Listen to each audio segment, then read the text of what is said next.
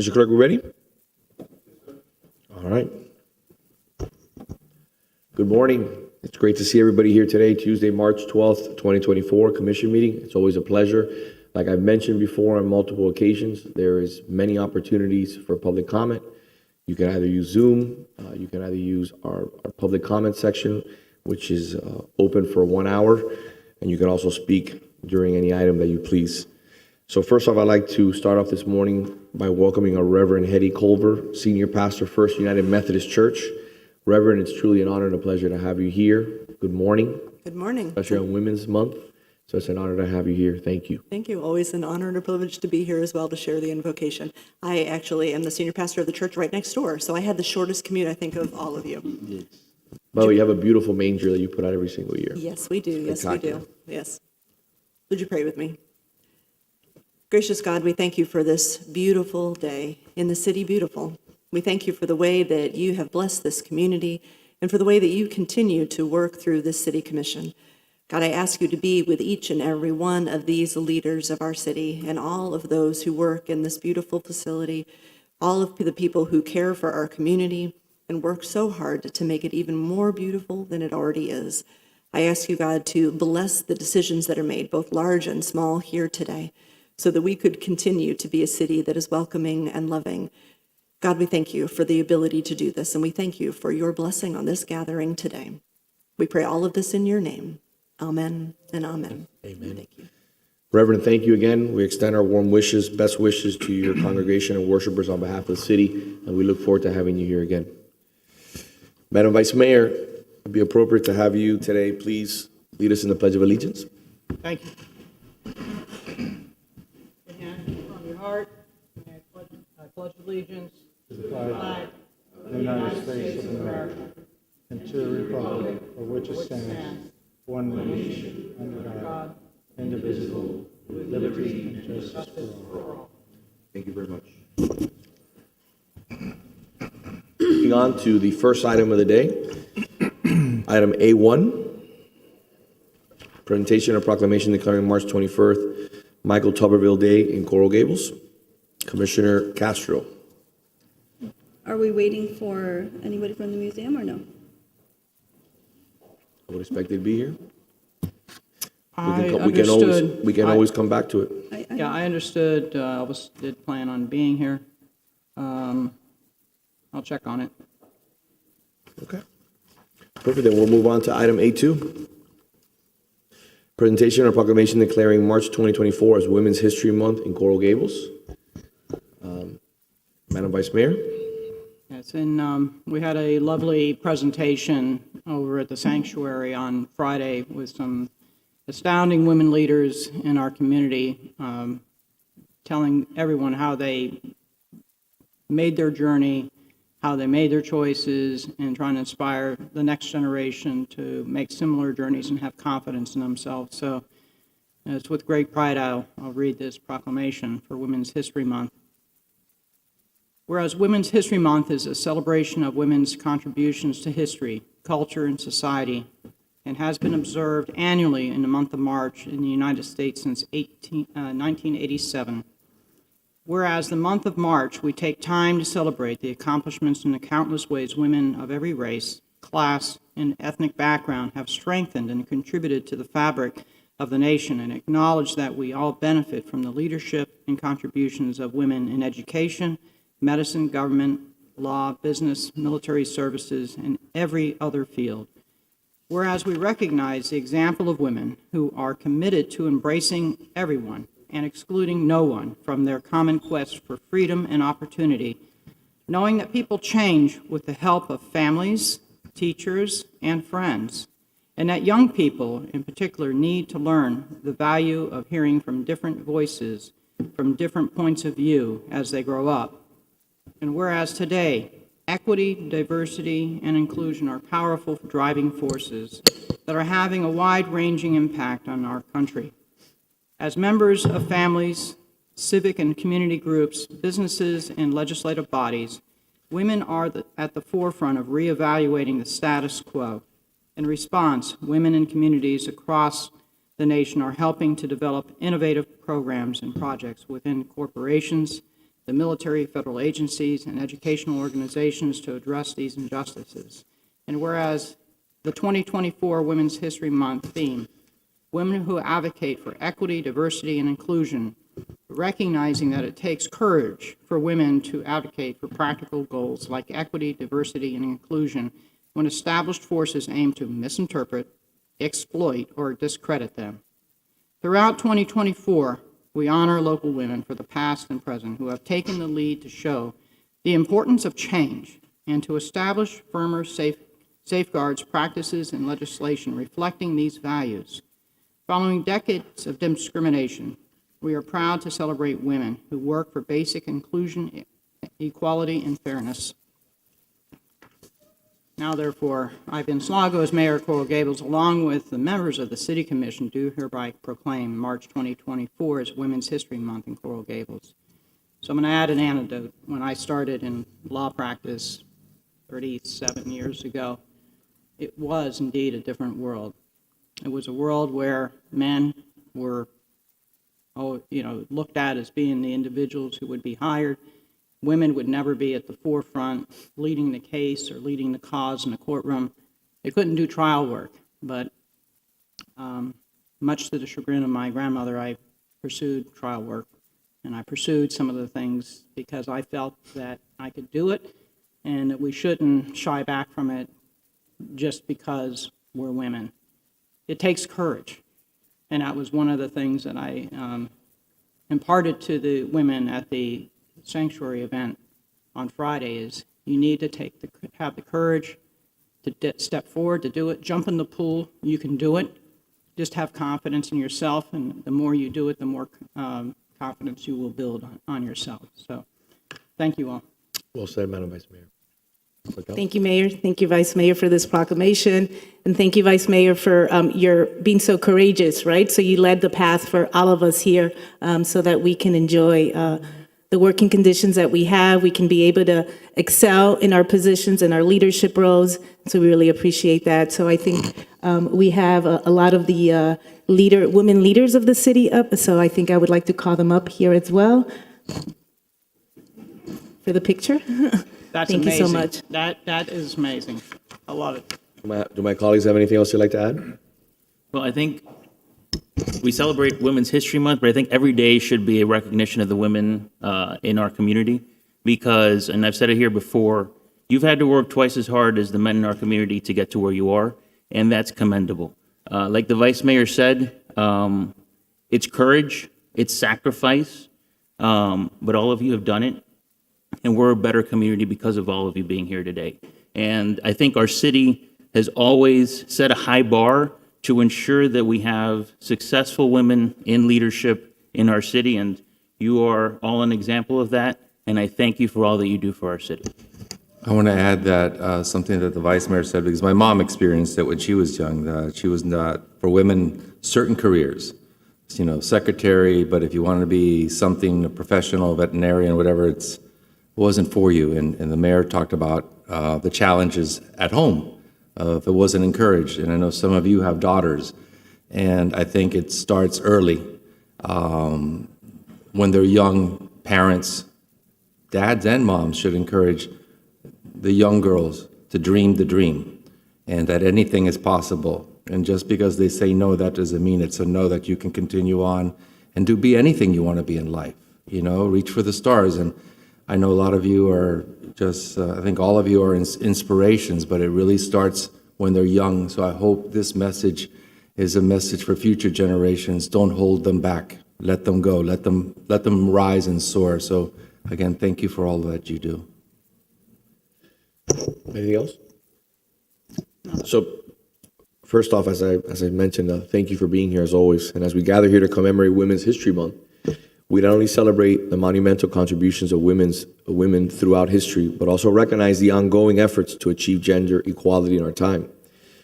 This month serves as a reminder of the strength, resiliency, and unwavering spirit of women who have paved the way for future generations.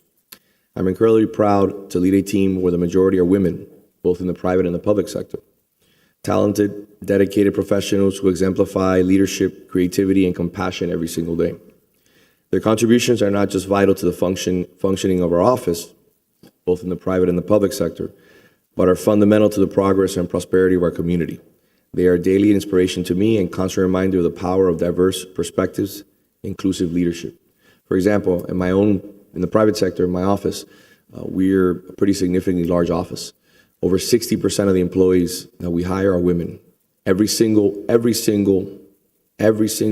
leadership position in my private sector position is led by women. And when you talk about, like the vice mayor was saying, that law 30 years ago, and she's not dating herself, law 30 years ago was a completely different scenario. My sister's a lawyer. And if you look at construction and engineering, it's always been a man's world, as many of you know. But it's very different when you look at, for example, the makeup of my office.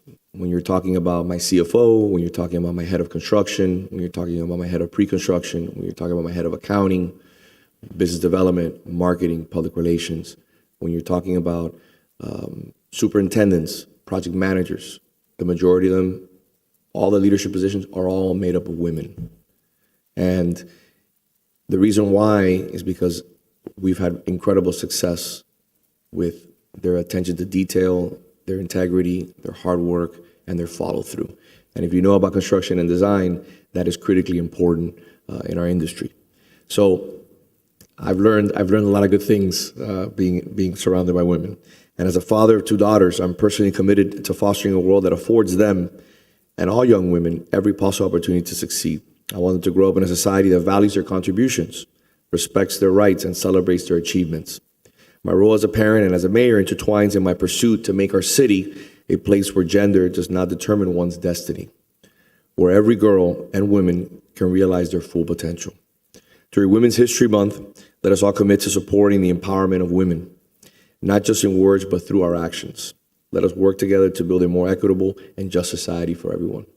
So in closing, I want to thank all the directors who are here and all the women who make up our incredible staff here at the city. Your work does not go unnoticed.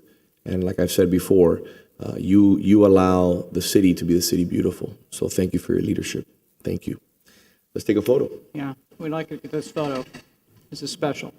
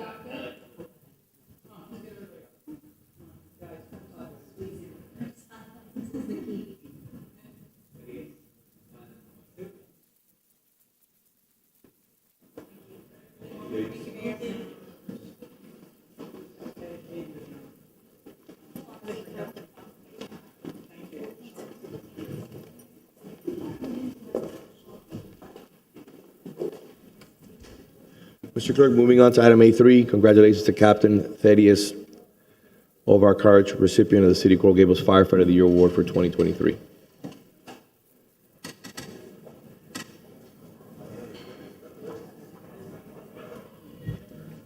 Chief, good morning.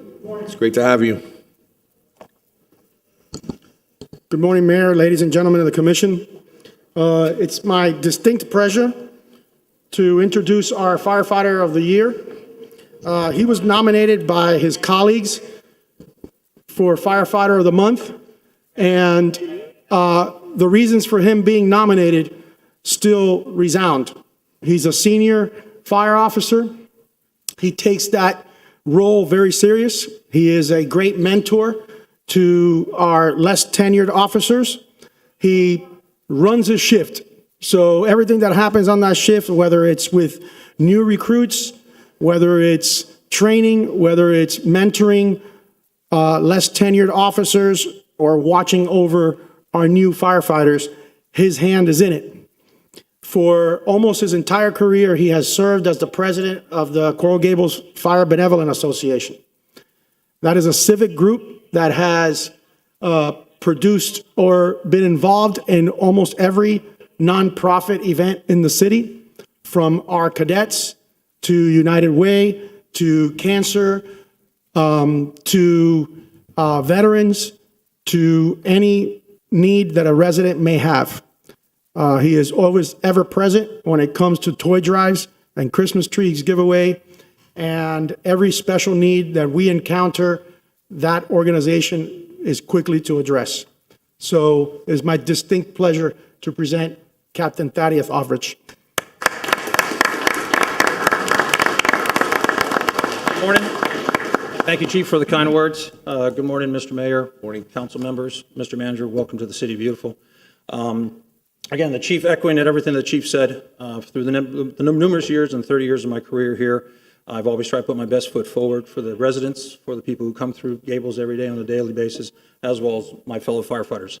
I have been the president for the Benevolent Organization, which is our nonprofit, our charity organization, for the last 5 or 6 years, and prior to that, for the 20 years prior, I was the treasurer as well as a trustee for the organization. So it's a very proud organization that I was able to help build, even though the history is about 50 plus years old, but about 25, 27 years ago, it changed into a nonprofit, which is what it is today, and we give back to the community as needs basis and when things arise. And our biggest thing is our Cancer Society Association that we do for fundraising breast cancer in October, the biggest one that we do. So again, I appreciate everything today. Thank you again.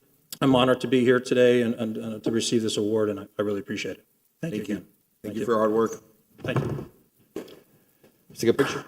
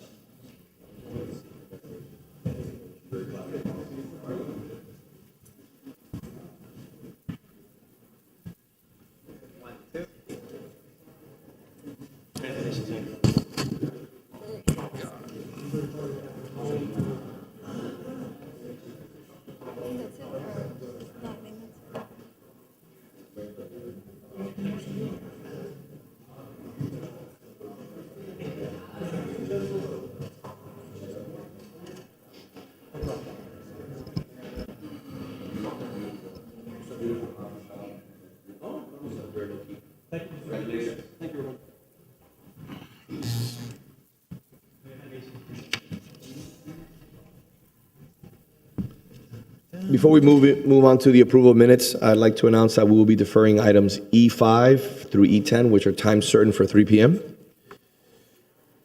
Moving on to the approval of minutes, B1, regular city commission meeting, Mr. Mayor. February 13th, 2024.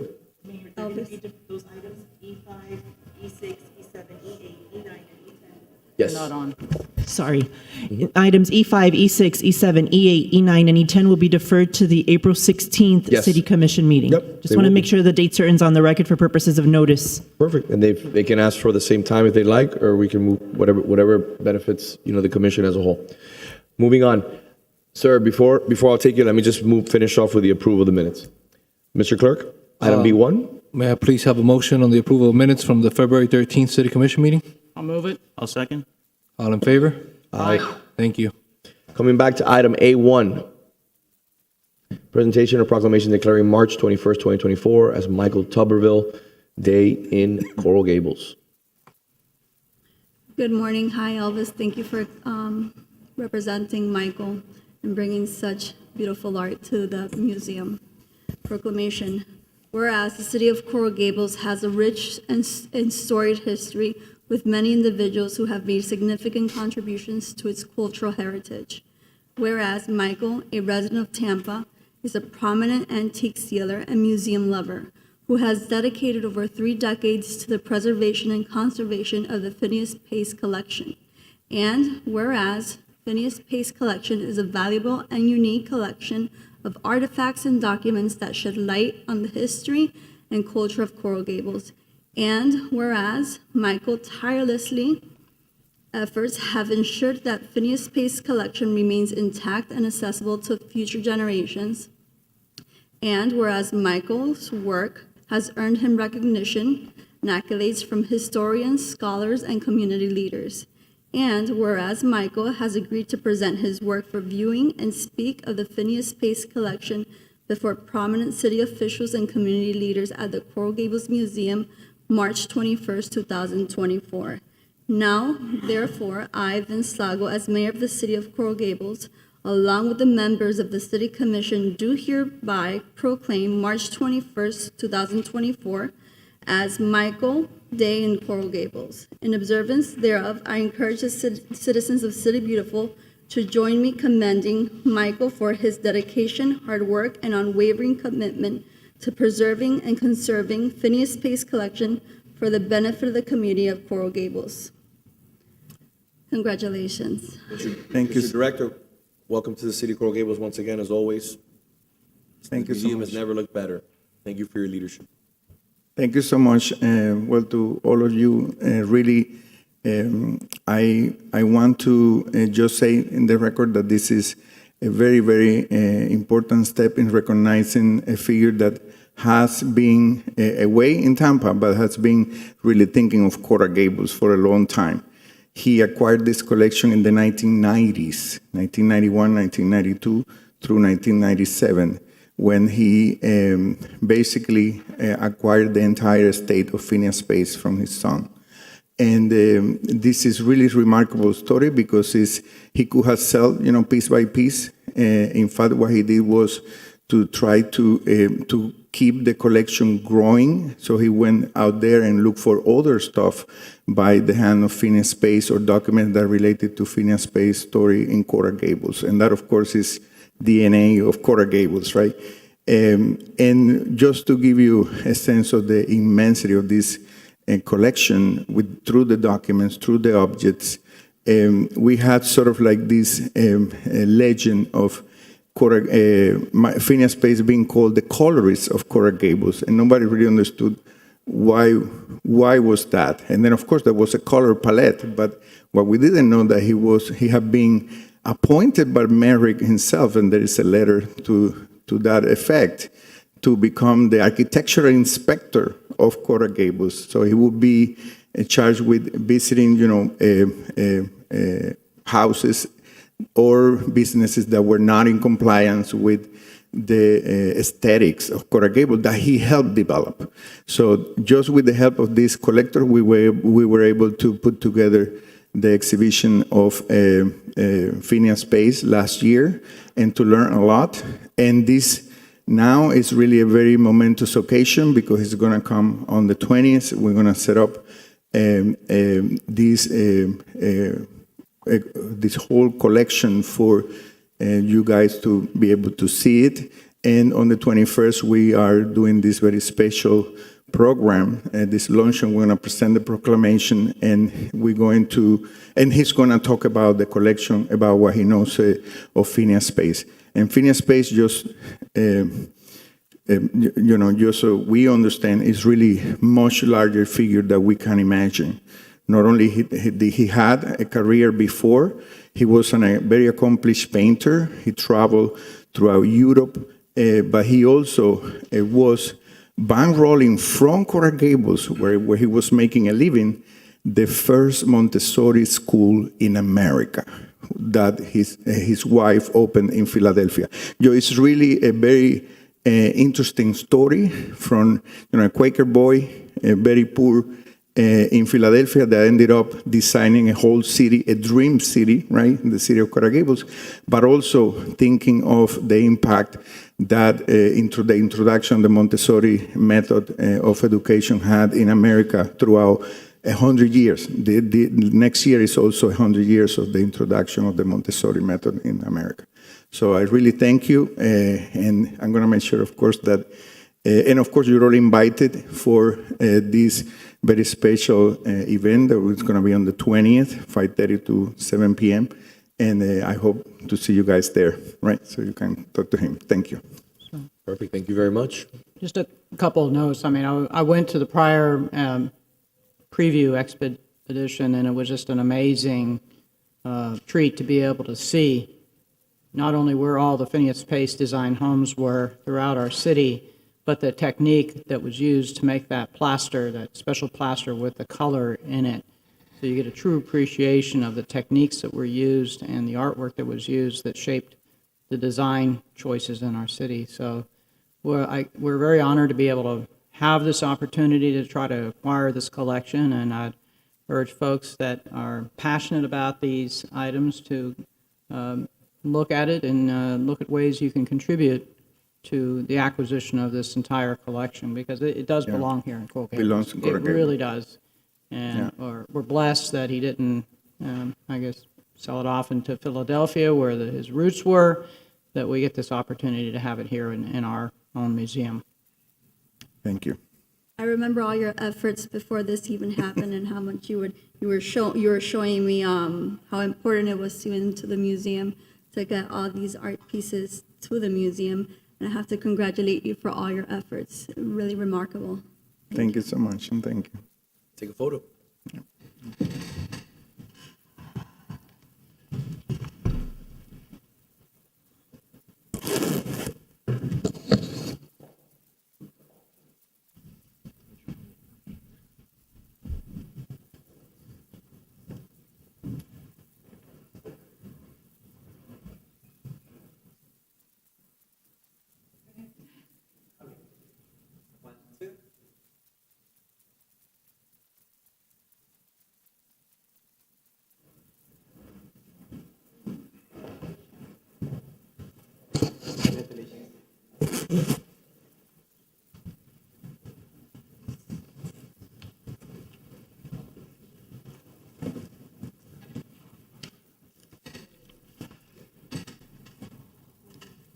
Mr. Clerk, moving on to public comment. Yes, Mr. Mayor, first speaker this morning is Maria Cruz.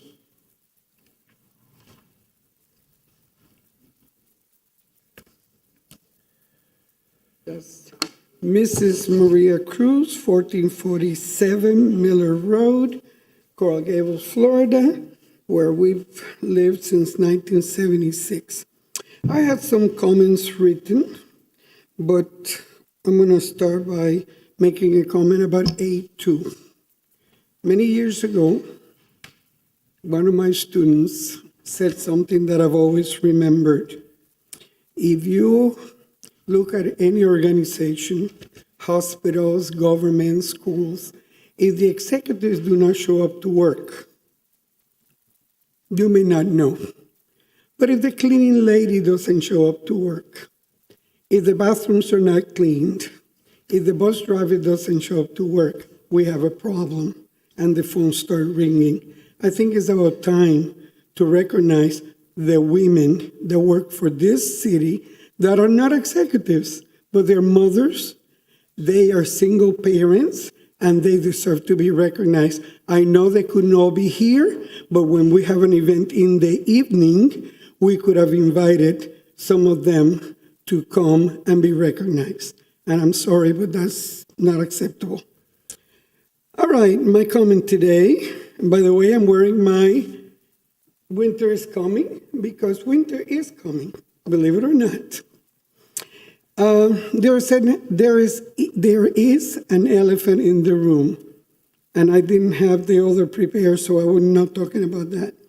Today on the agenda, I see that we're naming several parks. Several women are being recognized, but there's a glaring absence on the list. A woman who has been recognized by the state. If you go to Tallahassee in the Women's Hall of Fame, her name is there. The county, the rape center carries her name. The Women's Park, she's there. What has the city of Coral Gables done for her? Nothing. Even though she was very active, even though she made many things change in this city. The powers that be, the establishment, have chosen to ignore her. Today I'm here to say, shame on you, and ask that politics be put aside and recognize Roxy Bolton. If there's somebody in this city who deserves to be recognized, who deserves to have a park, a building, some facility named after her, is Roxy Bolton, and I'm ashamed to say we have failed her. Thank you. Thank you. Mr. Clerk? Rip Holmes. Mr. Holmes, good morning.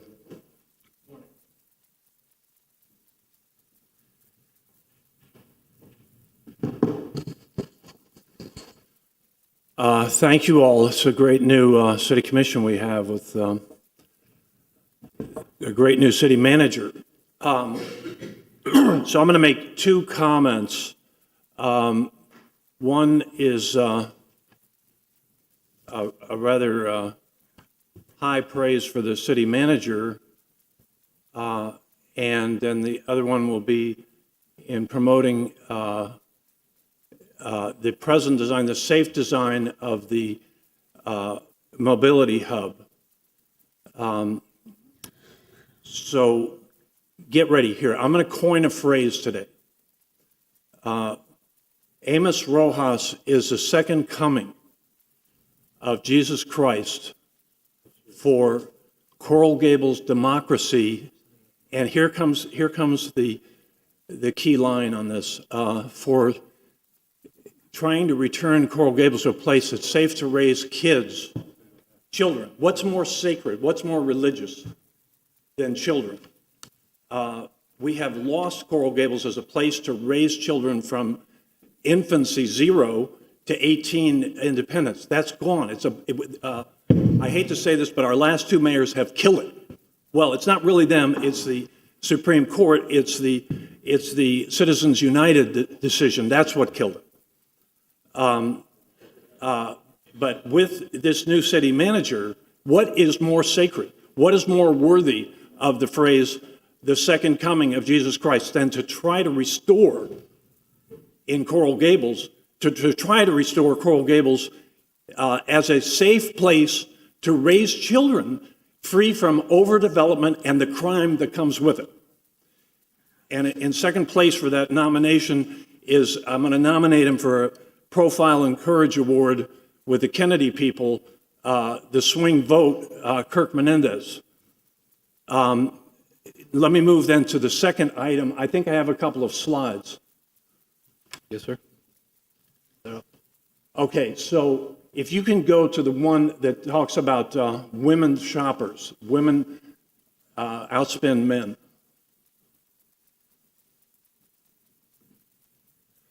So, guys and girls, have you ever noticed this? Women like to shop and men don't. And so if we're going to have a parking garage on Miracle Mile, the mobility hub, we better think about our bottom line. I had a discussion today with the finance director, Blanca Gomez. She and I were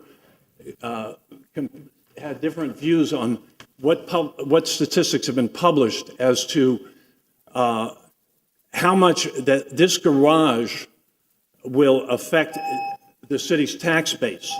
And I'm saying it's 7.5%. I hope you'll give me a couple of seconds. So women do the shopping, and that's our first thing here. You can see women 75% of the shopping. So then we need to make sure that they feel welcome and they feel safe. Can we go to the one about the FBI statistics? Yes, sir.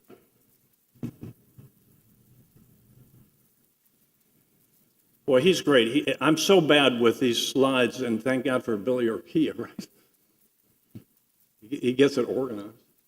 You're good. Okay, we're on somewhere. Okay, so this is the best thing that I've come up with. And I'd like to get, I need to do more research on getting something straight from the FBI, but this says that the FBI says that parking structures are the third most dangerous type of property in our country.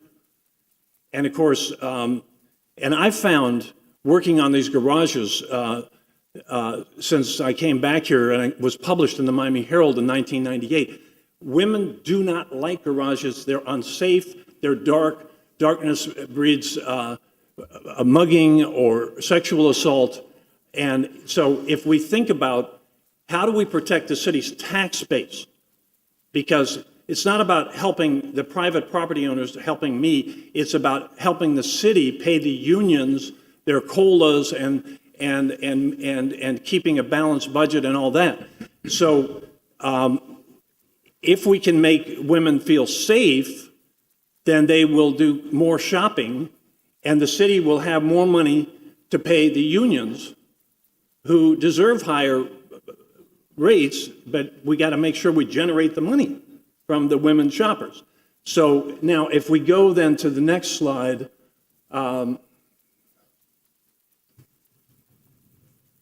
yeah. I have two photos. Which one would you like? Okay, so let's go to the one with the fancy one. Okay. Thanks for giving me a little leeway. Okay, so this is the garage that that will make women feel safe. Now, think about this. If you're standing there, that garage, the mobility hub, that is a transparent building. You can see through it. And so think if you're across the street, think if you're where that camera is, and you can see if some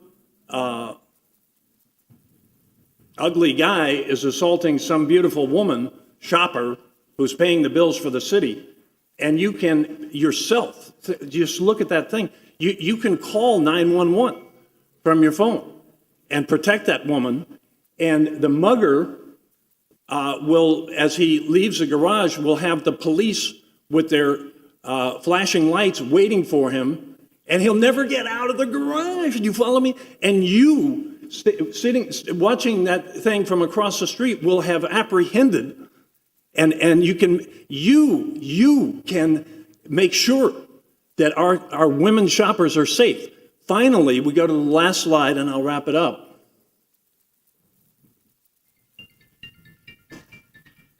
There are those who want to take us back in time and don't want to live in the year 2024 when we can make such. This would be the safest garage if we do it the way I just showed. They want to take us back to this. Now, this was built by the same people that have the present contract here. This is right across from the fire station on Menorca. Does that look like a jail to you? Are any of us Supermen? Do we have X-ray vision? Can we see a woman being mugged in that garage? Take a look. And so we can't. That's not as safe. There's no way it's as safe. And if our income depends on women wanting to shop here, we need to go with the safe one. Thank you. Thank you, sir. I appreciate that. Mr. Clerk. Eduardo Brunken. Good morning, sir.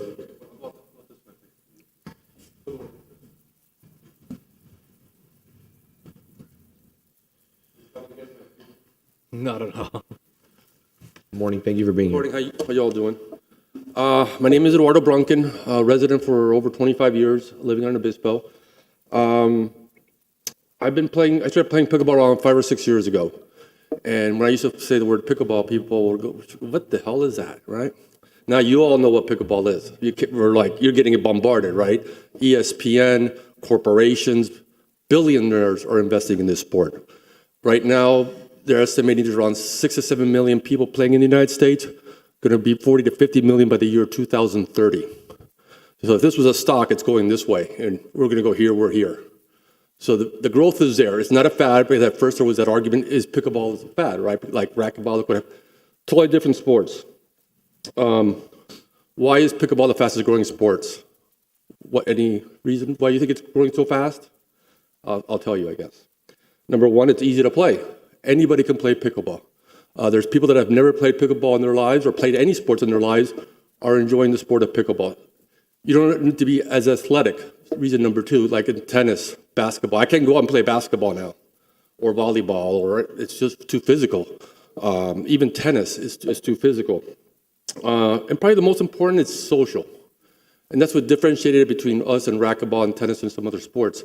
You play a game, you sit down, and you talk to everybody. You meet a lot of new people. I've met over thousands of people, but I've played from Las Vegas all the way down to Homestead. It's been my range, my pickleball experience.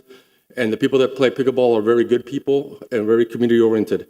Kind of throwing back at what's the purpose of government? One of the purposes of government is enrich the quality of its citizens, right? Build community.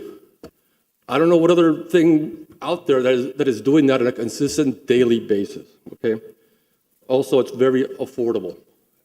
There's places you can play for free. You can buy a paddle. People are giving away paddles for $40, and that's it. It isn't golf. It's spent for any of you golfers that have played. In terms of the social aspect, I played in different places. One of the places I played, there's 3 generations playing: a grandfather, a son, and a grandson. What sport has that? I've played against 88-year-old players and 11-year-old players. And guess what? Both of them have killed me, okay? So I'm I'm a proponent, and it makes sense for Coral Gables to expand its pickleball program, okay? And I think what's important is because where I played in places like Las Vegas, and the reason I go to Las Vegas is because my son lives out there, a place called Sunset Park. Google it if you like. The community there built 24 free courts, lighted courts, beautiful state-of-the-art courts on the south side, right next to the airport. If you ever go to Vegas, right next to the airport, there's this beautiful facility out there. And they're building one north of similar. Again, free is a key word. And I think you need to have that as part of your component. And I guess in closing, what are the other benefits for Coral Gables? It's going to give more exposure where we're talking about building it on top of the parking lot there. It's going to give more exposure to the restaurants, the retailers. It's going to bring in more traffic. Again, people with money, people that are going to go to the restaurants, eat after playing at night, and have events. And another suggestion is what Lincoln Road did on Miami Beach. They closed down Lincoln Road, or they closed down, but they had pickleball court tournament there. Thousands of people showed up. We can do that here on Miracle Mile to promote the city beautiful. So that's my 2 cents. Have a good day. Thank you, sir. Mr. Mayor, I have a speaker on Zoom. I don't have a name, but I will be recognized in the next. Okay.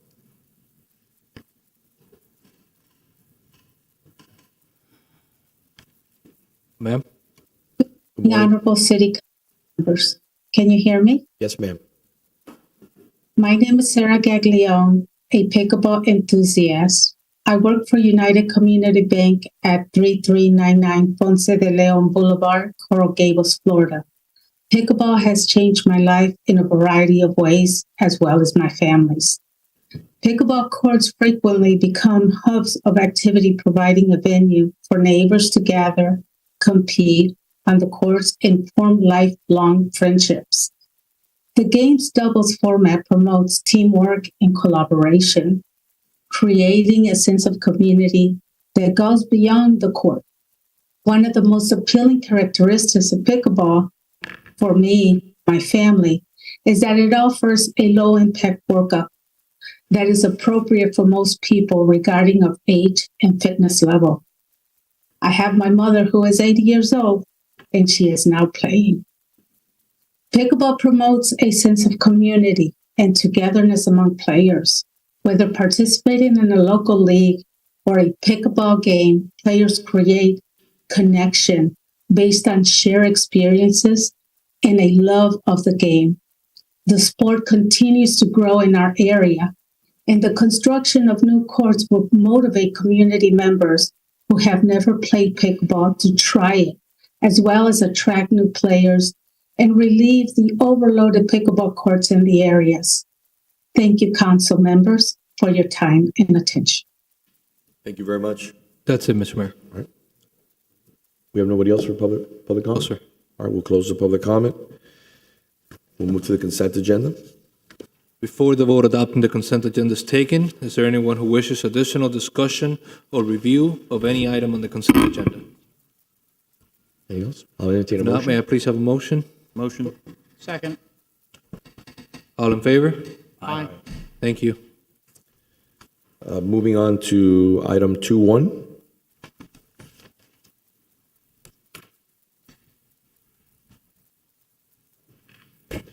Mr. Mayor, agenda item 2.1 is a resolution that was passed by the Retirement Board of the City of Coral Gables. This was deferred from the last City Commission meeting and is asking the City Commission to consider the city manager's appointment to the Retirement Board. The gentleman is not a Coral Gables resident. However, he does work in the Gables and has served on the board previously. This is a seat that has been vacant for several months. We have not had anyone apply to this seat for the city manager. And as part of the item is also agenda item G1, which would be the appointment by the city manager of Mr. James Kites. Mr. Manager, Sir. this is your appointment. Yes, sir. As Billy said, I'm recommending the approval of this resolution to appoint this gentleman to the board. Do you have any further comment in regards to the issue, the appointment? I believe we should, so we have a full board, have, robust input from individuals who are highly qualified and experienced, and the fact that this person has been willing to serve and works in our community and cares about the future of our community is, I think, an important factor. I have a question for the city attorney. I know other municipalities have to serve on a board, you're either resident or you work.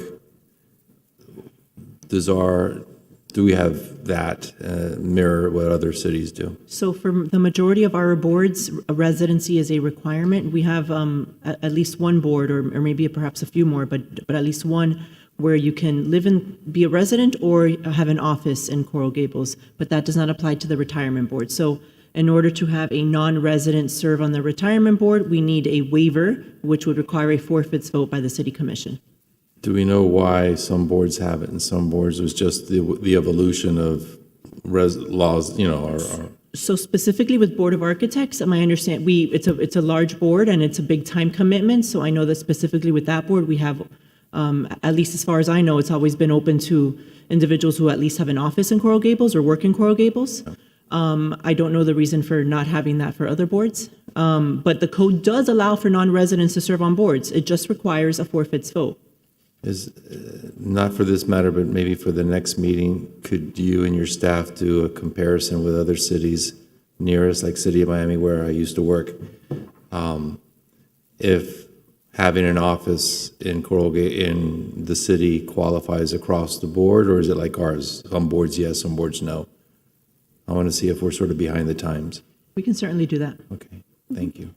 To clarify this resolution, this is not giving a waiver to a specific person. This is actually waiving the whole resident requirement. So, no, so the resolution that came from the retirement board to you all is asking you to waive the residency requirement for what they consider qualified members, as long as they work in Coral Gables. And it's within the language of the resolution, it specifically mentioned this individual. And then we also have, so on 2.1, you don't have to take any action. It's more like them urging you to consider waiving the residency requirement. But with the subsequent item, which is G1, which is the manager's appointment, that is asking you to vote with specifically as to that individual, James Geitz, to approve the residency waiver. I appreciate Mr. Geit's interest in serving. I think the one thing I heard repeatedly as I campaigned this past year was that residents wanted to ensure that our boards were made up of residents, so I'm going to stick to my policy in the past of not voting in favor of this. Can I have a motion?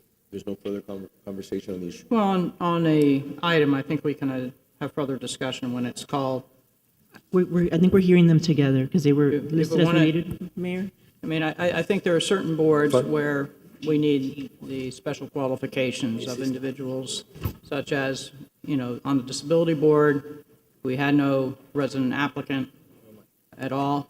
And, the level of education and experience that's necessary for the retirement board, and I think the interest of any business owner to make sure that this city is in good shape with regard to the employees and retirement, because it's one of the major reasons why people will work for a city, typically at a lower wage than what is out there on the private sector is because of the retirement planning and benefits that exist within a city structure and stability. So I think it's necessary to give strong consideration for certain boards where you have, not everybody can serve on a pension board. It takes a high level of education and experience. This is not a passion like sustainability board or other boards where, resident input's necessary. Traffic advisory board where, you need individuals that live in the different sectors. There's a factual basis for having residents over and above somebody with the pedigree that's necessary to serve on the retirement board there. So I do think, that's necessary, but to just give you a comparison, even on the sustainability board, we have individuals that come from different backgrounds. So you'll have an appointee from University of Miami that's part of their staff. Not necessarily a resident of City of Coral Gables, but you want that representation on that board. So there are factors outside of, someone must be a resident. If you put a resident on there that can't provide qualified input, qualified insight, and guidance because they don't have the experience and education necessary, then we're really doing a disservice to the residents.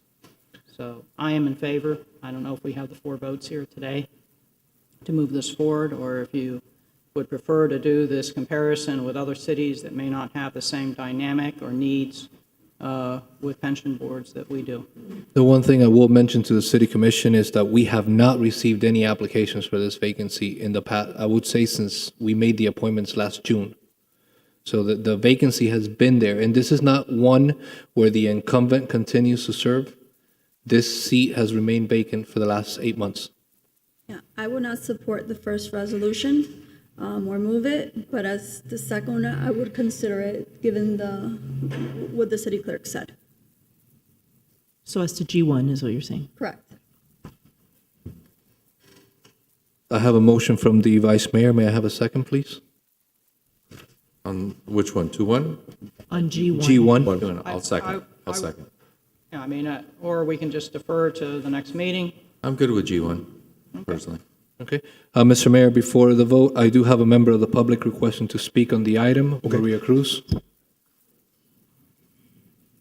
Good morning. Mrs. Maria Cruz, 1447 Miller Road. I have a big problem dealing with this. We haven't had anybody applied. Well, we have 5 elected officials that could have been reaching out to people, because I can't believe that in this city that we brag so much about all the professionals, all the accountants, all the bankers that live here, that we haven't been able to find one. I'm sorry, this is an important board. Look how important it is. 4-1, okay? It's important enough that whoever set it up decided that this was not one of those that could be different. So I'm sorry, the residents of this city deserve to have somebody who has some interest, because guess what? They pay taxes. If you're a resident and you pay your money, you expect somebody who feels it the same as you do. And somebody who just comes here to work, guess what? We have plenty of places where people come by and move in if they care so much about the city. Okay? It's not easy to live here, as you know. Some people choose not to join, like the annexation bid in High Pines, because they don't like our rules. Oh, we have people that want the good things of Coral Gables, but they don't want the other side. I'm sorry. You know what? Those of us that live here take the whole package, and anybody who's going to represent us on a board should be the same way. Mr. Clerk? So That's it, Mr. Mayor. Just before the vote, just to note that businesses do pay taxes in the city of Coral Gables. So only because that would be an incorrect fact am I pointing that out. Clerk? Okay. So we have a motion and a second? Vice Mayor Anderson, Yes. Commissioner Castro, Yes. Commissioner Fernandez, No. Commissioner Menendez, Yes. Mayor Lago. Yes. Thank you. Perfect. Now we have time certain items, starting with F7, F8, F9, and F10. Mayor, would you like me to read them all together? Yeah, that's fine. F7 is a resolution of the City Commission renaming the city-owned property currently named William A. Cooper Park located at 4920 Washington Drive to include William Cooper's wife and longtime community activist Leona Cooper with the name William and Leona Cooper Park. F8 is a resolution of the City Commission naming the recently acquired city property located at Toledo Street and Alava Avenue in honor of the city's first and only female mayor, Dorothy Thompson, whose involvement in the sale of the property to the city was integral to making this space a community park with the name Mayor Dorothy H. Thompson Park. F8 is a resolution of the City Commission renaming the city-owned property currently named Sunrise Harbor Park located at 25 East Sunrise Avenue in honor of Sally and James Jude, who were both longtime community activists and whose contributions led to the advancement of modern medicine with the name the James and Sally Jude Park. F10 is a resolution of the City Commission renaming the city-owned property currently named Tiziano Park located at 7700 Old Cutler Road in honor of fallen para-rescueman Staff Sergeant Carl Philippe Ennis of the 308th Rescue Squadron with the name Staff Sergeant Carl Ennis Veterans Memorial Park. Good morning, sir. How are you? Good morning. How are you? Good.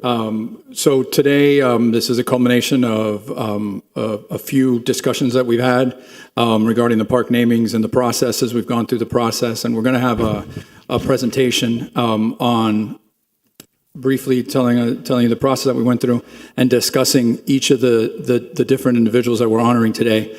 So what we figured we'd do is we'd do the presentation, and as we completed each individual, maybe because all the families are here, so maybe at that point we would have a picture with the individual with the commission, and then we'll go back to the next one unless you want to wait till the end. We can do it that way. It's Okay, fine. great. So Carolina is going to start off with presentation, and then we'll do the pictures as we go. If we could load the presentation, please. Thank you. Good morning, by the way. Good morning. Thank you. My name is Carolina Vester. I'm the Deputy Director for Community Recreation, and today we're represented by quite the powerhouse of legacies here with namings. Our last park naming happened in 2020, so it's been about 4 years since we've had any namings. And what we wanted to do as part of the presentation today is kind of regroup and go over the actual park naming process, because we did revise the process in 2020. So the intent of the policy that we have established is kind of to set some standards and guidelines for park namings. And of course, the final approval of any name is by resolution by the City of Commission, and that's why we are here today. So there's two different criteria and guidelines. One is about significant contribution. So the individual has to have had a significant contribution to the community, and that can be done through a park site or facility that is donated on behalf of that member. It can be done through a donation in the amount or equal to the value of the property. And it can also be done in a donation of 50% of the cost of the development of that property. The other criteria is about significant service, and that's through sustained and continued public service over 25 years. It's also through programs or projects that have contributed positively to the city and its community, and as an accomplishment or achievement to honor that brings national honor and international prominence to the city itself. So as part of the guidelines, we want to make sure that the individuals are considered to be at least 70 years of age or have been deceased at least 18 months, unless the naming is of an individual and is part of some kind of a contractual agreement of financial contribution. The naming procedures is normally through a submission process, and in that submission process, we normally have information on the candidate. Often it's through a group nomination, proposed location, proposed name, information and testimonials, as well as a letter of approval from the nominee or next of kin. So that is our normal park naming process when it comes through the community. The case today, what we're going to go over those, they actually came through the commission itself and previous discussion items or resolutions. There is a committee review process that is normally led by the department director or deputy or designee, as well as directors from some of the following departments if applicable, and that could include landscape services, planning, or historical resources. Finally, we have a board review process, and all of the presentations today have gone through the Parks Advisory Board. Sometimes they'll also go through landscape beautification and historic when applicable. Upon completion, they do get presented at commission, which was why we're here today. And like I mentioned, we need to at least have one advisory board support these nominations, which they have all been nominated and approved unanimously by the Parks Advisory Board. Finally, the City Commission always has the opportunity to go ahead and waive any of the procedures or processes in the naming policy. Finally, the signage, which would be the next step once these are approved today, we will work closely with the families to go ahead and prepare the language. The city manager has the final approval over the language and signage of the marker. There's different types of signages. We've done formal markers that are larger in scale for some of the facilities, as well as smaller plaques, depending on the location and the desire of the family. Once that has been set in place, we'll do a formal unveiling of the marker, and we'll include the family, and the family coordinates closely with us to invite any of the members that they wish to do so, as well as the neighboring community. So the first naming, as was mentioned, is for William A. Cooper Park. This is a renaming of the park. So sometimes we have a brand new name, and sometimes there's a resolution to do a renaming. So this was very fitting, as we wanted to add Leona Cooper, who is the wife of William Cooper, to this park naming. The proposed park is William A. Cooper Park, located at 4920 Washington Drive.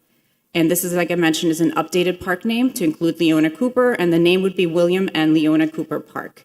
The requesting party was by City Commission, which unanimously recognized via resolution, and then, like I mentioned, via the Parks and Recreation Advisory Board. So a little bit about Leona Cooper. She was born in Nassau, Bahamas in 1932, and she migrated to South Florida as a teenager. Leona's passing in 2022 was preceded in death by her husband, William A. Cooper, of 58 years. Upon her graduation from Miami Booker T's Washington High School, she began an over 40-year career in medical technology, retiring in 2002 from the Miami Veterans Administration Medical Center as a supervisory microbiologist.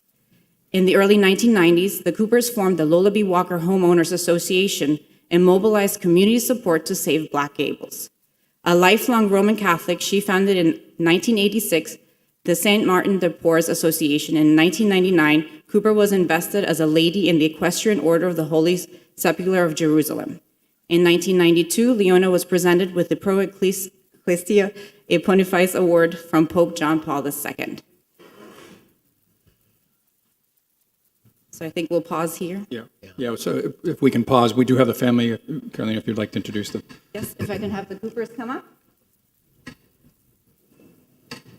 Mayor, if you have a And I moment. think, Of course. Sure. I think they might want to say some words as well, if Yeah, possible. let's have them say a few So words. while they're making their way up, I just wanted to say that, this is something that I think our entire commission feels incredibly strong about for each one of these parks.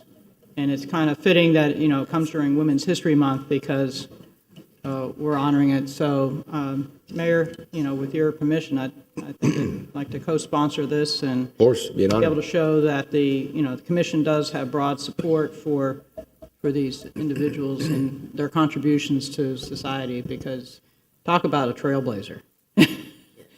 So good morning.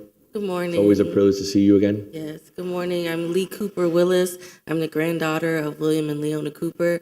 And I wanted to say on behalf of the Cooper family, we'd like to thank you, the City Commission, for this distinguished honor. As you know, my grandmother was a longtime activist in the community, and what a way to honor her legacy alongside my grandfather with the renaming of the park. So we'd just like to thank you. Anybody else on the commission would like to add anything? If I may, I'll be very brief. I sponsored this item in 2022, and I did that for a very simple reason, and that was because I had worked with Leona and past colleagues of mine on the commission to renovate with private money St. Mary's Baptist Church, along with a park that we're discussing today. Baptist Hospital played a major role in helping us, along with many different individuals, including Vice Mayor Kurdyk, who also donated to that cause, so we can get both of those landmarks in the neighborhood renovated. But more importantly than that, I had a personal relationship with Leona. I met Leona one day walking in the neighborhood, looking at certain issues that had fallen by the wayside and that had not been addressed. And Leona gave me an earful in a very tactful, respectful way.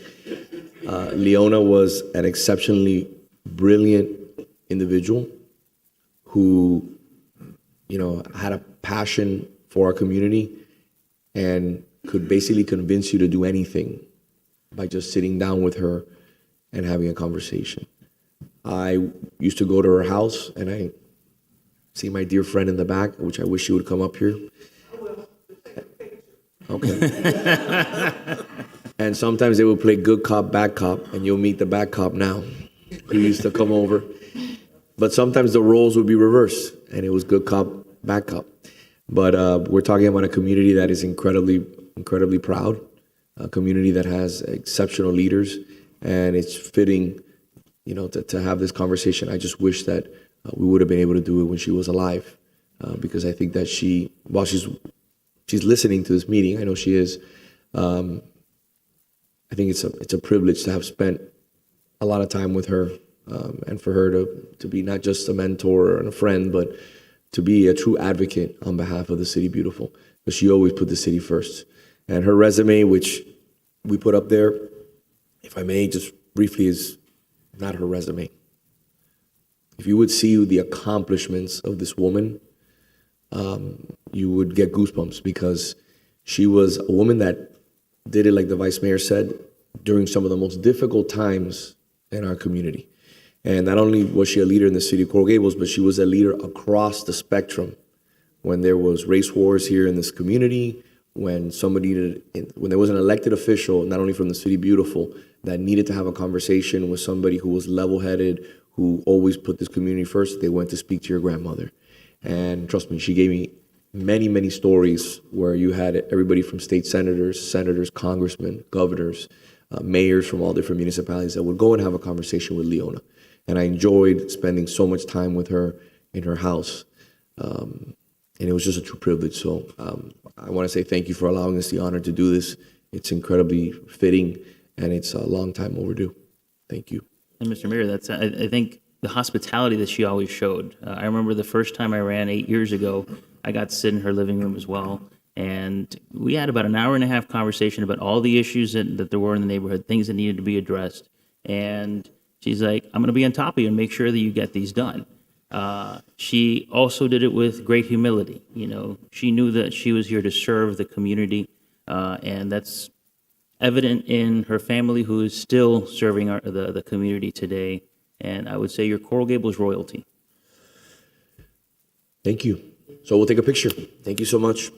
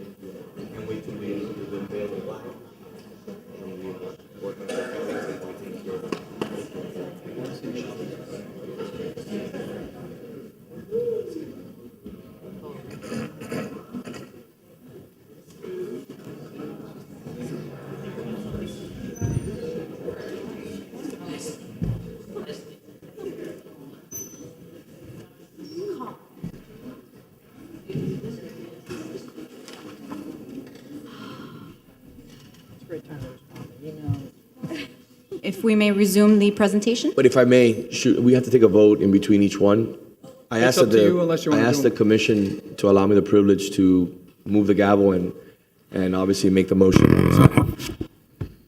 I'll entertain a second. I'll second. Yes. Commissioner Fernandez, Yes. Commissioner Menendez, Yes. Vice Mayor Anderson, Yes. Mayor Lago. Yes. Thank you. Moving on to F8. All right, the next park is the Toledo and Alava property on Toledo Street and Alava Avenue. This individual is Mayor Dorothy Thompson. The location, like I mentioned, is that property, and the naming proposed is Mayor Dorothy H. Thompson Park. The requesting party was also unanimously by the commission via resolution and recommended unanimously by the Parks Advisory Board. A little bit of history on Dorothy. Dorothy was born at the height of the Great Depression in 1932. She was elected to a 2-year seat on the City Commission in 1979, winning a 4-year seat after the next election, and in 1985 was elected the first and only female mayor of Coral Gables. During the most incendiary meeting she ever conducted, the commission chamber was packed with angry residents. Because there was so much discord, Dorothy decreed everyone would have the opportunity to be heard without interruption. If anybody remembers, this was the conversation about the Biltmore Hotel. When no one was left to talk, Dorothy called for discussion and took a vote of the commission. The Biltmore would be saved and restored to reflect George Merrick's vision. With that, I want to call up, of course, Dorothy and her family. Mayor, good morning. It's a privilege to have you here as always.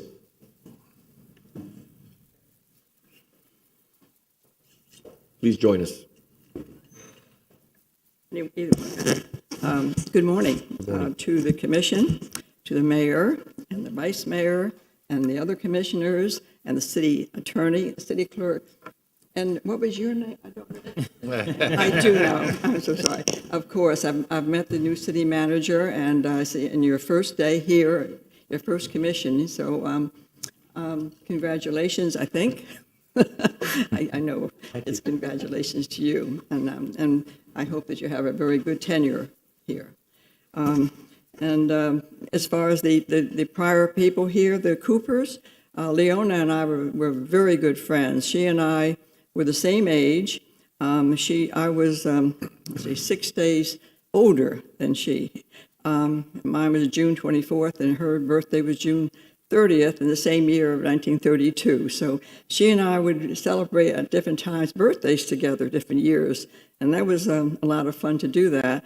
And with our reminiscences and so forth. And Bill Cooper escorted me throughout his whole neighborhood on my first election time, my first campaign, to introduce me to all his neighbors. So I'm very well acquainted with the Coopers and all of them. Many years. Anyway, thank you again for having us, all of us here today. It is just an extravagant time. I mean, it's a magnificent time. I don't really how to deal with it because here, after so many years, and like I say, you figure out the age, it's in the 90s now, and I'm gradually approaching the centennial of the city. I won't catch up with it, but nevertheless, pretty close. And I'm so thrilled to be able to be here today. It's a unique situation to me, very unique, in that I had no idea that this park naming was coming along. A total surprise. I've had various events along the way over these many 40 years, having to do with the commission, and each one has been, superior and thrilling, and all the accolades I can lay on it. Even there's a plaque outside in the hallway in front of the door of my office there, proclaiming having to do with the Biltmore. And more recently, for the last 10 months, from November of 2022 to August of 2023, the museum had an exhibit having to do with the Biltmore. I still have magazines on it. And here, I said, oh, this has to be the best. My goodness, the best. I can't believe it. They put all this together, and it was just a magnificent exhibit, and I was so thrilled. And I said, thank you, Cora Gables. Thank you, everybody. And then one day, I don't always come to the commission meetings, but I do listen to them at home, and I video and I record them so that I go back at my leisure and within the next 2 weeks before the next commission meeting usually, and listen to everything. So I'm up swift to know what's going on and what's coming along. And one morning I'm sitting there watching a little bit of the TV, and I hear the mayor say, we're going to have a park named for Dorothy Thompson. And it sort of shocked me because I had not spoken with him. I had no idea. This came as complete out of the blue. It was just magnificent to the point that I didn't believe that I heard it right. So like I said, I recorded it. So I wound the thing back. And yes, it was he. He was saying that he was going to do this. And I said, always talk to me. It came out of your own heart, I guess. It really was, and I thank you. I was so shocked. I don't even know if I ever thanked you because I didn't think it could ever happen. You did. Frankly, and many months ago. And I thought, well, they've forgotten it. And I never called anybody. I never asked what happened to that. I just stayed quiet. I really did until it surfaced again. And now it surfaces with 2 co-sponsors. And I want to thank you for co-sponsoring Mr. Menendez and Mr. Fernandez. And I think your names were on there, but they ran out of the script, I think, the co-sponsor. Yeah, and I had asked to co-sponsor as well because I know. Each one of these things is critically important. Yes, Yeah. I thank you all, every single one of you. And I'm just so still in a state of shock on it. But I will take a moment of your time, if I can, because this may never happen again. It won't happen again. This is the pinnacle, I know. So if you would be so kind as to give me a few moments, I want to express a few things. One thing is, I don't know who made the selection of the particular park, but honestly, there would be no other place in the whole Coral Gables that would have more significance to me. And it's uncanny, that's all I can say. And I say that because that lot belonged to Granada Presbyterian Church. And I've been a member of Granada Presbyterian Church for 70 years. As a matter of fact, my husband and I were married in Granada Presbyterian Church in November of 1953. So we have a very, deep connection to that particular site. And I'm thinking, how could this possibly have been happening? And I went over there and looked at it, and I want to invite my daughter Jude to come up and say a couple of things about the church and our connection to it, and also you're actually stealing my speech. Oh, excuse me. You wanted me to say just one or two things, and that is that when my mother asked me to go walk on the park with her, we stood there and looked across Bird Road to Granada Church, and her eyes were very moist as we looked across the way and said how symbolic this park is to my family. So not just to my mother, but to my entire family. My grandparents worshiped at Granada Presbyterian Church. They lived on Osorio. And just 2 blocks behind. Just 2 blocks from the park, my grandparents lived there. And my parents were the first couple married in Fellowship Hall, and I was one of the first group of babies baptized in the sanctuary. So that church has special meaning for my family. It's remarkable that you chose that particular parcel of land, and it represents my mother, yes, and my family has been here since the earliest days of Coral Gables. Thank you. And in addition to that, I wanted to have Alan speak, as I say, for a little bit of back history that you probably do not know about that particular parcel of land, how it was intertwined, because Alan also and his whole family have been worshipers at the Granada Presbyterian Church all these years. These two even knew each other when they were youngsters, and they went along with their lives and came back again and got reacquainted and married, but it's all intertwined. It's remarkable. Alan? I guess what comes around goes around. I've been in Coral Gables for over 70 years now, and my father and I, over 30 years ago, acquired these sites, these lots, in order to get them for Granada Church, and together with our friend Jack Thompson, who did the pro bono legal work for it at the time, and now it's ended up being a park for the city of Coral Gables, and I couldn't be happier. Thank you, Alan. Thank you all so much, ladies and gentlemen of the commission. Commissioners? Just wish that my husband were here today. It'll be 1 year ago this month, on March 24th, when he passed away. And he knew about this point, and he was so proud of everything. And I don't want to leave him out of the significance of this, which I haven't. We've been married in Granada. He has dealt as an elder in the church to acquire this property, and then the pro bono, of course, legal work for it and everything. So it's so very important. I'd like to make one request, however, that as we go along. And I totally forgot to thank Fred and Christina for doing all that. I really enjoy their doing that, and the board as well, who voted for this. But my one request is that I have some ideas of maybe adding a little something to the park. Significance. I'm unique in that I can say something to the park. Everyone, it's been the way that the city has done this, to name parks after people are gone. Well, I'm here today. I can't tell you what I'm going to do next year, but right here today, I'm here. I'd like to have a little bit of input with Fred, and all, to make sure that I can get some ideas that sort of whimsical, because it's a park that's going to be utilized by a lot of young children and so forth from that area. It's really grown up, the whole area back there. And I'd like to have a little input on that, if I may. And not only that, but beyond that, sorry, I'm taking advantage, I know. But anyway, I usually sit at home and watch this. I won't bother you again for a long time.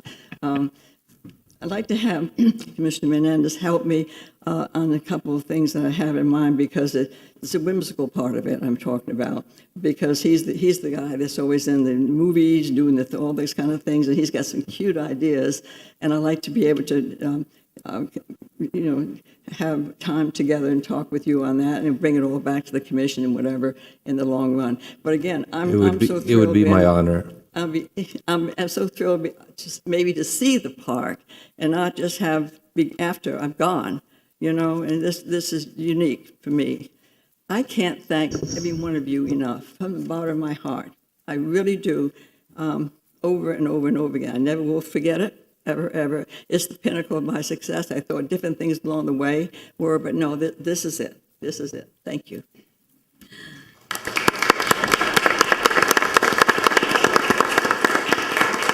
Vice Mayor? So everybody knows you were the vote that saved the Biltmore, but you saved a lot more than just the Biltmore. It was because of the Biltmore, for those who are not familiar, that we started the historic preservation movement. And the treasures that were saved there, presidents have come, other dignitaries have come to stay at this iconic hotel at a very central location in our city with a beautiful, beautiful golf course. And it could have been another one of those developments like Calusa, or just turned into row houses, as opposed to this treasure that we have.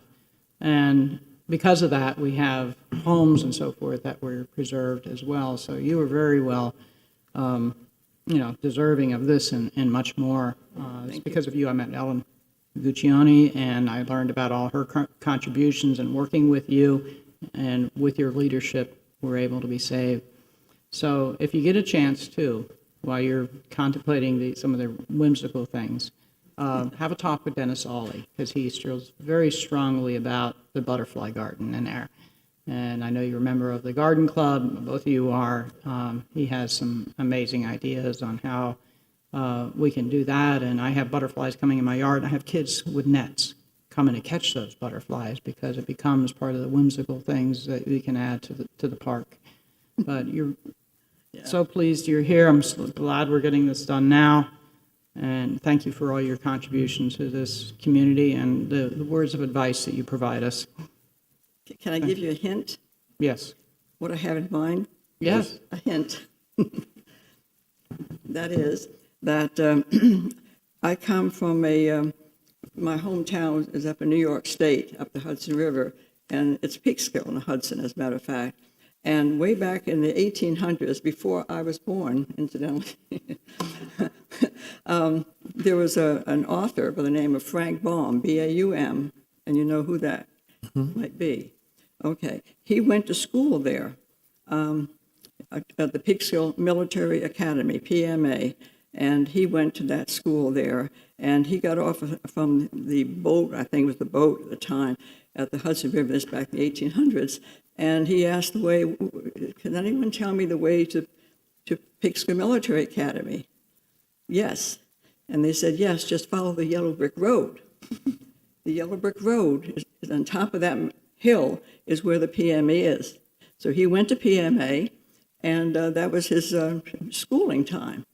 And if you go to Peekskill now, you will find a replica, a small, from here to the wall, of a yellow brick road, because he wrote, right? What did he write? Wizard of Oz. A Wizard of Oz. What is my name? Dorothy. Dorothy. I want to put a little bit yellow brick road, if we can, in that. Just a little bit for the kids to play on, you know? All right. Great idea. It would be wonderful. Beautiful. Commissioner? I really, really look up to you. And it's really so deserving what's happening right now. And it's a complete honor. And it gives me so much pleasure to experience this moment here. Sure. Thank you. That's sweet. Thank you. Thank you. Thank you. Commissioner Menendez? You mentioned that you're here, present before us, but in fact, you're a force of everything that's good in our community. You embody everything that's good. Your wisdom, I've never spoken with anyone with more wisdom than you. You see things from different angles, different perspectives, from your own experiences, from the experiences of others. The mayor has mentioned, I think we've all mentioned the opportunity we've had to sit with you, learn from you. Even to this day, you guide us going forward. We need you. You are a light in our lives. Your heart is unmatched. Your love for your family, your love for your friends, your love for a community, your love for your faith is reflected in you each and every day. There's no wavering, there's no doubt of who you are and what you believe in. Your courage, what can we say with the vote on the Biltmore, but everything after that, you were always willing and able to take a difficult situation and make the choice that was right for the community, not for yourself. And even to this day, your courage is unmatched.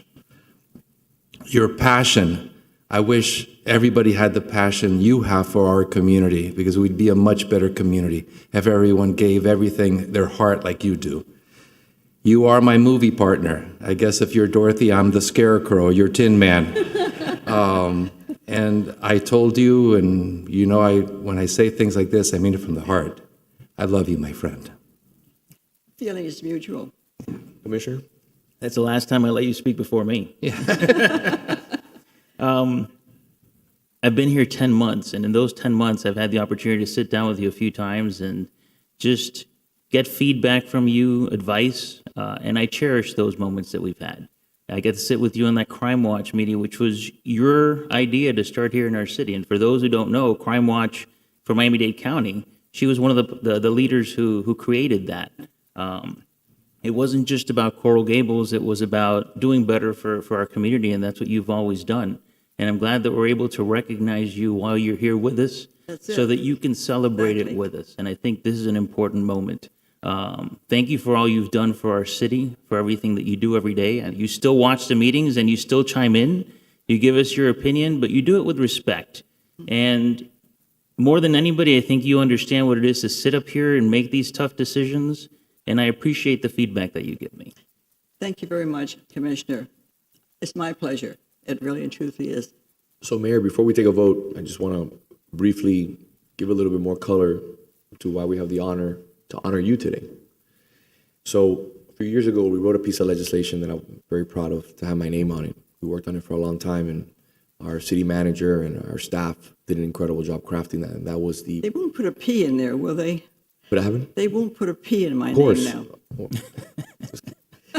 That's The legislation that we Native. crafted was the Parks Master Plan, which helps us acquire parks using developer money, 0.5% from every permit.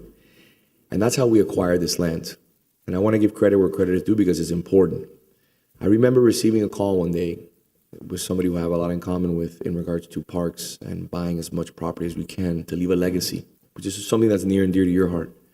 And that was Vice Mayor Kurdyk. And he had just gotten off the dais and he called me and he says, Vince, I hear that Granada will potentially be selling some of these lots. So I immediately called one of the leaders of the church, and I had a coffee with them, and I said, listen, before you put it out to the market, let the city buy this. And we bought those 3 lots using the money that came not from our coffers, but came from permit money. Okay.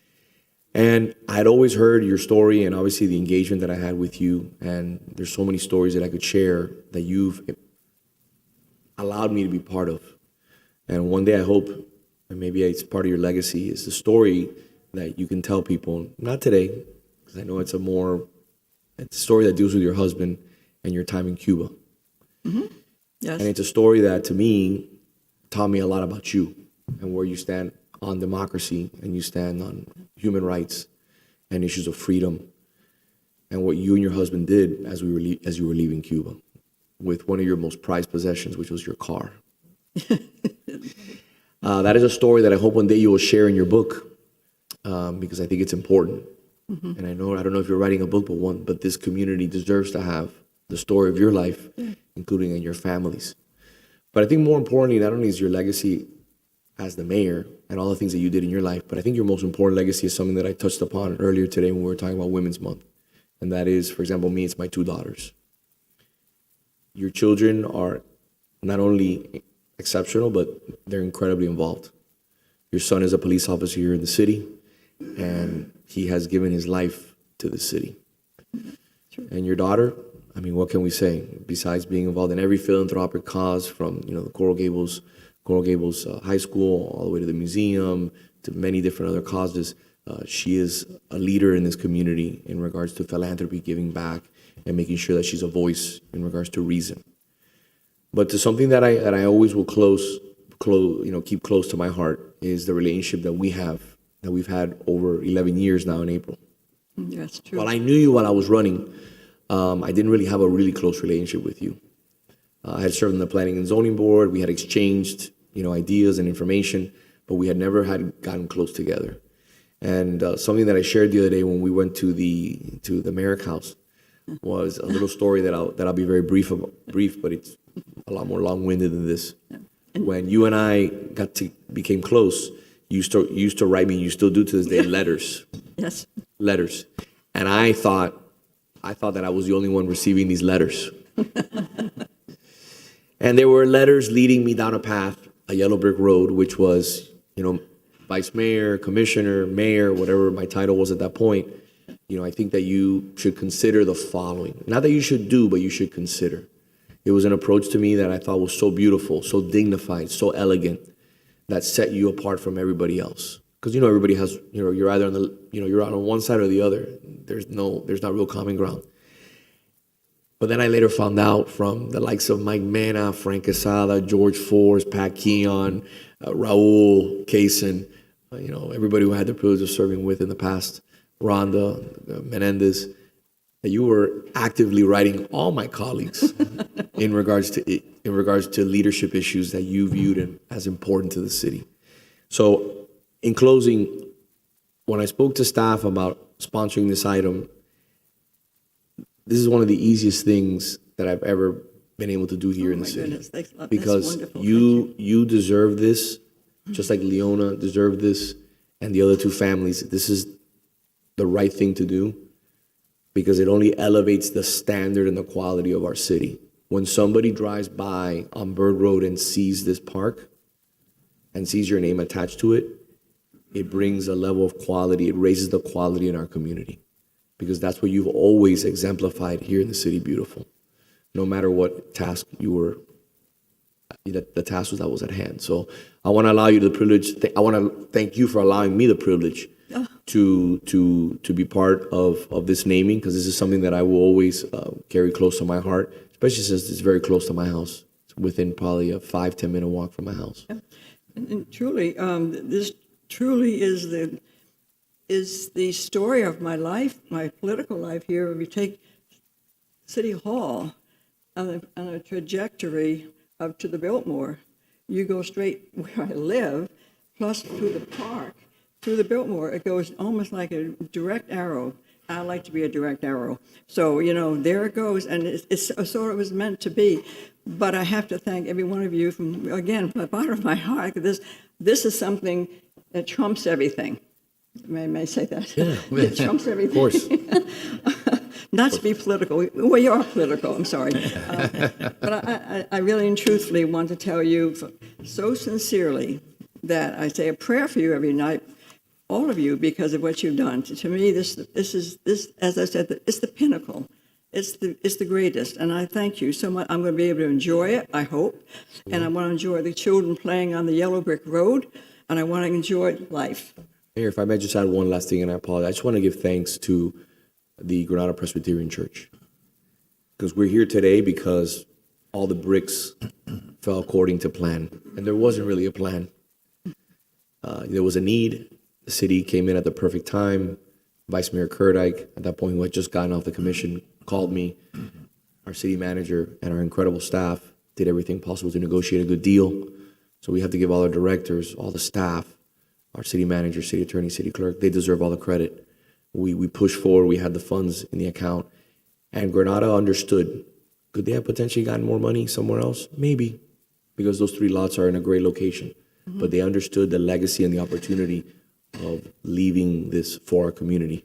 And then the idea of naming it after a person who has given so much to this community is just the right thing to do. So I just want to say thank you for allowing this privilege.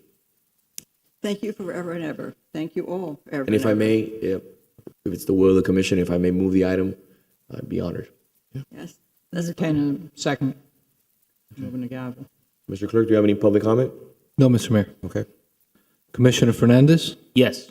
Commissioner Menendez? Yes. Vice Mayor Anderson? Yes. Commissioner Castro? Yes. Mayor Lago? Yes.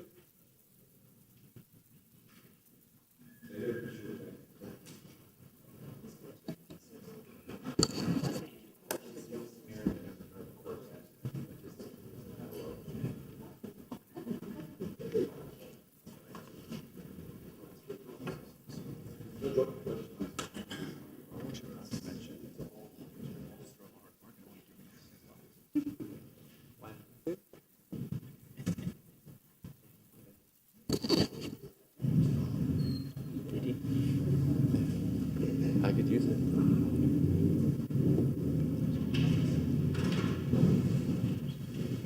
Congratulations. We'll work on the brick road. We got it. The yellow brick road.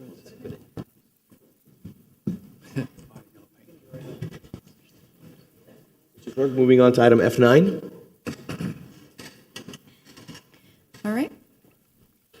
This one is also a renaming. It was originally named after the street that abuts this property. It's Sunrise Harbor Park, located at 25 East Sunrise Avenue. And this renaming is a joint renaming for Sally and James Jude. And the proposed name is going to be the James and Sally Jude Park. Again, this was unanimously approved by resolution by the City Commission and unanimously approved and recommended by the Parks Advisory Board. A little history on Sally and James Jude. Sally Garrigan was born in Baltimore, Maryland in 1926 and married James Jude in 1952. In the mid-1950s, the Judes returned to Baltimore to live, work, and to raise their family. It was while Dr. Jude was doing his residency at Johns Hopkins University that he was part of a team that pioneered the research that led to the development of CPR. Dr. Jude's work with CPR received national recognition and brought the Judes and their family to Miami in 1964, where Dr. Jude became the chief of thoracic and cardiovascular surgery at the University of Miami School of Medicine and at Jackson Memorial Hospital. Sally became an active and integral part of the community. She was involved with Medical Wives Group, her church, and in her daughter's schools, and her children's schools, She's credited with being part of the small group that was founded, the Dade Reading Foundation, which is one of the earliest programs in Miami-Dade County for learning for disabled children. With that, I'd like to call up the Judes. Good morning. Marlon, please join us. Please join us. And yes, I would like to mention that Marlon Ebert has championed this effort all the way through, so thank you. Please. Good morning. Thank you for being here with us. Good morning. My name is Peter Jude, and I'm Mr. Mayor, Vice Mayor, and Commissioners, and City Manager, and Clerk, and all of you. Some of you I've known for many years, and thank you for your recognition of our parents through their time here on Earth. They, as you well know, loved this community. And when they came to Miami, pretty quickly settled in at 200 Edgewater Drive and made that their home. And then at the end, my mom and dad moved to Viscaya Avenue. But they loved the community. And as I think about this park, and we're so honored to be associated with these other great leaders in the community that I've known and had the pleasure of meeting through the years, and the impact they had, and thanks for saving the Biltmore. I mean, my father, when he was for a while, did surgery there as temporarily the VA hospital at the Biltmore Hotel. But, as I reflect on the park, and this is my brother, Robert Jude, and there's 7 of us, now only 6. One brother passed last year. But, with 7 children, my parents were always like, what do we do with these kids, right? So we were often sent to the park that we're speaking of today.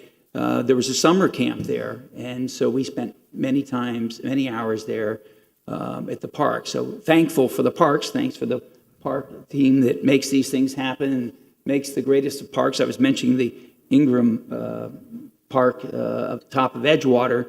A beautiful park now, but back in the day it was just dirt and you couldn't do anything there. It was a passive park. But so we went down to this other park, and it was a gathering place, like I think parks should be. There were many good friends in the community that we came together, like I said, either for camp or play basketball or just to be there as a community. And parks should be that, a community gathering place. And so great that we're making that a focus in the city of Coral Gables, the city beautiful, to have more parks. So thank you on behalf of the family for this recognition. We talked about my father. He actually was on, I believe, the planning board, and then unsuccessfully ran for mayor, probably the best thing, so he get back to doing heart surgery, so he could pay for all these kids. But they love the city, like you all do, right? It's not an easy job, but so important, and that we have good leaders that make a difference every day. So thank you. Thank you, sir. Chief? I'd like to recognize Marlon Ebert, please, for her great work in recognizing and suggesting this. So Ms. Ebert asked me to come up, and we were outside speaking with the family, and I was commenting that their father's contributions go so much farther than the confines of our city and their history here in the city. And I commented to them that after his father's work validated the importance of CPR, that all these great medical advances to the resuscitation of patients in cardiac arrest, in particular outside of the hospital, were invented and brought about. And after decades of all of these great advancements, a couple of years ago, there was a study done that said that all those modern medicine innovations were great, but they could never replace quality CPR. So I was commenting to the sons that it almost like history did a full circle and went back to the basics, where how we train our paramedics now is whatever intervention we're doing, whatever medicines we're administering have to be done without the suspension of CPR. So certainly his father's legacy is very important to modern medicine throughout the world. So I just wanted to comment that in front of all of you and the conversation that we shared. And thank you for inviting me up here. Thank you, Chief. Marlon? And I'd just like to say a few words about Sally. She was such an inspiration. Her efforts in preservation and in environmental causes were just outstanding for our city. As I said last year when I planted the seed of this idea, she'd call me about once a week and she'd say, now, we should do such and such. And I knew that was, Marlon, you get busy because you need to do such and such. But she was always so gung-ho. If I was going to a play at the, she wanted to see Gloria Stefan play. She called and said, will you take me to that play? She was just so young at heart and just a wonderful individual. And I'm delighted that we're all here today. Thank you. Thank you, Marlon. Just Vice a Mayor? couple additional words, and you stole some of my thunder. Oh, sorry. It's okay, no, it's perfect, because historic preservation was so near and dear to our heart. Every time we had a historic preservation issue, we'd always get an email from Sally, in support of that. It's such a passionate interest of hers. Also was, gardening and flowering trees. I went by her home, and we talked about a number of things. And one of her favorite trees was Acacia bacarana, which we do have one on the golf course. Marlon and I went together to have it planted on the golf course, took her out there to see it. Unfortunately, it wasn't blooming yet. And she also had asked me to help out with the Royal Ponciana Festival, because her flowering trees are definitely a passion of hers. I asked the Park and Recreation Department to remember that that's what she likes, and if there's an opportunity to put in a flowering tree at this park, please do so. Yes. And just as a little sales pitch, the Royal Ponciana Festival is coming up. There is trolley tours, there's a bike tour. The bike tour, by the way, is on Father's Day, if you want to join us, Mayor.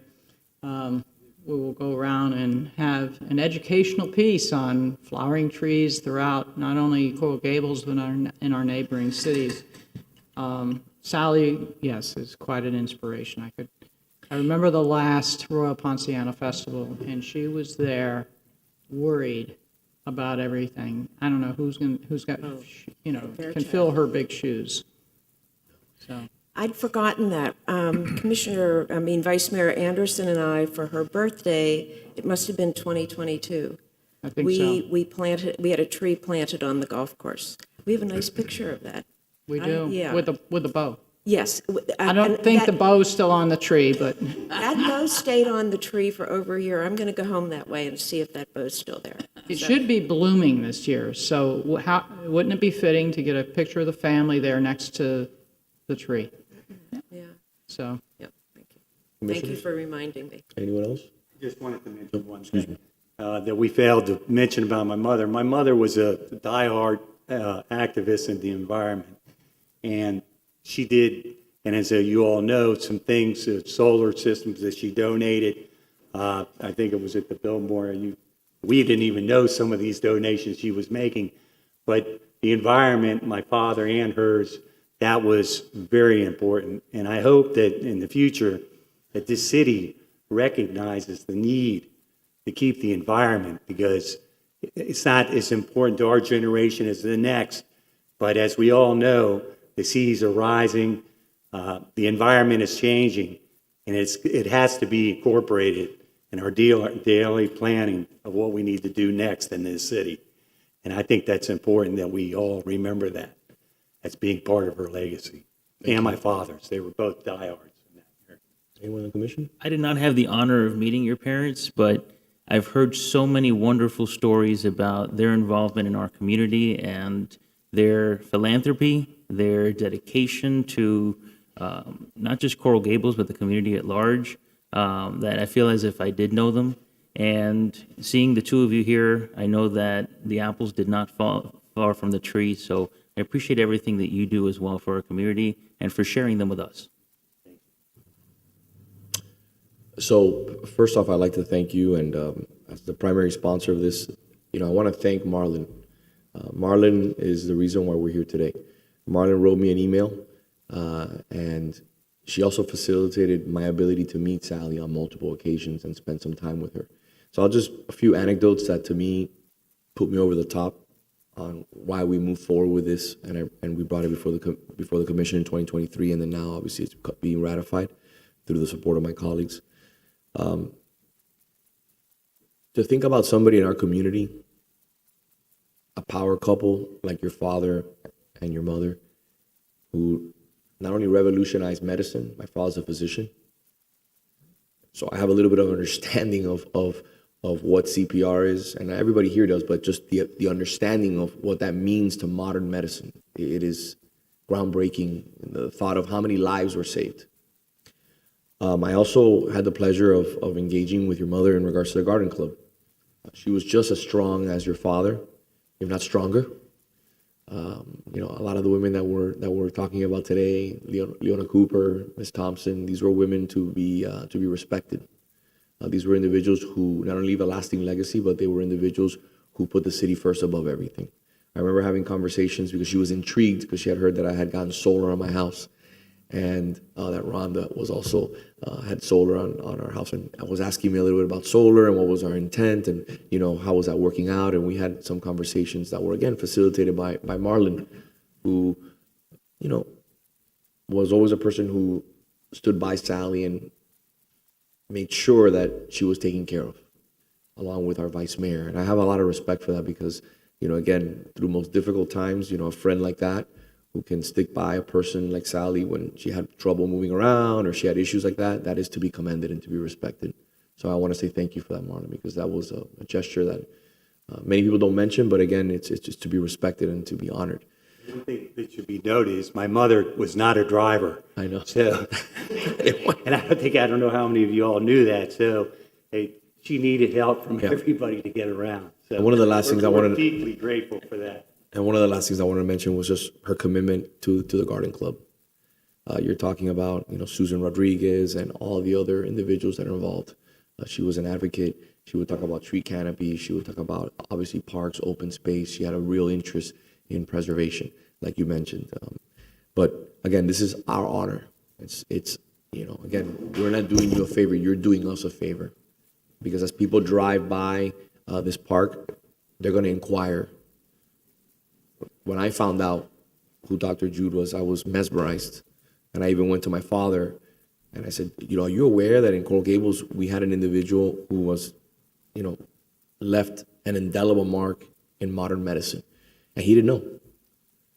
He didn't know. And he was, I think, even more mesmerized than I was about that accomplishment. And then I talked to him a little bit about my father's, loves trees. His backyard is full of trees, every fruit tree you can think of.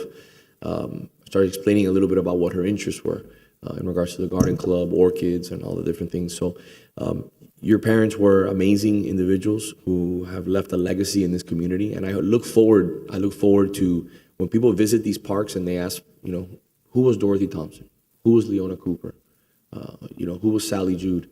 I think the history that can be taught by repeating the name and repeating the accomplishments, I think will serve a significant purpose in the future to inspire people to run for office, to become involved in philanthropy, to take it to the next level on whatever it is that they want to do, but to leave a mark and hopefully leave a mark that again benefits this community. So I just want to say thank you for the opportunity for allowing us to name your mother and your father as a park recipient here in the city, and it's truly a privilege for us. Thank you. One other thing I would mention is my father gave us all a book many years ago. It was called The Dash. He said, it's not your birth date. It's not your death date. It's that dash in between that really makes a difference. And that's what was important to them. They really made a difference. And I'm very proud of them. So proud. There's nothing else. Mr. Clerk, I'd like to pass the gavel and make a motion if my commission will allow me to. No second. Okay, Mr. Mayor, before I didn't know there was a comment, excuse me. we have a member of the public requesting to speak, I believe is Carelia Carbonell on Zoom. Good morning, Ms. Carbonell.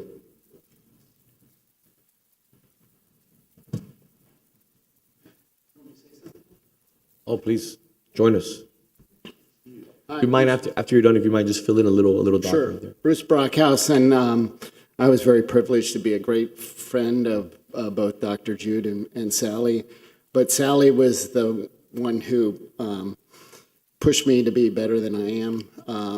And Dr. Jude, I loved watching him not only do, all these wonderful things with CPR, but I watched him do all these wonderful things, planting trees, doing irrigation systems. He was a multidimensional man. But Sally asked me to be on a board, and I somehow became involved in both Marjorie Stoneman Douglas's house and the Biltmore Hotel and the Deering Estate. So they had a huge legacy in historical preservation.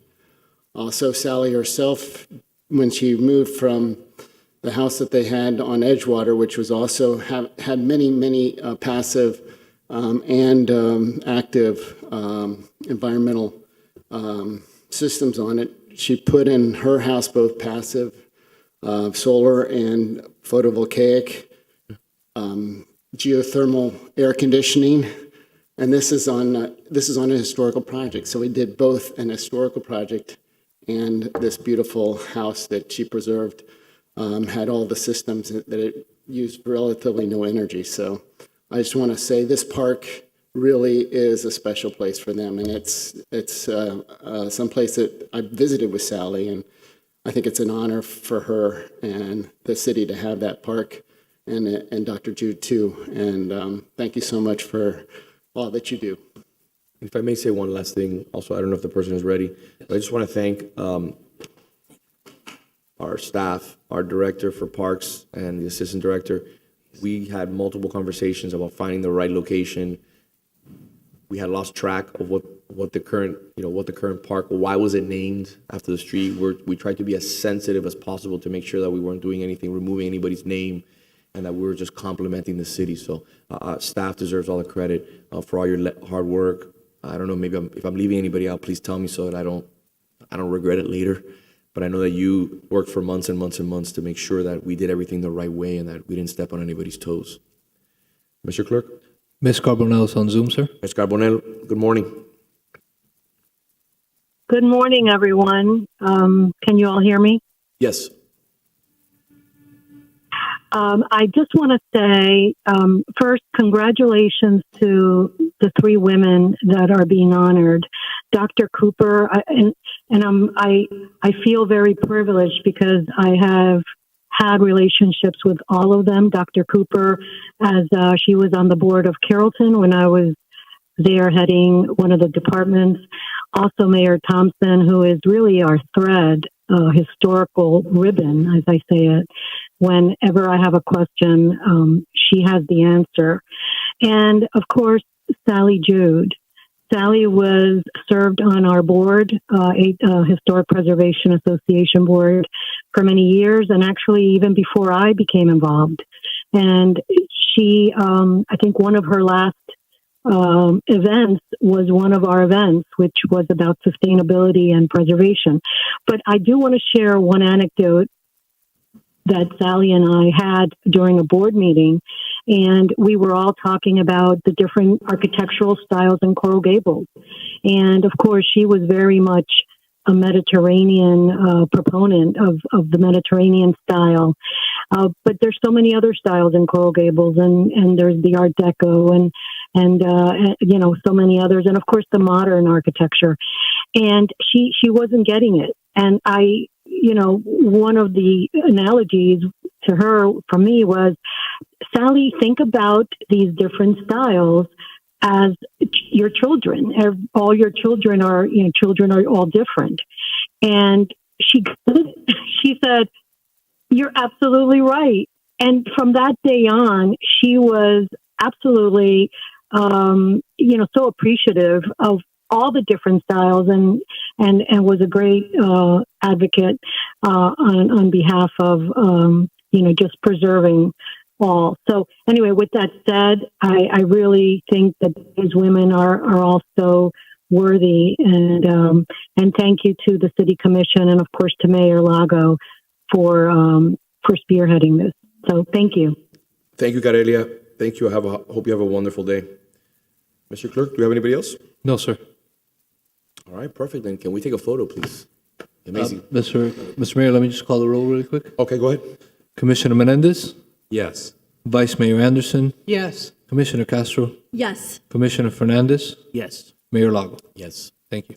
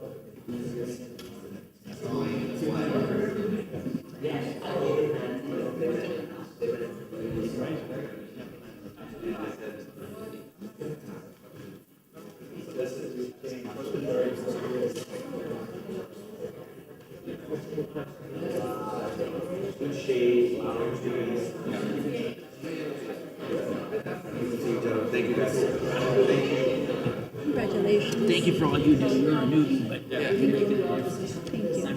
It means the world to me. Thank you.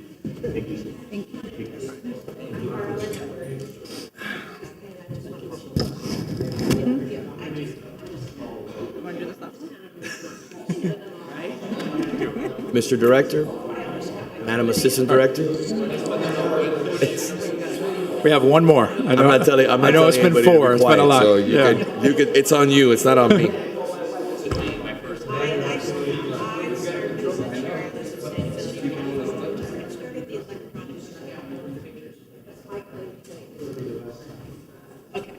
No, you gotta bring them one, like you did me.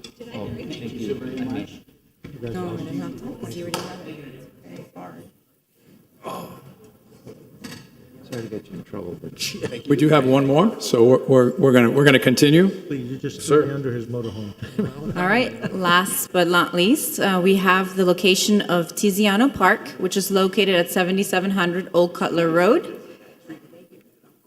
And this individual is Staff Sergeant Carl Philippe Ennis. And this property is actually a property that is pretty close to the family residence, and that's why we selected that location and work closely with the family.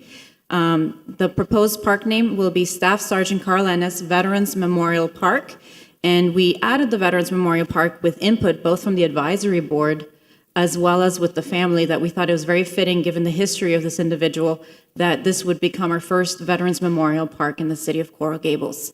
This was a discussion item that was originally presented by the mayor and then recommended unanimously by the Parks and Recreation Advisory Board. So this is a photo here depicting Staff Sergeant Carl Philip Ennis, who was born March 31st, 1986 in Miami Beach. Carl grew up in Coral Gables and attended Gulliver Preparatory. He received a bachelor's degree of science in environmental studies and master of business administration from Florida State University. Staff Sergeant Ennis was a pararescueman, also known as PJs, in the United States Air Force. PJs are an elite team of Guardian Angel Airmen who serve as highly trained rescue specialists, providing life-saving trauma care and search and rescue. On March 15, 2018, at 31 years of age, Staff Sergeant Ennis was killed in a helicopter incident in the Syrian-Iraq border, along with 6 other airmen. We do have the sergeant's brother, Eddie is here. If he could come up, he did work with us. We met with him a couple of times and also with the sergeant's mother to find the appropriate location. And the location that we found was because it was close to the family home. So, Eddie? Good morning. How are you? Thank you. And it was a privilege to be here in front of all these beautiful families. It's a 6-year mark. Our first email started with Mayor Vince Lago. And it's been clear to my family that you love this city and you take your role seriously and you believe in what is right. I also want to express my sincerest thank you to Fred, Carolina, Sarah, Mitchell, Chelsea, and Peter Iglesias, who helped my mom. This is a really sensitive subject for my family because it's 6 years and 3 days. And Carl was somebody that would want me to not only mention his name, but I just want to mention the 6 other people that perished with my brother. Major Angeris O'Keefe, 106th Rescue Wing. Major Christopher Zanettis, 106th Rescue Wing. Staff Sergeant Christopher Raguso, 106th Rescue Wing. And Technical Sergeant Deshaun Briggs, 106th Rescue Wing. And Captain Mark Weber, 308th Rescue Wing. Thank you so much. So I think I'm the only person up here that knows you and your family personally. If I'm wrong, I would ask some of my colleagues to let me speak for 1 second. I think you and I became friends probably about 4 years ago. I had the pleasure of meeting you through an acquaintance, and I was absolutely mesmerized by your family story. Your father was an exceptional physician who left an incredible legacy in our community. Your involvement and your family's current involvement in a whole host of philanthropic organizations throughout South Florida, throughout this country, are to be commended. And those are things that you don't really share with people, and because you're a very private individual. I never met your brother. I never had the privilege of meeting him. But he was an incredible patriot. His story is one that we, in these very, very difficult times as Americans, we have to come together. We have to honor people like your brother. It's not the first time you see me cry about your brother, because the story is, while a tragic one, it is one that is wrapped in who we are as Americans. It is a story that we need to remember, just like we talked about these 3 families, and hopes that people, when they read the names at the parks, they will ask, who is this incredible woman? Who was this man that gave his life for our country? Your brother served, and I would like for you to touch upon this if you can, because you humbly don't say this, but for the many stories that I've read about your brother served not because he had to. Your brother served because he wanted to, as an American. And that is, to me, what is the most commendable thing. Your brother had no need to serve this country. He was a brilliant man who had multiple different businesses like you do, had a family that had worked hard, had come to this country with nothing, and had built many different businesses and had built a great life for themselves as a result of being in the greatest country in the world.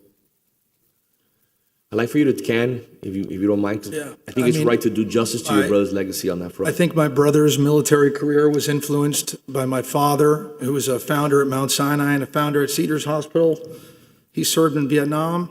They're both buried in Arlington Cemetery.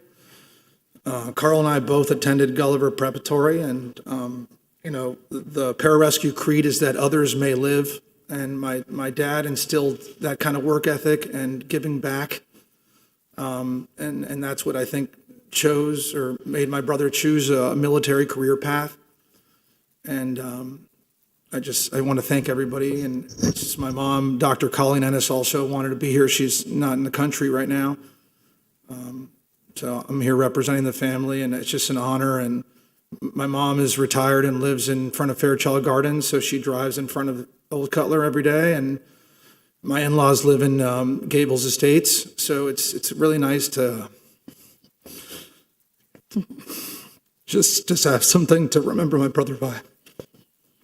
So if I may, just to give you a little bit of background. Again, I want to thank our director and our assistant director and our staff, and I want to thank Peter Iglesias. We met, how many times did we meet in regards to this probably? I know that you quarterback this, and Fred, thank you again for all the meetings we had, and just, my mom's not an easy person to deal with sometimes, especially in this situation, so. Sweetheart. We just can't thank you guys enough for getting it across the finish line. And the reason why I mention that is because I want people to understand a little bit about, we were going to do a Gold Star Family Memorial at the Youth Center. And we probably had about 6 or 7 meetings over the last, I would say probably 3 years, Fred, would you say? And we wanted to find the appropriate place. Just like we wanted to find the appropriate place for the Jude family. We wanted to find the appropriate place for the Thompson family. We wanted to find the appropriate place for Leona Cooper. Leona Cooper is resting with her husband. So we looked and looked and looked. And thank you to Fred, Carolina, staff, the city manager. We found the right place. This commission was all in, considering your family's history here in the Gables, residents, went to school here, the amount of effort that you do in regards to philanthropy without anybody knowing, the amount of times that you make donations anonymously to help causes that really benefit this community. So I just want to say thank you for allowing us the privilege as a commission, as a city, to honor not only your family, but to honor your brother, because thank you. Your family paid the ultimate sacrifice and gave your brother's life on behalf of this great country.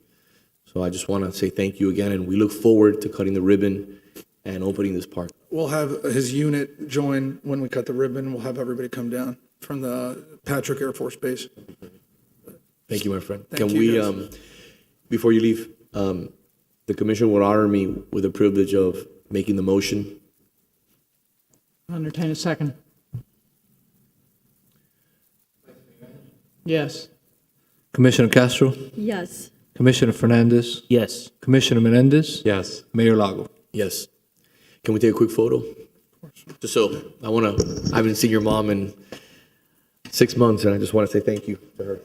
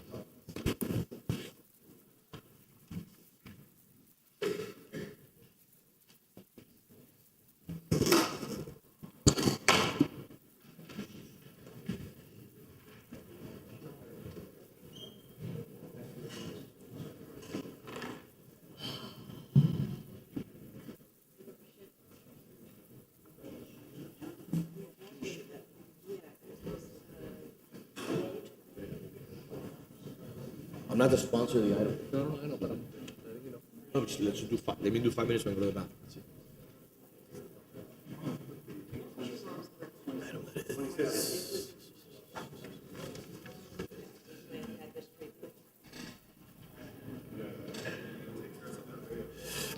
Thank you for everyone's patience. At the request of the clerk and a resident who's here, we're going to take item F2, but I'm going to just step 1 second to go to the bathroom and give us a 10-minute break, okay?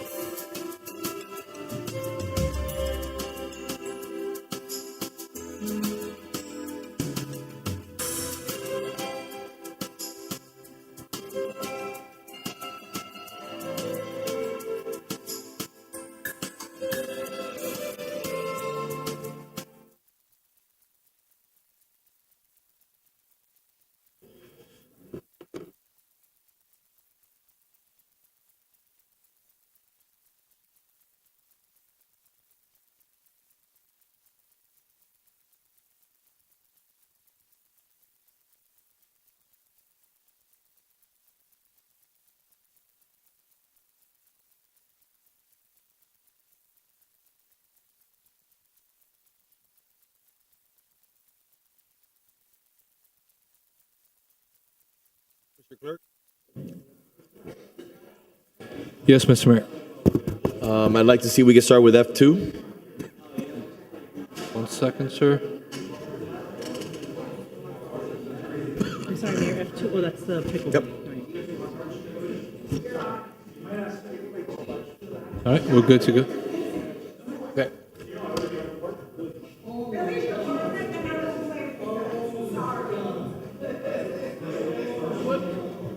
We can invite you out to play. Sure. Thank you. We have a presentation. This is a follow-up from the presentation that we, just a status update from what we presented a couple of meetings ago, and you wanted us to come back and work on the numbers a little bit and talk to some people, so that's what we did.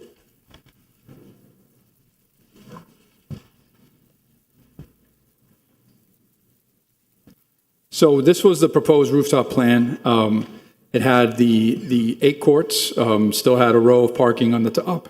There was also a waiting area in the middle and the office indoor space with bathrooms. That was what was proposed, working with the consultants that looked at it in the feasibility study. So we looked at this. What we were looking at is the size of the court. The size that was proposed was tournament play. I did talk to some pickleball players, and you could go a little smaller on the courts if we wanted to look at extending and maybe adding another one if there's enough space. But that one would allow it for tournament play. And if you look at the bottom, the cross section, we would have 12-foot fences towards the street, 6-foot fences on the north side, and then if we had separating fences in the middle between the courts, it would be 3 feet. So this was the original estimate. I made it a little bigger because I know it was tough to read last time. So what we looked at is the courts, including the fencing, lighting, restriping, and the construction of the waiting area and the restrooms and the office. With all of the construction costs and the contingencies, which we put in at 15% for construction contingency and 10% for general conditions, the construction cost was $683.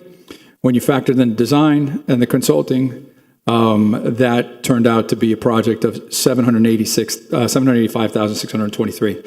There was also a discussion of whether we put in an elevator for that because it doesn't have an elevator, and that would have been an extra $719,000 in terms of the rough order of magnitude. So we went back, working with the consultants, our capital improvements team, looked at our public works team and looked at what needed to be done and how we could look at different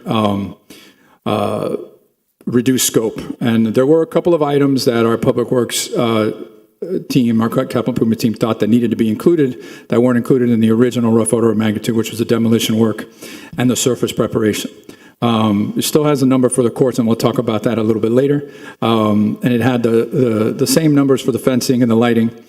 And there was a look at, if you didn't do the waiting area, you didn't do an indoor space up top, you would have to do something in terms of seating and shading in that middle area. And they looked at that as being an estimate of $50,000 versus $240,000 for putting a building up there. That reduced that total down to the total project cost of $600,530. Now, I did speak with representatives, a representative from the pickleball players and also a couple of other pickleball players as I walked by. As you know, we have the pickleball courts at the youth center, and they're there on Tuesday morning, so they always see me walking in my suits and make sure they tell me what's going on, so we have some good talks with them. One of the things that they looked at, which would result in a small savings, is reducing the fencing by grouping the courts together. In the poster, it had a little bit of a separation. That's a small savings. It's not a big savings. It would reduce the 3-foot fencing, which is about $5,000. So they did say there was a couple of other things that might not necessarily have to do with the cost, but were important to note is they wanted to make sure that we wrap the existing poles with cushioning, that we shift the courts 4 feet to the south so we create a 6-foot pathway on the north side for the players to put their chairs and watch. So that was one thing. Reducing some gates for access on both banks of 4. They did want to make sure that we added windscreens, which we would. It's similar to what we do at our tennis courts, so we would put the windscreens. Those aren't a big expense. Instead of having a bathroom up top on the 3rd floor, the suggestion was maybe renovate the bathrooms on the 1st floor. Which would alleviate some of that $240 cost if you wanted to put an air-conditioned building on the top. And the big item was to look at an alternative to the court that was presented by the consultants, which was sport court. There are other surfaces out there. There's some composites. And the famous, the most prominent one right now is Pickleball. There's others that are out there, but just an initial discussion that I was given some numbers that it would possibly reduce the cost of the court numbers by $80,000. So that gives you an additional, we wouldn't know until they go out there and look at the surface, but that is an estimate that you'd get a reduction there. So for us, we'll continue to work with the community based on the direction that we receive in order to make it happen. And the only thing to look at is when you do the waiting and office area, if you don't do that, it's going to be hard for me to staff. So it would end up being more of a drop-in type public access facility.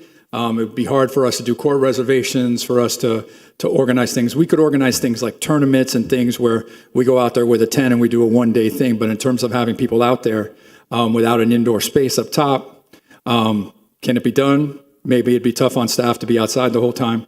So that's something that we'd have to look at. And as I said, if you don't have the indoor space, some shading and some other items there for people to sit while they're waiting for the courts, we would add in there.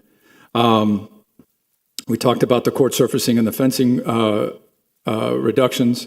I would say I have, been approached, and that there are people that would be willing to build it, private entities to build this facility. But of course, that would result in a business model that business provider would control the courts and be some sort of negotiation with the city. So from what I understand, that there is some interest and there could be a bid. I haven't seen it, but I have heard discussions from entrepreneurs that have approached me and said they'd be willing to do it. So that's something to consider for the commission if you want to go there. Currently, as we know, we've talked about it, the funding's not budgeted, that's why I'm presenting. And the next step is based on the feedback we receive here and how we move forward. We'll put it in as a funding request, and if it gets approved, then we can start in October working on this project. So I'm here for any questions. So I guess the first question I would have is on you're talking about a potential bid for somebody who could build the facility and manage the facility. That's similar to what we currently have at the tennis courts in Granada, correct? Not quite. Well, because the country club courts, they lease it and they pay us rent. So it's a lease deal.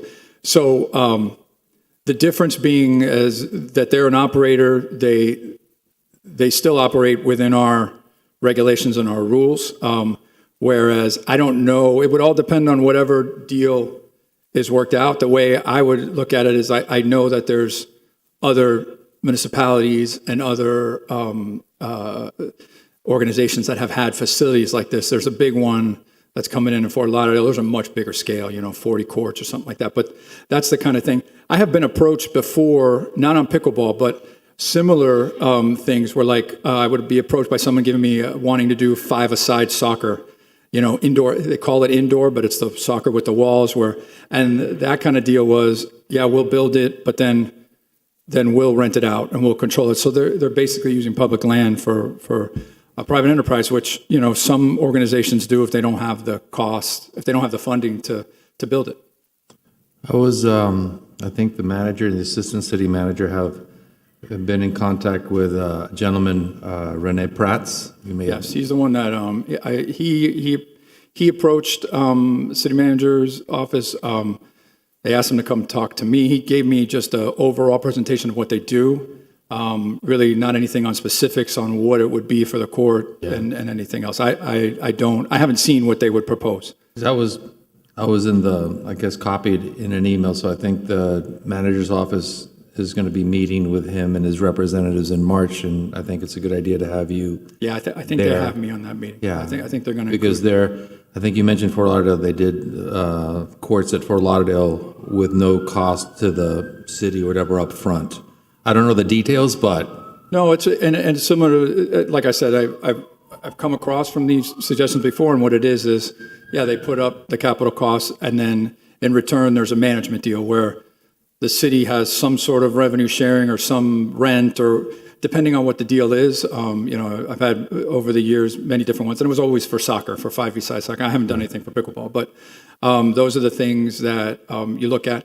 For the city in the past, the thing that's very sensitive is I'm not a fan necessarily, depending on the deal, of ceding control of our courts and our spaces.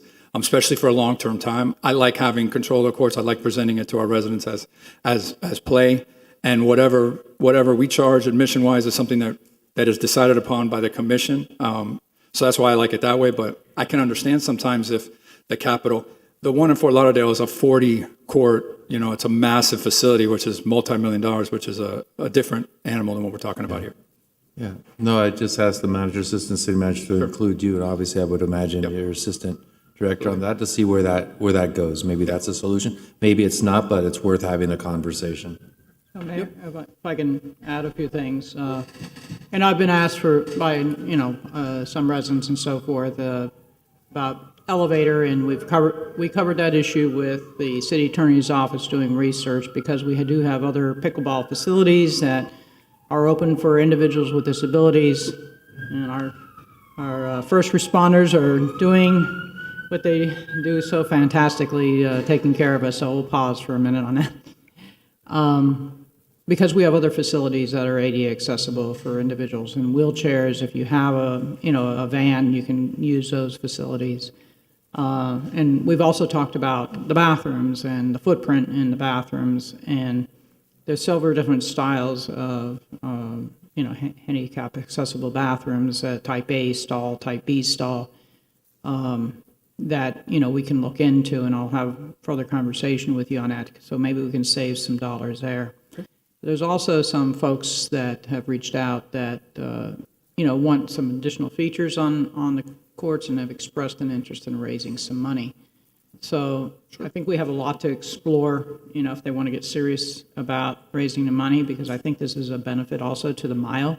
Because you're going to go up there and you exercise, you're going to get hungry, you're going to come down, you're going to want to go see the smoothie bar, or you want to go get a a wrap or whatever it is that you want to go grab quick to go eat and then go run back upstairs and yeah, so I think it's a win-win for the mile as well as the residents. And I know there's residents that want to have some free time, basically free court. So that if you want to come out there and try it for your first time and see if you're going to catch that addiction of pickleball, you can do that. So the manager can come out there with me and I'll whack the ball a few times like I did with a resident around the corner from me just to get the feel of the ball.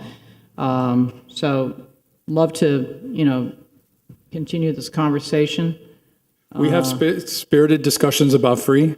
We've had in my office over whether they can play for free or not. So we'll continue to have those discussions. It's an addiction. We're helping the sports industry sell these rackets and balls and, the food downstairs.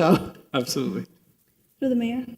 Yeah, I think we all share the same sentiment that we really want to make this happen. But I think the real question is, how are we going to make this happen? Where is the money going to come from? And when you say, we'll get started in September, I'm like, oh my God. Well, that is that's quite impressive. But usually when we choose a project, it takes a couple years to even 5 years to raise the money or to budget the money to make this happen. So I think that's something that we really need to talk about and see how we're going to make this happen. And maybe I'll throw in the idea of there was a gentleman in public comments saying that there was a festival, pickleball festival. Maybe we could think outside the box. Maybe we could try to raise some funds to make this happen before so many years go by that we're still finding the money to make this happen. And I think the reason I put this on here, and I've been pushing this, is we've been talking about it for 10 months. And I really want to make sure that we bring this in and have these courts. We've already added one with the restriping of the basketball courts at the youth center, but there are issues with the one at Salvador. The size just doesn't work. The location is just not practical. So the question is, let's find a path forward that brings it to us sooner rather than later. It's a facility that currently does not exist. So if there is an outside vendor who's interested in partnering with the city, maybe we can work out terms where we can still approve whatever terms are used for charging or what have you. But I think we should have all the options on the table, and maybe over the next 5 weeks, before our next commission meeting, you can have conversations with them, try to really hone in on these numbers. Obviously, we could be at 520 versus the 600. It's a big difference. Those $80,000 do make a difference. What I would like to see is for us to try to get this done as soon as possible. I just want to add quickly something that the Vice Mayor mentioned in terms of that area. Had conversation with the administration, I think my agenda review, and right now, what's in that area is going to be totally different than what's going to be in that area in 5 or 10 years. We have the Publix project coming up, potential large park. There's some very nice apartments, condos coming online a block or two away. People are moving to downtown. Back in the day when I was a younger man, you drove or walked to downtown, you went back. But people now really want to live there, work there, and pickleball, the theaters right there. I mean, our downtown may actually, I think, eventually evolve into what perhaps was envisioned a long time ago, but all the dynamics are there. And I think pickleball, because of the social aspect to it, I think would be an ideal component of what's to come. Through the mayor, one thing I would really like to see is a resident rate when this does happen, because I think it's important. We do resident rates for everything we're able to do. Whenever we have the possibility to do, we do. Thank you. Is there any further comment? No. Before I speak, just want to make sure that there's no other further comment. So a few things I'd like to put on the record.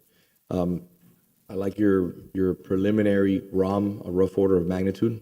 Very well done. But we both know that it is unrealistic to have a 20% contingency. I know that's it's not going to work. You don't put a 20% contingency. I have never seen that before in any of my projects, and it won't work here. In regards to a resident rate, I'm going to go one further. residents should play free. No resident rate. Residents should play free, charge people outside of the city for X amount of time and let them pay the entire rate so that they can, if they really want to pay here and it's that hot, like the residents I've been meeting with lately, and I'll give you names of residents I've met with. I have them on email, who I've met with them probably about 6 or 7 different residents in the last 3 weeks. They say that more people will come into this community because they're looking for facilities like the ones that they use, as the area where Pear Jungle is. What's that area called? That is Pinecrest? No. Pear Jungle on the way to the beach. Oh, Watson Island. Watson Island. In Watson Island, there's pickleball courts. I've been invited to go see them. I just haven't had a chance in between one region or another on Saturdays. The gentleman's name is Dr. Borjas. He's part of a group that I sat down with that they want to do the same thing, a private-public partnership. Okay. But I explained to them very clearly, the issue that we have here at hand is that the cost of land here is so expensive that if we're going to give you or get into an agreement with you over a piece of property, number one, I can't tell you it's going to be for 30 years, 40 years, 50 years. That's not the way that it works. And number two, the cost along with the construction could be prohibitive in regards to the actual use, because I don't know how you can make money, the lots, especially in downtown. So what I see is, again, I fully support this. I think it's a great idea, especially since the infrastructure is there, but we got to get real numbers. Those numbers are not real. You know that. Construction numbers are not real. The contingency is not real. I know you want to set the contingency high so you can eat away at the contingency if you have some cost overruns and then come back, right. But that's not realistic. But what I would like to see, if it's the will of the commission, you can run parallel tracks, you can move forward with this, is not give up on an alternate location. And I'll tell you why. Because I think it's important, run alternate tracks, continue to do this, but also look for areas in the city where you don't have a second floor, where you don't have an ADA issue, where you don't have an infrastructure issue like you do here, where you have a dilapidated building. We both know it's not in good shape, where you may potentially have to build an elevator to meet ADA requirements. You know, that's another $700,000-$800,000. I built exterior elevator shafts, and that cost is light. But I think there's opportunities that we're not looking, and I promise you, keep moving forward. I think we should do this project. But I'm sure that if we get people together in a room to have a conversation about this and say, bring ideas of other locations, that we could potentially install 10 courts that would, 10 or 15 courts that are on some sort of city property that are underutilized. We just have to kind of look for that.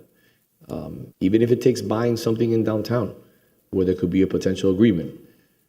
We could potentially do something in that space. But I would like to run parallel tracks, continue with this, okay, but also have a conversation with the neighborhoods and the residents and anybody who's involved in pickleball, both public and private, and say, help us find properties that maybe are underutilized right now in the downtown that won't bother neighborhoods, that are not an issue.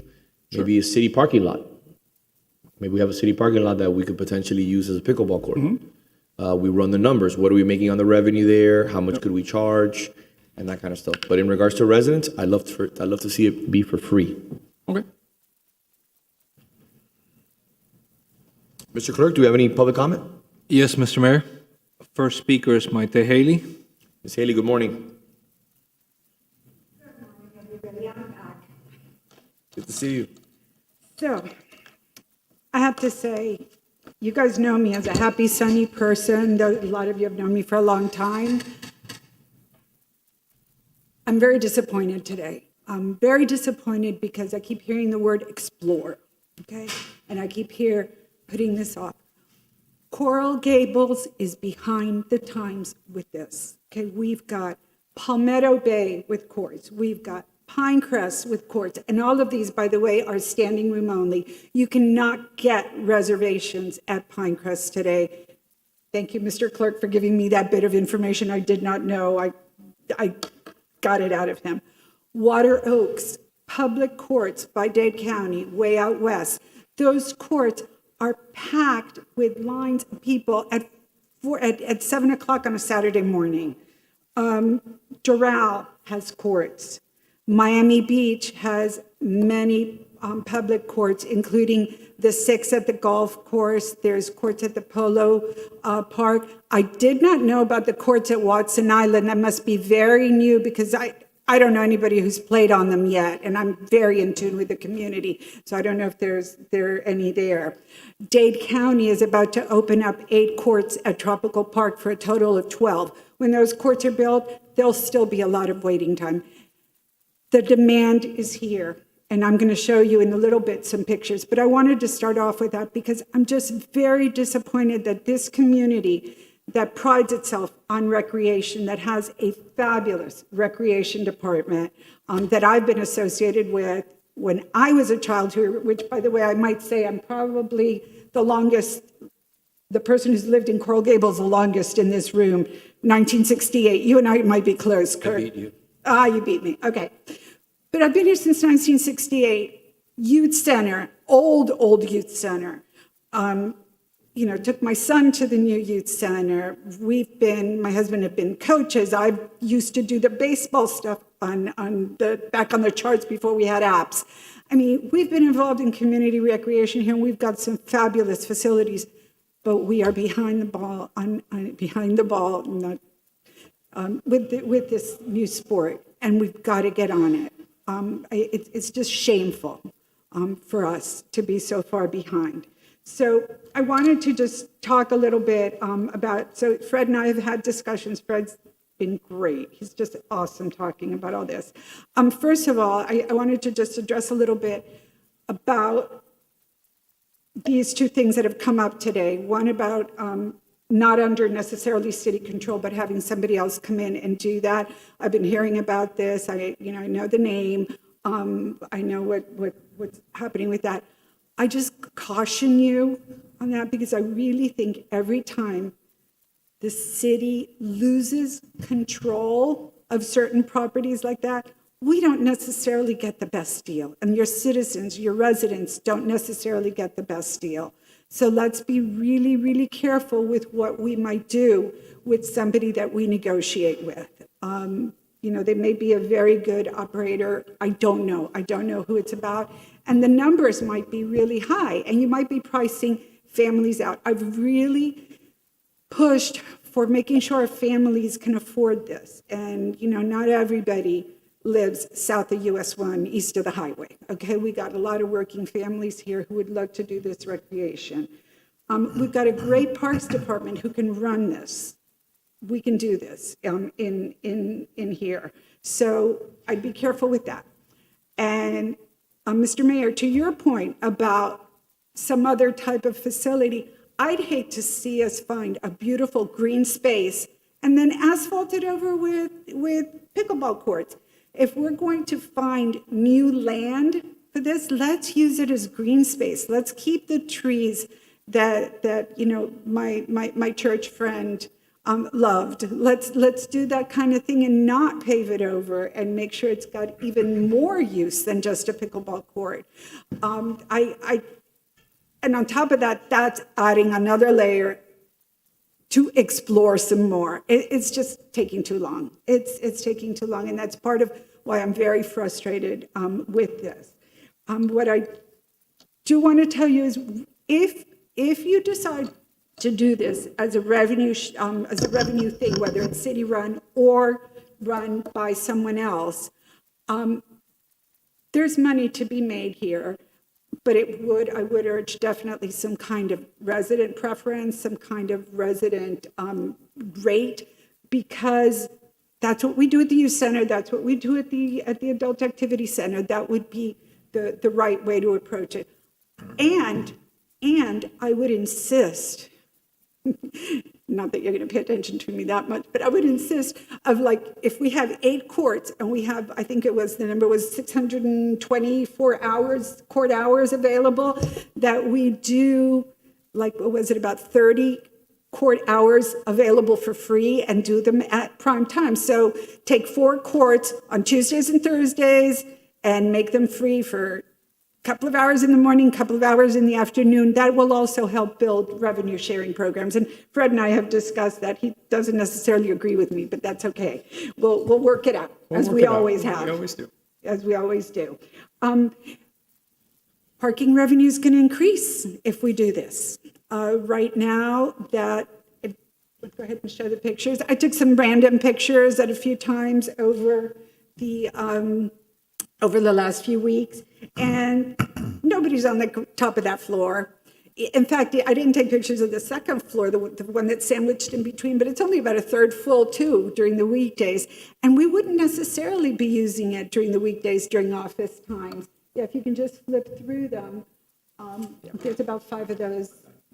Oh, thank you. You can do that. Okay, thank you, Fred. See, so it's city cars parked up there. Oh, okay, let's stop here. Just right there. As you'll see, I will talk about the court costs because I spoke to the national sales manager for the Pickleball companies, which would be, I guess, one of the companies we would request an RFP from. And they said the surface is in really good shape. Their owner came and looked at their surface. He was in town. That surface would require minimal prep for the courts, and those were her words, minimal prep. They would put the actual pickleball surface up there, and then they would bring us nets too. So for $160,000, which is the number that was quoted to me just yesterday, for $160,000, we could get those things done instead of $242 plus nets. I think we have $242 plus the nets in addition. So, costs keep coming down. I think if we chip at it, we can do this. Yes, a little shady area would be nice, but we could do that with a couple of sails that we can take down when the hurricanes come, right? Yeah. So we could do certain things like that. Yes, I would love if we had some kind of structure there. That would be great. And if we had lights, there's electricity up there already, so it's just a matter of making sure that the lights are right for playing. So I think the costs and revenues on an ongoing basis, the revenues on an ongoing basis are great. I gave, we discussed a lot of different programs that would bring people to the facility.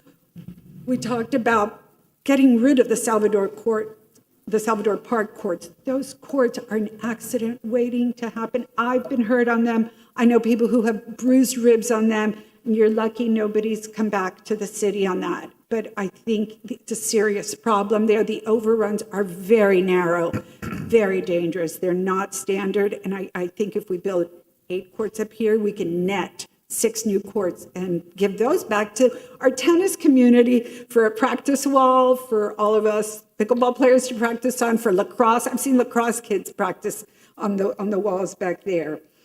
I just wanted to finish up by talking about the demand, and if we could go ahead and show the other pictures. So here, this is one. You go back one to the young man. Yeah, this is one of our rising stars. These pictures were taken last Thursday night. He's one of our rising stars. He's out there regularly on Tuesdays and Thursday nights. And next one, please. These are people waiting to play. I didn't count them. There's actually more paddles than that. This was last Thursday. As you can see, it's still daylight, so it's late afternoon. They're waiting to play. If we show the next picture, we had well over 35 people there. The waiting time between games, you get cold, right? Your muscles get cold if you're waiting. Usually, we football players don't like to wait more than one game to come up again. And look at these. Lots of young people are out there playing pickleball. So it's not just the gray hairs like me out there. Nikki is one of our regular paid people out there. I think that's the last one. Yeah, thank you for that. We've got the demand. So let's get what the residents want. Please. Thank you for your consideration. And I'm happy to answer any questions if you have any of me. I just want to respond, if I may. You made some comments. I want to put it on the record. First off, it's called Reserve Paddle and Pickle. The Miami Herald, which is here, actually covered it in an article, which is dated April 5th, 2023. What is that? I'm sorry. It's you said about on Watson Island. Oh, okay. So it's actually here. It's pretty extensive, overview. I hadn't heard of it, yeah. So it's there. You can look up the article, April the 5th, 2023. I can give you a copy after you like. Thank you. In regards to the approach, I think you're 100% correct. I think it should be 100% free for the residents. We should make the money up on non-residents, which is kind of like what happens in Salvador right now. Due to the fact that we took money from the county years ago, our hands are basically tied for years. So it's kind of a very difficult situation. If not, we would have a perfect resolution right there in Salvador to add more courts. But that puts us in a tough situation. You mentioned about landscaping and parks.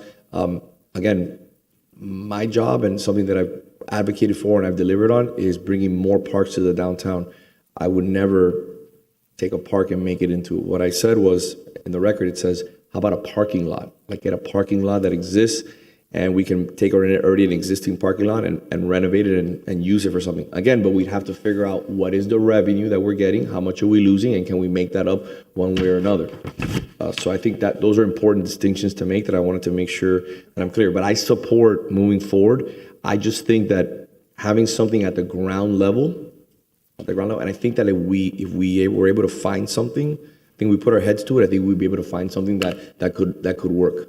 And I'm going to give a few names of people who have reached out to me who are interested in a P3 partnership, who reached out to me saying, listen, let's grab a cup of coffee and have a conversation to see how we can collaborate on this issue. So thank you for being here as always. Thank you. Next speaker, Mr. Mayor, is Maria Cruz.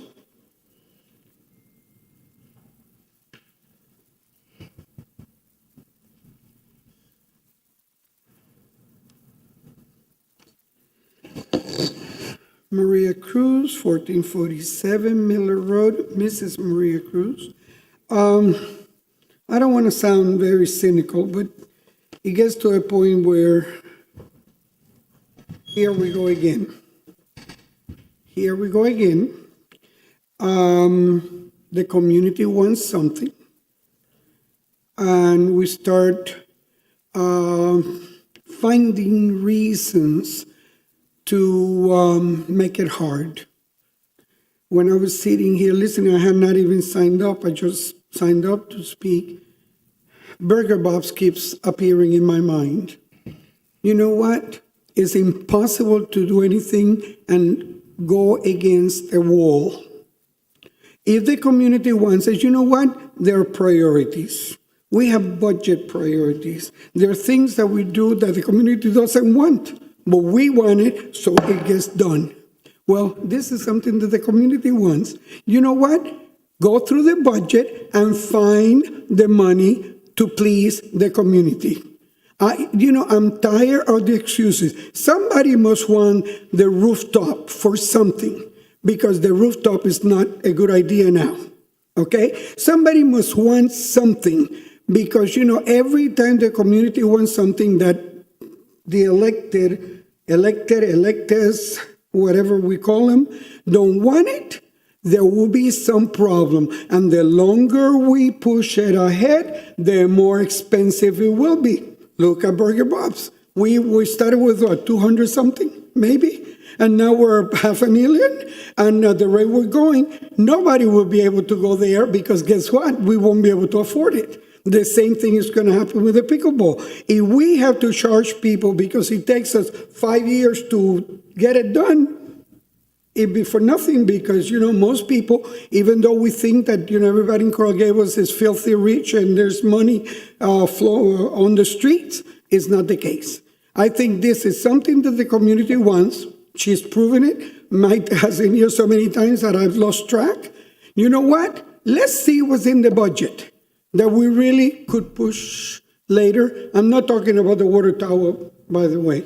I'm not talking about buildings that have been allowed to be decrepit, okay? I'm talking about things that we put on the budget, but that we haven't started, and maybe we can say, okay, you know what? That can wait, but not this. I think enough is enough. The people speak. You're here to listen. Mr. Mayor, I have one more speaker on Zoom. I don't have a name, but I'm muting them right now. Good afternoon.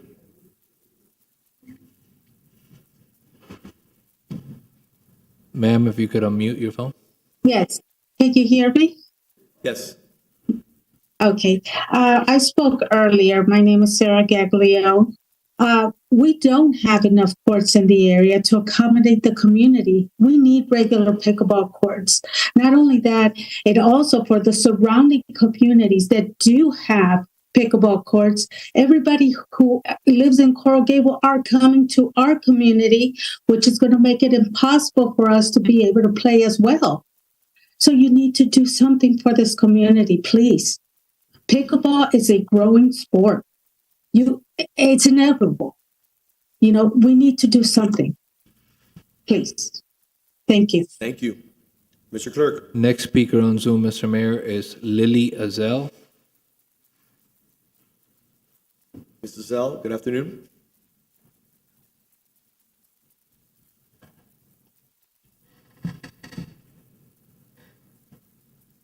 Mrs. Zell? Thank you. No, thank you. I appreciate it. Good morning or good afternoon. I'm sorry, I'm out west right now, but this item is way too important not to call in and speak with you. First and foremost, thank you for bringing this up again.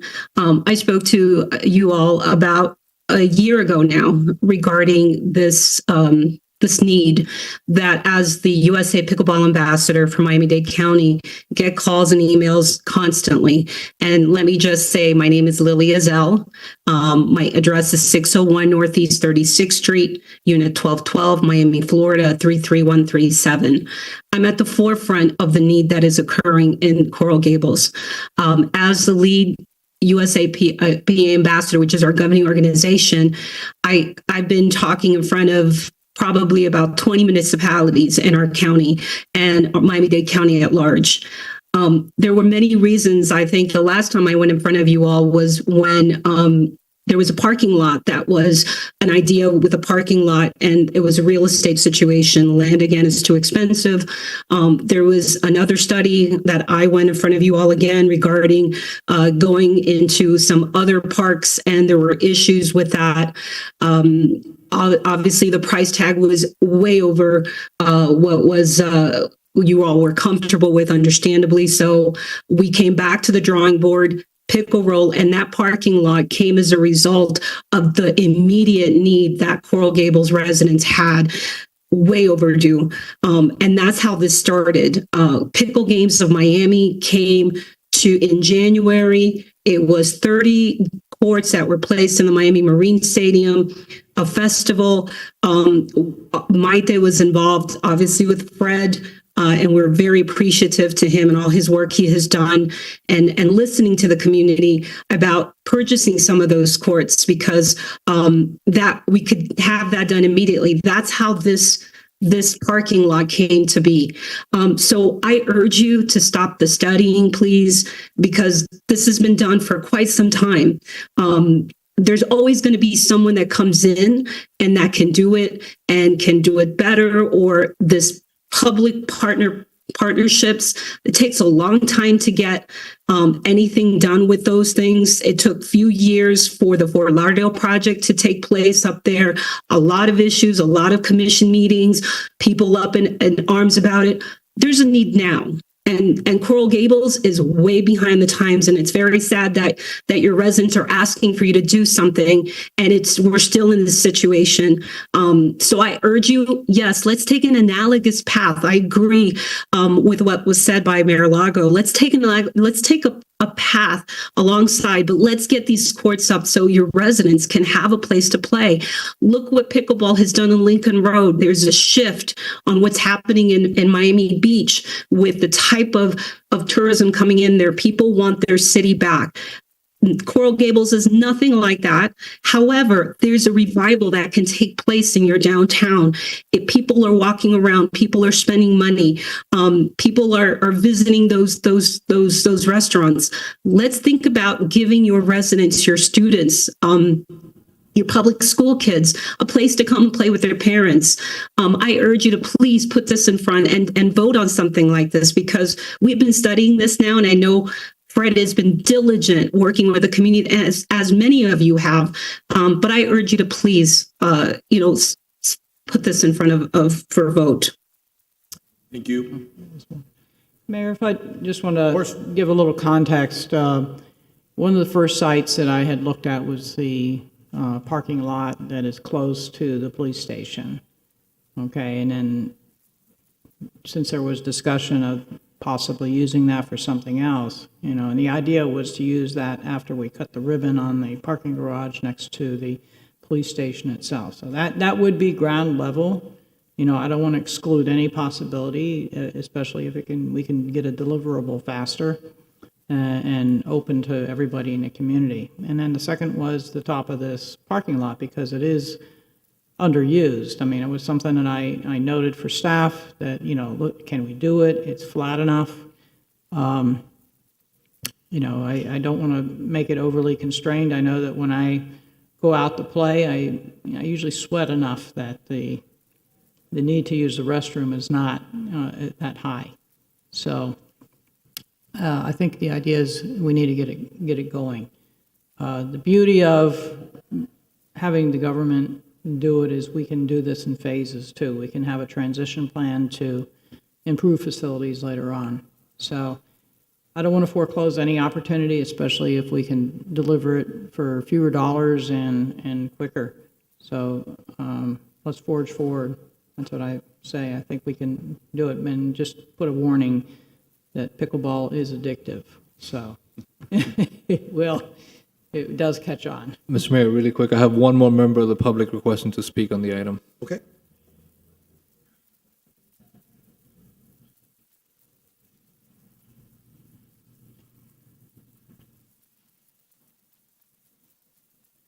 Hello, can you hear me? Yes, sir. Yeah, I spoke earlier. Real brief, a way to fund this. We have so much major corporations that are based and have offices in Coral Gables, Bacardi, the Cadillac dealerships. There's many more. Why don't we try to get 4 sponsors, give them a 5-year deal, $250,000 each. That's $1 million. You can raise that money, and I think it's a drop in the bucket for these companies to have their signature up there as major sponsors for this. And we still have control, the city has control of the project and not giving it out, sourcing it out. And that would be a way to raise the funds. Have you guys thought about that? Yes, sir, we have, but also the city, and we can provide it through our city attorney or through the manager. We can provide you a little bit of information in regards to our code, in regards to advertisement and what we allow on the exterior of buildings throughout the city. So there's a little bit of a hindrance in regards to that. We haven't allowed that in the past, but I think there's a lot of opportunities, and I think it's great to get the entire commission together and anybody who's interested in having this conversation and flushing out every idea that comes before us. So thank you for, okay. Thank you. Thank you. Have a good day. Mr. Clerk, is there anybody else? That'll be all, Mr. Mr. Sponsor. So I guess, I think, Vice Mayor, you said, what you said was, it makes a lot of sense. There may be a phased approach here where, we're going to need benches, we're going to need, other things that can come later. Right now, there's no benches at any of our locations. You basically just go play. If you're waiting there standing, having a conversation. As far as facilities, there's nothing specific to that area. You have to go into the youth center to use the facilities. So I think, and again, I thought that's what we were going to get today. What is our bare bones? This is what we can do to get this, get these 8 pickleball courts opened and ready to go. And that's still what I would like to see. I know that there's a lot in here, a lot of different things that are part of it. But at the end of the day, we have level ground. There's not a whole lot of work to be done on the actual garage. It's about purchasing or going through the RFP process to secure the pickleball courts, putting up the netting around it, and letting people play. I think that's simple. That's what needs to get done. And the Vice Mayor had even talked about partnerships with neighboring businesses that have restrooms or facilities that could also be used. There's obviously going to be an influx of traffic for their locations as well. So it's a partnership, but we should explore these. What I would like to see is a plan that we can try to move on by our next commission meeting. And something that simple, we can use money from this year's budget. We have had an increase in property values. We have had more income. our 6-month mark, we normally have an idea of what our budget projections are going to be for the rest of the year. The money should be there in this year's budget, and I would like for the manager to work with the budget director and our finance director to find a way to get this done as quickly as possible. I know RFP is going to take some time, but if we can get this done over the next few months, get this opened, we won't have 35, 40 people. And actually, those pictures aren't even close to what it was before. Before, there was probably half that number of people. So we've doubled. And I know a lot of us, I show up, if there's a long line waiting, I just go back home. You know, I have an 8-year-old, he loves to play, but we don't have the luxury of waiting there because he gets antsy. And, you know, it's, Dad, let's just go. So I think we have a demand now. If there's a parking garage that can be used in the future, you know, I think we should definitely consider that. We should consider all options that are available. There's a sport that's continuing to grow. And if we have other options going forward, I think we should consider those as well. But I think we need to satisfy the demand that we have today. Doral opened a facility, I think it was a year and a half ago or last year, and there was a post online yesterday about how that facility isn't even covering the demand that they have in Doral right now. So it's a sport that's continuing to grow, and the vice mayor is correct. It is addicting because once you're out there, you just want to continue to play. And I'm happy that we have an addiction that's a positive for people, not an addiction that's a negative for people. And if we can foster that addiction for the outdoors, we have a community that's completely an outdoor community. Every day you see more people walking, more people biking, more people taking advantage of our parks. I mean, our parks, Salvador Park is beyond capacity every afternoon, every weekend, because people are looking for things to do. This is an empty space right now, a blank canvas that we can take advantage of it. Let's do it sooner rather than later. So I figure if you can piggyback on what Commissioner Fernandez said, would it be possible in April, our next meeting is in April, to come up with 2 or 3 paths forward funding-wise, so we can consider them tangible, real-world options, and then perhaps at that point we can say, okay, collectively, this is the way the commission would like to go, and give guidance that way. Sure, we can do whatever requested, not a problem. Yeah, through the mayor, if there is funding, as the commissioner is saying, let's get it started. What are we waiting for? I mean, we have several plans of things that we could do. If the funding is available, I mean, this is the path forward. Okay, so in April. Yeah. Would you like to touch on that? No, we'll do as directed. You know, in terms of what we try to present is we did look at scaling them back. As I said, there's a little bit more if you do the surfacing where you can cut it back some more. And yeah, you don't need and that's why I itemized it out. You don't need the 50,000 for the shade and all that. But you're still, it's still a substantial amount when you do the fencing, the surfacing, and the lighting. So it's going to be, you know, it'll be a little less than that 600, but it's not going to be half. But we can definitely look at. We'll work with finance and we'll keep working on these numbers and whittle them down as much as we can. My thoughts on the things you said that can be perhaps added later. Sure. I want to make sure that those elements of the game that assure the participants that they have a positive experience are not, we don't cut corners there. Things that perhaps are more amenities, you know, the shade and this, that comes later. But I think you're talking the fencing. And I don't want to do something like, say, eliminate something, and then 6 months later realize, you know what, we really do need to add it. So I think if you concentrate on the play, which is the surfacing, the lighting, and you do need the fencing, the barriers. I agree. You need to get that 12 feet up so that ball doesn't go over or a person. Yeah, exactly. So that kind of thing. So, but concentrate on the play is what we would do. The side stuff you can phase it in if you want to put a waiting. That, like I said though, if you do that, it will be free, but because it'll be hard to control who plays there and who doesn't without staff. Thank you. Thank you. Anything else? Okay. Moving on to item H3. H3 is a resolution authorizing the execution of a sewer improvement agreement between Regency Park LLC and the City of Coral Gables, subject to the requirements of the Public Works Department and provided that the executed agreement be made part of this resolution authorizing an amendment to the fiscal year 23-24 annual budget to recognize $475,000 contribution toward the City Sewer Improvement Fund as revenue and to appropriate such funds to be used towards sewer improvements. Mr. Director. Good morning. So this is your standard sewer agreement, except that it includes a contribution towards a sewer capacity project that the city is going to be breaking ground fairly soon for the City 2 area in North Gables. So this will allow the sewer capacity not only for the developer, who has been previously approved by this commission, but is creating enough capacity in the area for future projects. And then, Mr. Mayor, just a quick question. The amount of contribution here addresses the needs for Public Works? Correct. To execute this? Correct. Okay. Absolutely. Anything else from the commission? No. I'll move it. I'll second. Mr. Clerk, do we have any comments or anything, or no? No, Mr. Mayor. Thank you. Commissioner Castro? Yes. Commissioner Fernandez? Yes. Commissioner Menendez? Yes. Vice Mayor Anderson? Yes. Mayor Lago? Yes, thank you, Mr. Thank Director. you. I appreciate it. Moving on to H2, since we're here.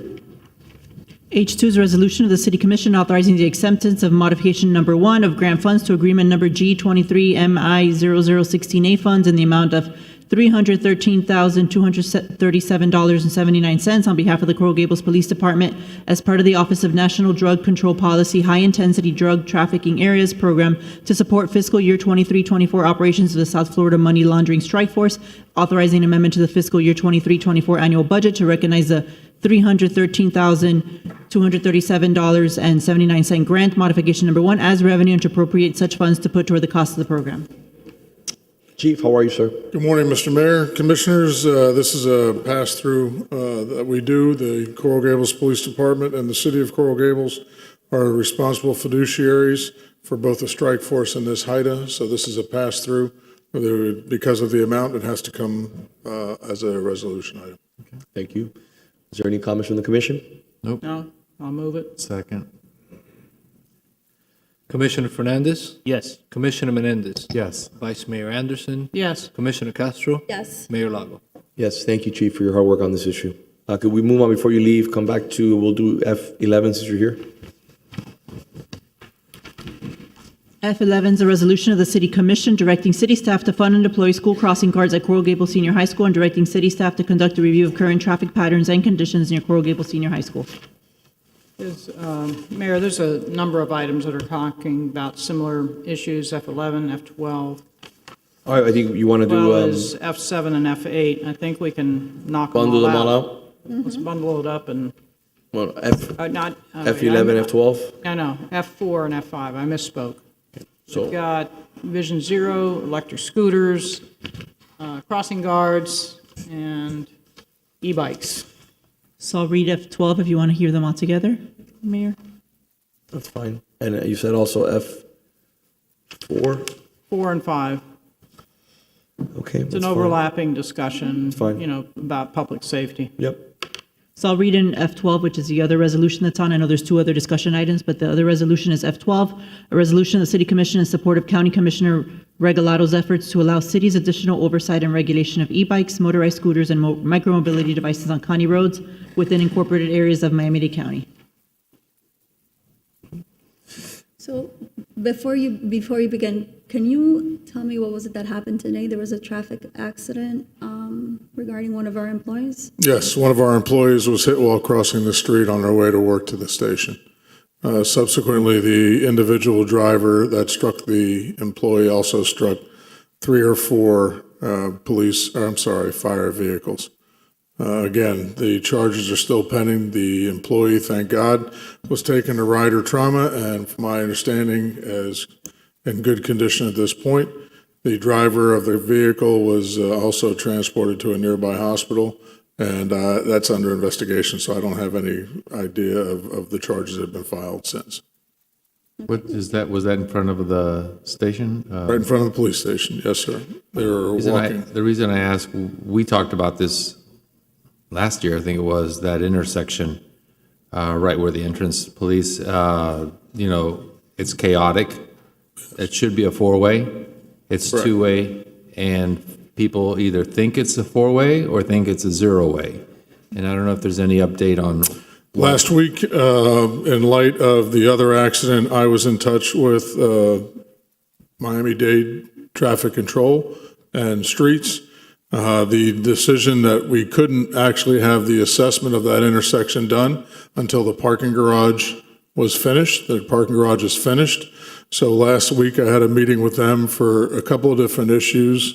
The tragic accident that we addressed at Altair and Lejeune Road was also on my agenda. I spoke with the director as well as the chief operating officer of Miami-Dade County. One, we're checking those lights on that intersection. Second, we are redoing the evaluation to look at the intersection at Benorca and Salcedo as a four-way intersection and looking at adjusting the one at Navarre. This morning's accident was not anything to do with any kind of design. From what we've seen through the investigation, the employee waited, had the cross the street sign cross the street. Again, as we are seeing more and more every year, it appears the vehicle did not yield the right-of-way to the pedestrian when making a left-hand turn. This is about the third accident that we have seen in the last week. This one, again, struck down one of our employees, one of my employees. Previously, as you all are aware, that we had a fatality. Again, without getting into the details of the investigation, charges are pending with the state attorney's office, but a similar situation where the person on the scooter actually waited. We actually know that they waited, used the signalization. Whether somebody was not or not paying attention, we don't know that yet. As I said, it's still under investigation by the traffic homicide unit. And when that'll come from the state attorney's office. But we're seeing an increase. I mean, just from last year in our reports, and we just updated it, our pedestrian bicycle fatalities. In 2022, we had none. 2023, we had one. And year-to-date 2024, we've had one. Pedestrian accidents with the information, in 2023, we had 55 involving pedestrians, of which 65% were the vehicle's fault. Pedestrians' fault were about 18%, 16% could not be determined. This year, 2024, we've had 6 pedestrians involved in accidents. 17% of those, which is 1, was a vehicle at fault, and 5, we were unable to determine exactly who was at fault. Approximately 25% of all our accidents involving pedestrians were due to the vehicles failing to yield to the pedestrian on or in a crosswalk while turning left or right or traveling straight. Approximately 18% of the accidents involving pedestrians were caused by pedestrians crossing or walking in front of moving vehicles and not crossing at designated crosswalks. So again, I think this is something that we have been trying to address every year. I think honestly there is an uptick again. We have state projects that we participate in as far as bicycle, pedestrian safety and initiatives. We've continued to rank very highly on that. In 2023, the police department received first place in the state of Florida for our traffic challenge category number 5, which is exactly what we're here to talk about. Our vehicle pedestrian safety. We received a $16,000 grant or award specifically just to deal with bicycles as pedestrian accidents and to try and bring those down. Unfortunately, some of those are, or I should say unfortunately, but some of those are bicyclists' fault, very rarely. That we've seen there has been a decrease in that. A lot of it, actually 13% of our crashes involving bicyclists are due to the bicyclist not following the rules of the road, i.e. failure to yield to right-of-way, fail to obey stop signs, driving with or against the flow of traffic. Approximately 46% of our accidents involving bicyclists are due to vehicle failure to right-of-way, i.e. the crosswalks, intersections. Exactly what we've seen today and what we continue to address, one on Miracle Mile. because bicycles are restricted on Miracle Mile, to the Vice Mayor's point about how we can restrict and better kind of educate people on both scooters and bicyclists. The ongoing issue that we see is some distraction, whether it be a device in the hand and some pedestrian crosswalks. This body is understood, and I did this the last time we were up here a few years ago. When we start writing the pedestrian tickets on Miracle Mile, your phones ring, as do mine. It's an $83 ticket, but a lot of these issues, and I see it every day, the assistant chief and I, if we walk to lunch, we can be standing there in uniform, and people will walk right by us and start crossing the street. So that is an ongoing problem. Specifically about the crossing guards, the fatality accident that we're discussing took place at 11 o'clock in the morning. So the school zone enhancement laws, if you will, were not in effect. We have had an ongoing cooperation with the school board police. So as this body knows, I have always kept the additional school resource officer at Gables High, even after the Marjorie Stoneman Douglas Act, where we have now one school board officer, one Coral Gables officer that's assigned to Gables High. We have worked with the principal, and I spoke with him again last week, I should say, and the school district superintendent's office, that we have worked with them because it's a little bit easier for us to get the children or the attendees, the students at Gables High, to listen to an internal discipline issue than it is to have us out there writing tickets. It is difficult. And this might be why that we don't have school crossing guards on a street that big. There is a reluctance for certain age children to listen to a school crossing guard, because we have seen that there's certain reluctance from the same children to listen to a police officer in uniform on the street corner. So I believe our attack, if you will, on this is to deal the three sides, because we're really talking about three sides of the school campus: Riviera, Bird, and Lejeune Road. Last year alone, in writing the citations in that area as far as the enforcement is concerned, is the regular school zone citations near Coral Gables High School in 2022, all around, and this is Segovia to Bird to Almanar, Lejeune to Riviera. We wrote 2,658 citations. In 2023, we wrote 1,864, and the school zone violations for 2023 were 747. Today, up till March 8th, we've written all citations 154, 38 for school zone violations. Part of this body that we will have an item coming up on the next agenda will be to introduce speed zone cameras in school zones. We have done the statutorily required of our evaluation of where that would be. We will be probably asking to put those on Lejeune Road, on Bird Road as well. We will look at what Riviera does. Our biggest violators within a school zone around Gables High are parents dropping off. That's probably the most ticket we write as far as speed. We very rarely do we get speed zone tickets when the officers are there. We still regularly do that. So I understand, right now I have 3 part-time, and that's 2 hours in the morning, 2 hours in the afternoon, crossing guards. That funding comes from the issuance of tickets through Miami-Dade County. As of right now, I have one person that's been with us a very long time. I have one person that since retired and passed from St. Teresa's. I don't know how St. Teresa's got that. It was, believe it or not, well before my 37 years being here. But I will have to look at those public school areas. So the one that gets addressed every day is on Ponce, at Ponce Elementary, along with with school board as well as our officers if we have to as well.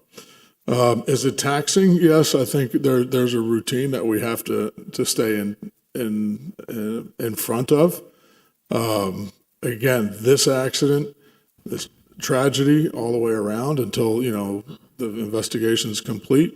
But we nearly had another one in a totally different area of the city where there's police trucks, police cars, fire trucks around. It is a full-time operation of the Specialized Enforcement Division and the downtown unit to try and bring all of this together. You all have seen it. I've seen it. We have people on scooters. We have people that do some pretty idiotic things on scooters and bikes. Not to say there's a lot of other people that are on their phones. The patients are less and less downtown. As we push from people off of Miracle Mile and parts of Ponce, it puts them into the roadway traffic. So, obviously the police department is fully in support of marking up some more of our bike lanes and making it even more distinguishable. This isn't the first time in my career that we haven't had pedestrians hit for no fault of their own. And trying to get cars, scooters, bicyclists, and pedestrians on the same page in our streets is something that's always going to be a challenge. But in today's day and age, we have to do even more and more. So, Commissioner, I don't want to say that I can deliver a school crossing guard at our line item budget is $77,000. My recommendation, and again, I would go through the manager to talk about maybe we look at what has been successful has been our part-time traffic officers, or these are police officers that are working 4 hours in the afternoon, 4 hours. So we might want to have a bigger discussion to see if we want to expand that from 6. Now, obviously, there's a fiscal impact to our budget, even doing the part-time officers, but it does give us the teeth that we would need for school crossing issues at Gables High School. I'm confident in our partnership with the district as well as with the principal that we can probably work even stronger for those crossing times.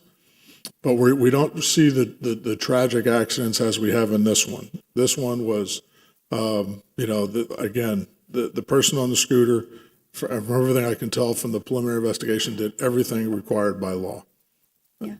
So I think safety should be number one, no matter what, whether we have a crossing guard or we have a police officer there, whatever the case is. Maritere Rojas from the school board did reach out to the commission regarding her concerns, and most of the resolution was really drafted upon her recommendations. Friends of Gables High is really showing a lot of support. They sent me a letter for support for this resolution. I think the main thing here is safety, right? And how do we obtain that? I would hate for preventive strategies. I would hate for something to happen around Coral Gables High School and have spoken about this subject. These are children. These are our children. So I think this is very important to me, and I keep on, Key Biscayne, and now Lejeune and Altara, and then an employee of the police. It doesn't even matter if it was their fault or not their fault. It's happening. It's happening. Let's find a solution. I would still like to move forward, and maybe we could change the resolution to police officers or crossing guards, either or, just have somebody there, right? So through the mayor, I'd just like to add on, because this is a comprehensive and cohesive issue throughout our city. I do favor having a police officer there, because you also have the law enforcement aspect to it, not just because you're more likely to listen to you, but you can radio in and say, hey, listen, we have a lot of speeding going on, and you can have ticketing going on, which helps deter. You can help identify the hot spots throughout our city that we have issues at. And I put Vision Zero on before Ms. Rojas's letter came in, and I did speak with her on Friday at the sanctuary event, about this idea of safety. The reality is, though, that we, in addition to having your presence there, the police presence there, and infrastructure changes that we need to have our staff look at from our traffic engineer look at to see if we can improve intersection safety there going forward, is we also need to educate, okay? And reasons I say that is because I never ride my bicycle with music playing. And even then, I have those headsets that don't block my ears so that if I have to pick up a call real quick and I can pull off somewhere, I can hear. But you go on campus anywhere, whether it's a college or elsewhere, and I was trying to look for Senator Catalu's office, and I'm going like this, trying to get the attention of a student. They can't hear you because they have the AirPods in. There's things like wearing, lights. This is the Vision Zero thing to make yourself a little more visible. Things I've learned from other folks when bike riding. Thank God I've never been hit. I've come close a few times of being hit. But wearing white, even more so than the fluorescent colors, pays off. Making sure that the driver has their eyes on you before you proceed into that intersection. Because if they don't see you, just like a truck driver, if you can't see, they can't see you in the mirror, they're not going to be able to see you at all. So I have reached out to University of Miami to be part of this conversation and to make a cohesive plan for getting students to the university. We need to drive forward on issues that have reached, some resistance in our community, whether it's safer bike lanes, sidewalks, things of that nature. When I plan a long ride or something, I get out a map. But new students coming into that university don't take the map, and I try to find the safest route. We can provide these students some guidance going forward. I'm all for having an officer present at the school, and they can gather observations to provide input to our traffic engineers where we have some more issues, how we can slow down traffic more, whether it has those ribs sections to slow down people more, to wake them up before they get into some of these dangerous zones, because we have 3 critical intersections there. Correct. We have Riviera, we have Lejeune and Bird, and, we have the one on Altera and Lejeune.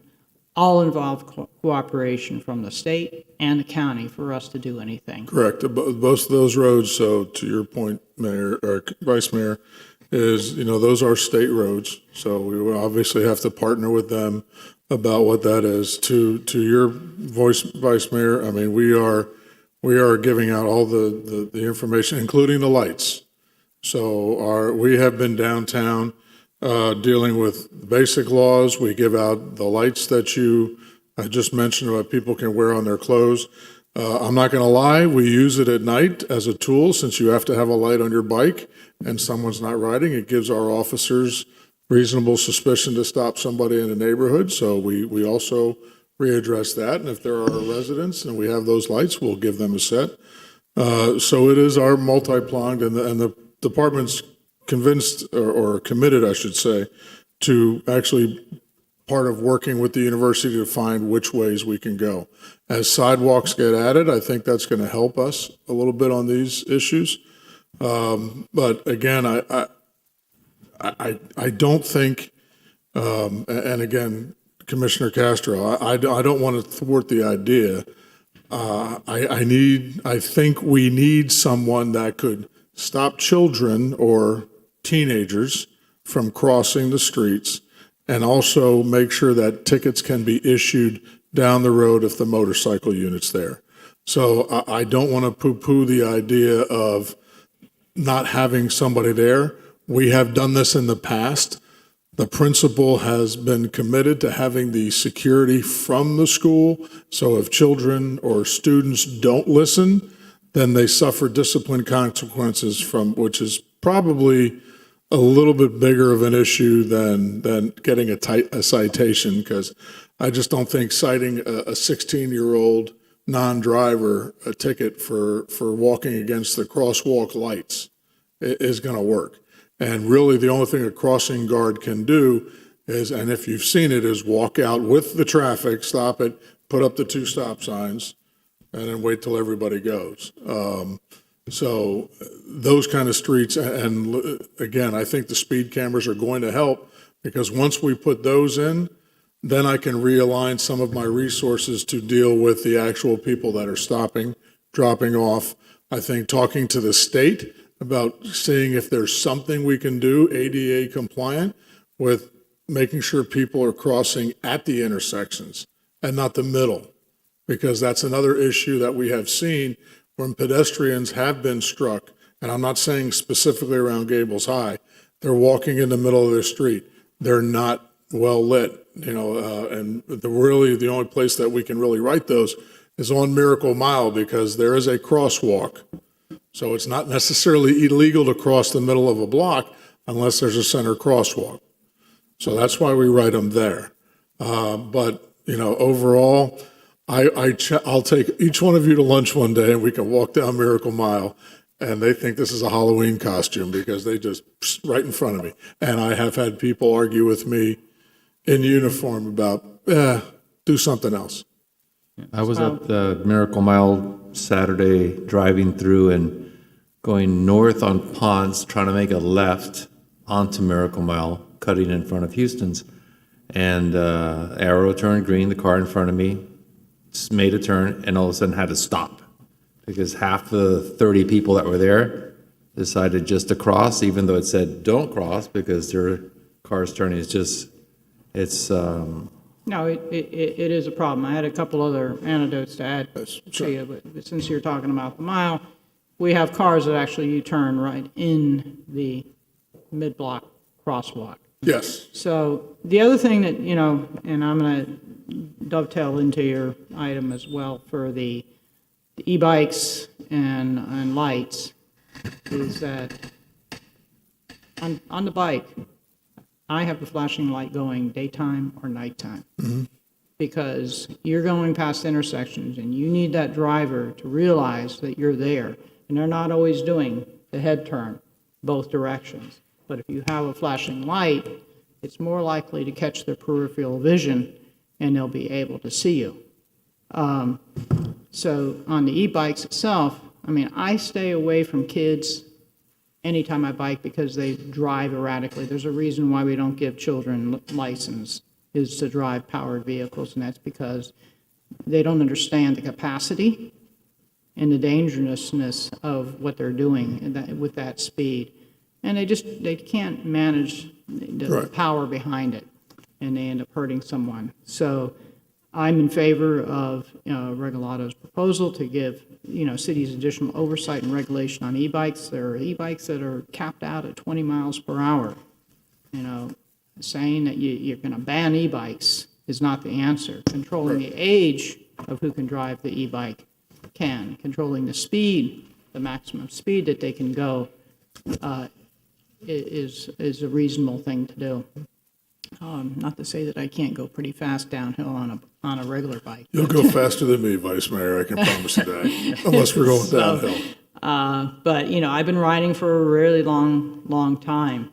So, Commissioner, sorry, I kind of stole some of your thunder, but you can dovetail in on that, and I'd like to see if we can do what we can, both infrastructure-wise and educational-wise, to make things safer for pedestrians and teach people on both ends of the spectrum, that you can't have these in hand, be looking at them while you're crossing the street. Absolutely, yeah.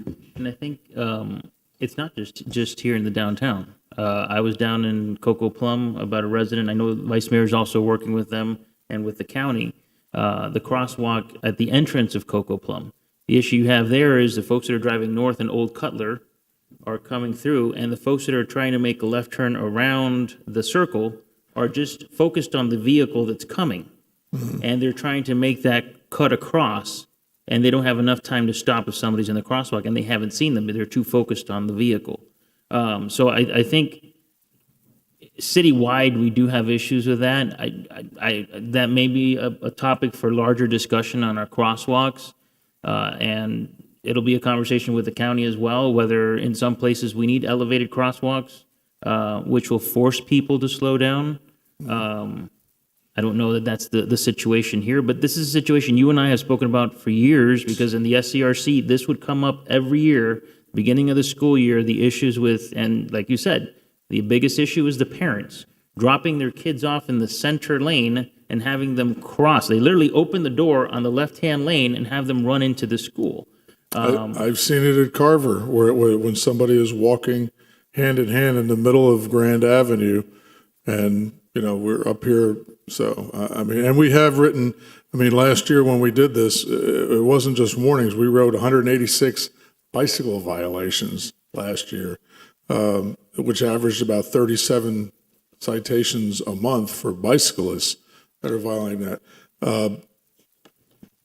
Commissioner Castro, I would just like to kind of put together something a little bit more comprehensive to say, this is something we can do with the policing side of it and work together a little more comprehensively to address your resolution instead of just, I don't know if I can find somebody to work 2 hours in the morning and 2 hours in the afternoon, because I would need 4 people. And I mean, the only thing we're budgeted for now from the city or from the county government is $77,000 for the whole year. So if I could provide some context to that, I know that has also been an issue that's been discussed for a while, because we do have 2 vacant positions that we have not been able to fill for a couple of years now. So having somebody there who can ticket is probably an option that will give this more teeth. Do you have resources right now to be able to move somebody there? We would have to do it on a rotational basis. So, I have, and, as of today, one of our longtime members who has been the part-time neighborhood traffic officer is retiring. So we need to push forward on finding those. I would recommend it, again, through the manager. We would have to talk with finance to see what those numbers are, because the part-time officers don't count toward our head count, so to speak, but they are officers. And that's something that we would do, because I can't take away from the cut-through traffic in the morning to put them there. I do believe once we get through the red light or the speed cameras, that's going to reduce some of the officers, the motorcycle officers that are working speed in a zone, where we can focus on some of the crossing. So I do believe within the next month or so, we're going to have a much better, clearer vision to what yourself and board member Rojas want to get to. I mean, we've dealt with this before, and I think in the meantime, our partnership with the principal and having 2 school board police officers and a Coral Gables officer on campus, which is already being done since the accident, should be a step in the right direction. So. Okay, I would want to thank Jessica Keller. She reached out to me several times, provided me with a lot of information that we worked with in the past and currently. I understand that we're having difficulties with the crossing guards. We have funding, I believe, is $77,000. However, from those $77,000, we were only spent, I think, $25,000. So maybe communications can help with advertising for this position, and besides Coral Gables High School. We're missing more schools. Right, we're missing. We only have 3. We're only budgeted for 3 crossing guards in the entire city. Again, even though it is not we're not commensurate with the Dade County school crossing guards that everybody sees. A much bigger program than that. We have been focused on public schools. A majority of the private schools hire off-duty officers from this department or others, and that's pretty much how we control that in and out. The $77,000 that we get, I believe, and I'll have to defer to legal eventually to see if those are earmarked because of the way it's collected from the county. So it goes specifically for crossing guards, and I don't know if we could move that to someplace else in our budget. No, I've already spoken to them. We cannot. But I'm just emphasizing the importance of covering those other schools that we don't have. Those are covered by police officers. So no school that we've already done. St. Teresa's, and again, I don't know how St. Teresa's pulled it off, but they had a crossing guard. They have police officers. At Ponce Elementary, they have police officers there every day. and making sure we're working across. Yeah. I did speak to finance. Paula, right there. Yes. We were looking, if we had to find the money, the 18,000 extra dollars extra, I think that's what we were talking about. I think we would be able to find that money to, So just for the record, so the funds that we collect from the county, actually, we collect just under $20,000 a year. So the funds, so the portion of the tickets that we receive, we receive under $20,000. However, we budget for 3 part-time crossing guards. As the chief and you guys have spoken about, he currently has 2 vacancies of the 3 that we have budgeted. And so if the commission directed the city manager to add an additional crossing guard to our budget, it is a nominal amount that we could probably identify in the fiscal year. It's not something significant. We would work with the chief's office and the manager to identify where those funds could come from. So because and we're halfway through the year, so we're not talking about a full year, then we'd have to add that to next year's budget, and it would be part of the budget that's presented to you during the budget process. But given that there are vacancies and that the chief has been unable to hire those positions, there are those savings, whether the next position hired would go to that school or another would be, part of that safety plan that's coordinated through the manager and the chief's office. there's a crossing guard little course, I think, required to be a crossing guard, and I don't think it's, no. No, I'll put crossing guards on neighborhood streets, and on ponds with a divided median.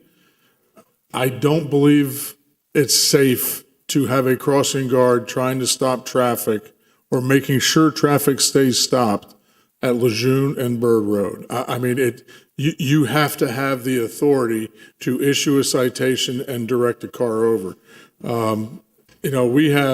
We're budgeted for 6 part-time traffic officers, and my budget shows $430,600 a year.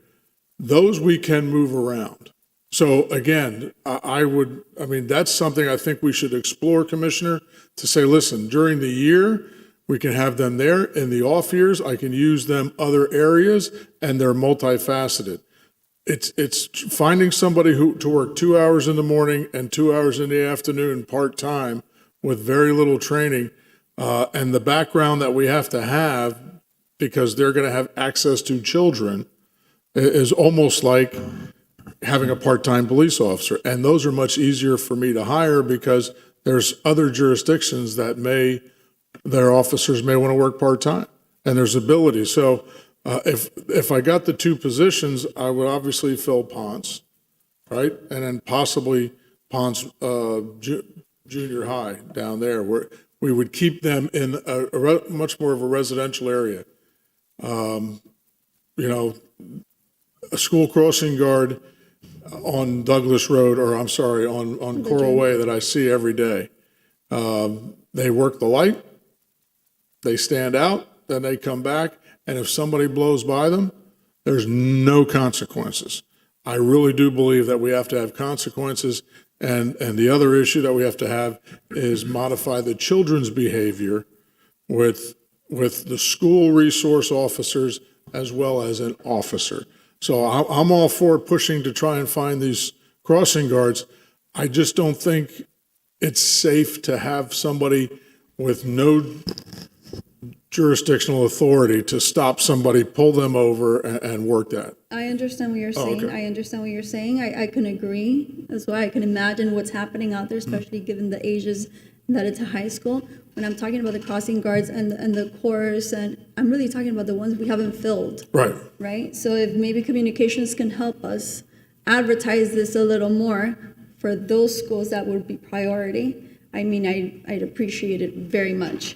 And as far as Coral Gables High School, I would love to follow your recommendation, but I would still maybe change the language on the resolution. So can I make a suggestion? Something along the lines, and Chief chime in, please, but maybe perhaps a resolution of the city commission authorizing the city manager to address current traffic conditions near Coral Gables Senior High School through policing as determined or as needed, as determined by the manager and the police chief. We can do something like that? Yeah, I think the issue, if it was, I would say to direct through the manager, instead of school crossing guards, traffic safety initiatives personnel, and that way it's kind of widespread.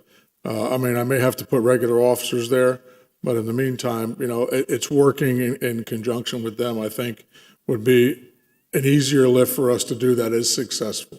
Beautiful. I agree with that. Okay. I agree to that, and if I would move it. You can move it, certainly. I'll second. Make the motion. I have members of the public requesting to speak on the item. First speaker is Maria Cruz.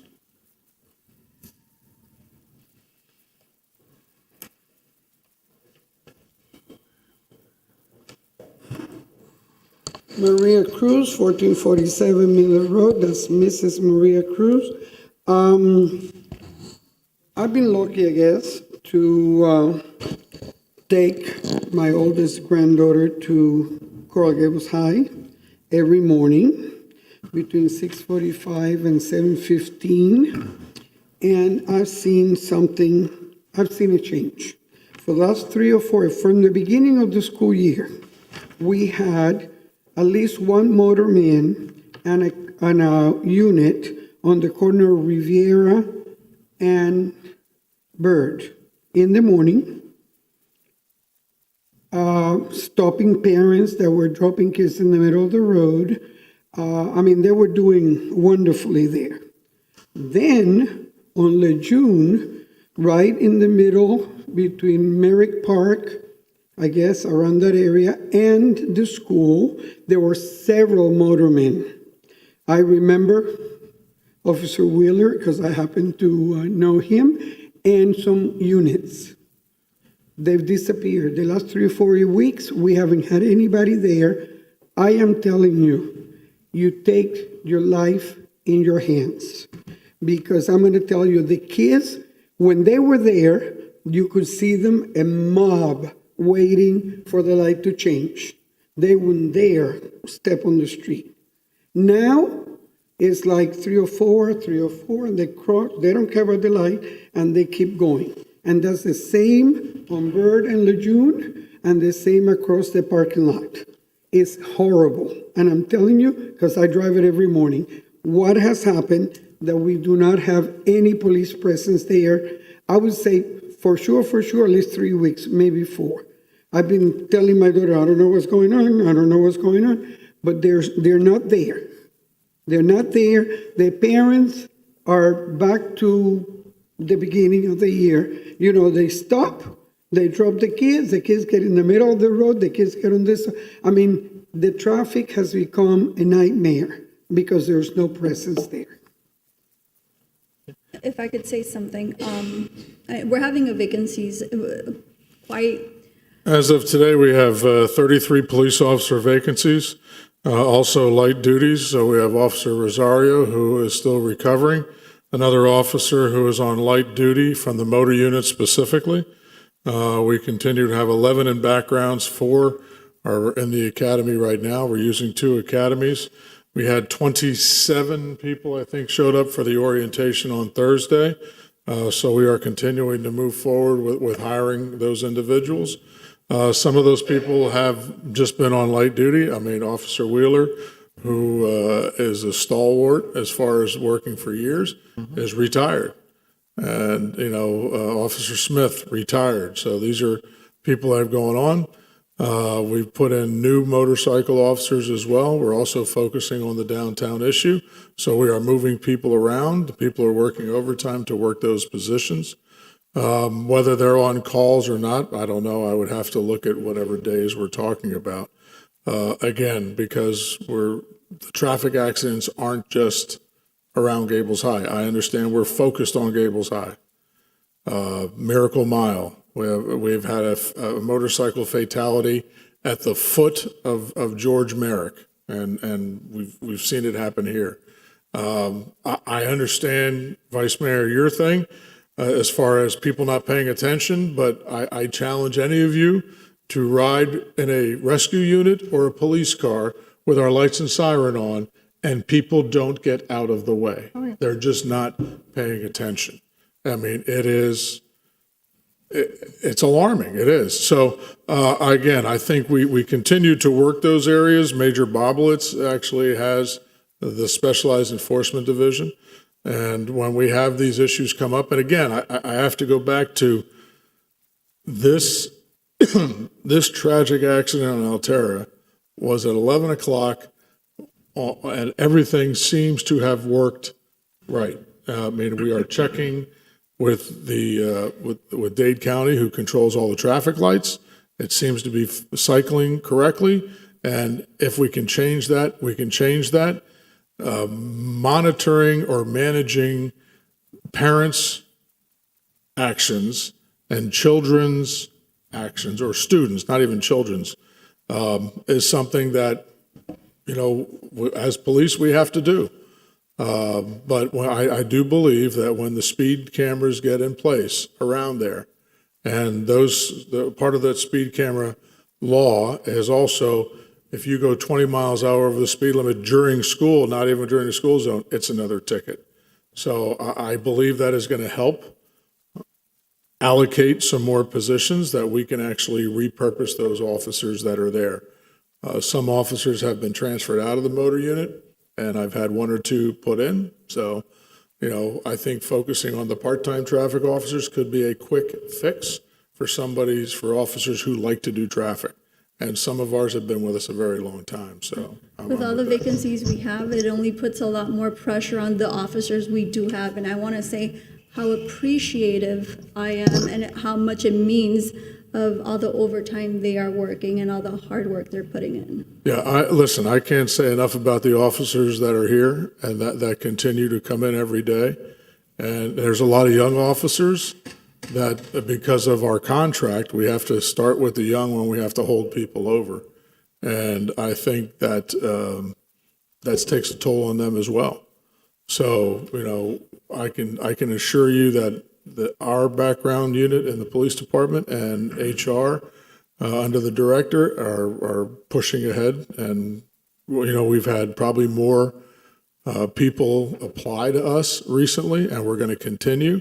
And when negotiations are done, I think we're going to have another whole different attack for certified officers that I think are going to help fill some of those vacancies. I mean, it's the ripple effect of the vacancies is what I think we're seeing. But there's always going to be boots on the ground. I think everybody needs to know that. That's my job, to make sure no matter how many people leave, we are going to have people on the ground. And, you know, I want to get those back. Thank you, sir. Mr. Clerk, do you have any Yes, Mr. Mayor, I have one more speaker. It's going to be on Zoom, and it's Jessica Keller. Ms. Keller, good afternoon. Good afternoon. This is Jessica Keller. I wanted to start by saying I wish there was a little bit more enthusiasm about transportation, traffic safety as there is pickleball. And we wouldn't be having these conversations. Initially, I wanted to speak in opposition to F11 in its previous form. Chief Dudek did a good job articulating some of the reasons why I opposed it in its original form. And we've also spent a lot of time talking about enforcement and education in these matters, but we're not talking quite enough about the engineering component of addressing safety. I really would like to see Florida Department of Transportation brought into the discussion. I'm aware of a project that is planned for the corridor, which includes lowering the speed limit along that portion of Lejeune Road. So coupled with lowering the speed limit on Lejeune Road and the speed cameras that the chief mentioned, I think it will improve the situation, but engineering needs to be considered in the discussion as well. That's all. Thank you. Thank you very much. That's it, Mr. Mayor. Okay, is there any further discussions in regards to this matter? Okay, so there's a motion and a second, correct? Yes, sir. Just to confirm, I have a motion and a second on agenda item F11. As Yes. modified, As as amended. amended. As modified, yeah. Okay. Yes, F11. Commissioner Menendez, Yes. Vice Mayor Anderson, Yes. Commissioner Castro, Yes. Commissioner Fernandez, Yes. Mayor Lago. Yes. You want to? Moving on to item F12, we had a discussion item on that. We already talked about it, or we're going to continue moving forward on So that? F12, I read it into the record, and so you all, I don't know if there's any think we action just- by the commission. So before we take action, unless there's just more commentary, I just wanted to add one last thing to it before we, do we know what we're actually voting on? Is there an actual piece of legislation that the county commissioner has proffered? So I'm going to ask the deputy city attorney to explain what the resolution as drafted provides and what we know about, Commissioner Regalado's efforts. Thank you. Good afternoon, everyone. Stephanie Throckmorton, Deputy City Attorney. The item before you today is a resolution in support of the County Commissioner's efforts to allow cities additional oversight and regulation of e-bikes, scooters, and micromobility devices. We have heard word that an item is coming. We do not have the item in front of us at the moment. It's my understanding it should be published with the next BCC agenda, but we do not have a draft item in front of us. My understanding is that it will be an effort to allow some sort of additional oversight over county roads, but again, I don't have the full story on what that Just legislation would be. Just 2 points really quickly, and again, we can move on. I'm in support of more oversight. There's 2 main points here. Number one, we have preemption by the state, which I think is critically important, and we don't even know if we'll be preempted because we don't have actual legislation being presented to us. I'm of the belief that I think that we should wait to see what is going to be presented before us before we make a resolution taking action on legislation that doesn't exist at the present moment. While I agree wholeheartedly there should be regulations on e-bikes, again, speed control, micromobility devices, I agree. But I'm of the belief that we should wait till the next commission meeting with her legislation and do a resolution of support. This is just a resolution of support, but at least we know what we're supporting, because right now I have not seen any legislation. I looked for legislation, and I asked both city attorneys at our meeting at my pre-agenda yesterday, and they said we don't have any actual legislation.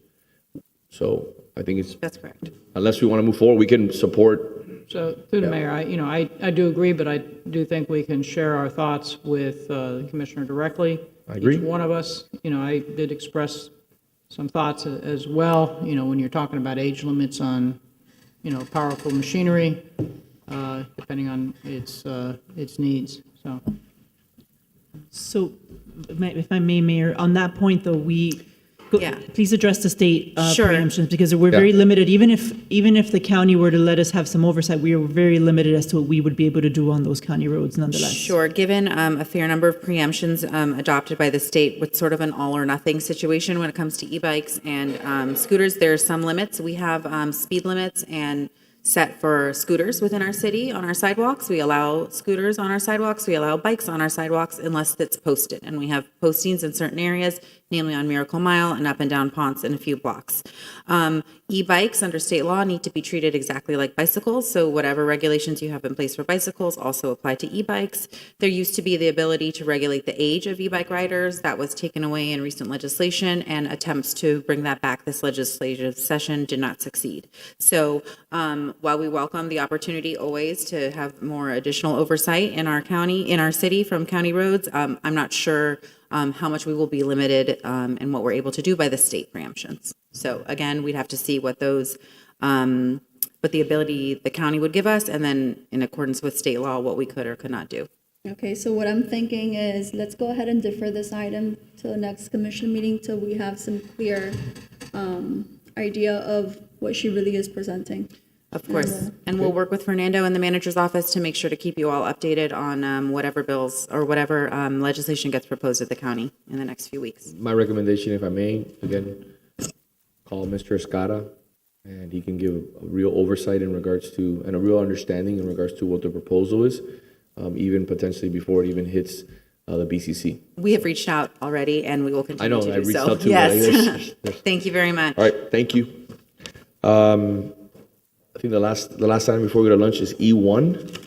We may. E1 is an ordinance of the City Commission granting approval of proposed amendments to the text of the City of Coral Gables Comprehensive Plan, future land use element pursuant to expedited state review procedures.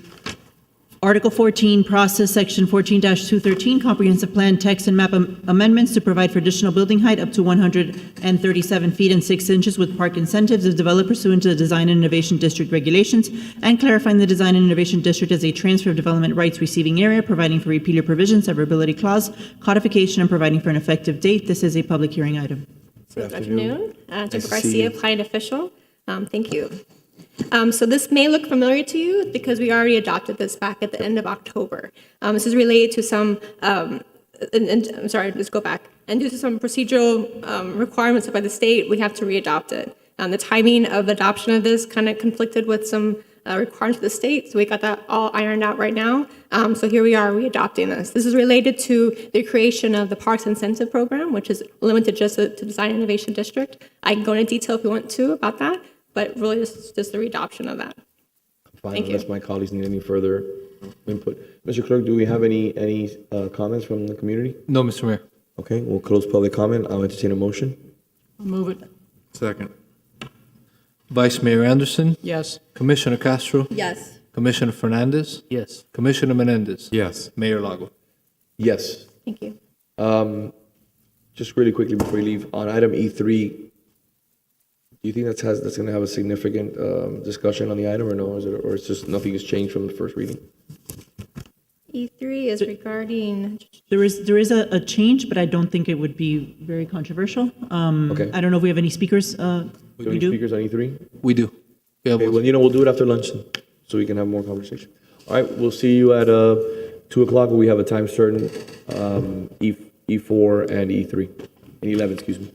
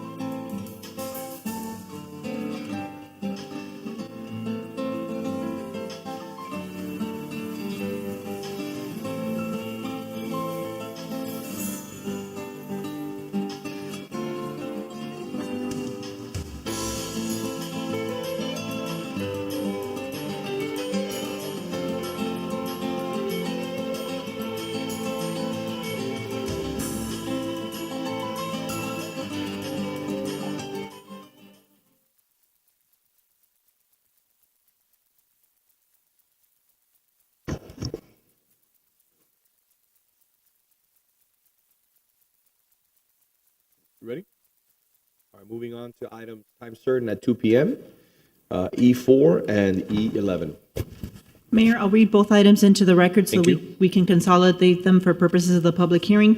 E4 is an ordinance of the City Commission approving a planned area development pursuant to Zoning Code Article 14, Process Section 14-206, General Procedures for Planned Area Development for a proposed Publix grocery store and liquor store on the property legally described as lots 1 through 48, Block 8, Coral Gables Craft Section, Coral Gables, Florida, including required conditions, providing for repeated provisions, severability clause, and an effective date.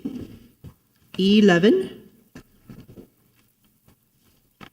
is a resolution of the City Commission approving conditional use review of a site plan pursuant to Zoning Code Article 14, Process Section 14-203, conditional uses for a proposed Publix grocery store and liquor store on the property legally described as lots 1 through 48, Block 8, Coral Gables Craft Section, including required conditions, providing for repeated provisions, severability clause, and an effective date. These are quasi-judicial items, so all individuals who would like to testify in this matter must be sworn in by the City Clerk.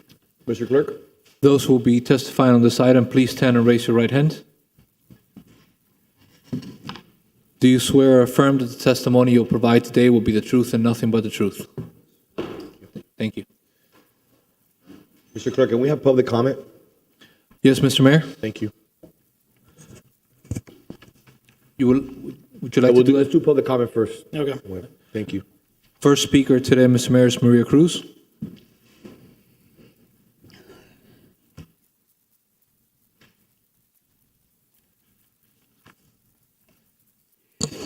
This is Maria Cruz, 1447 Miller Road. Since today is such a beautiful day in the city of Coral Gables, and I've been paying close attention to this project, I'm happy to say that I agree, that I support it, that I think it's wonderful, and go for it.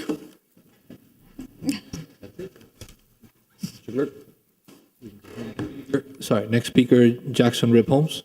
Mr. Holmes, good afternoon.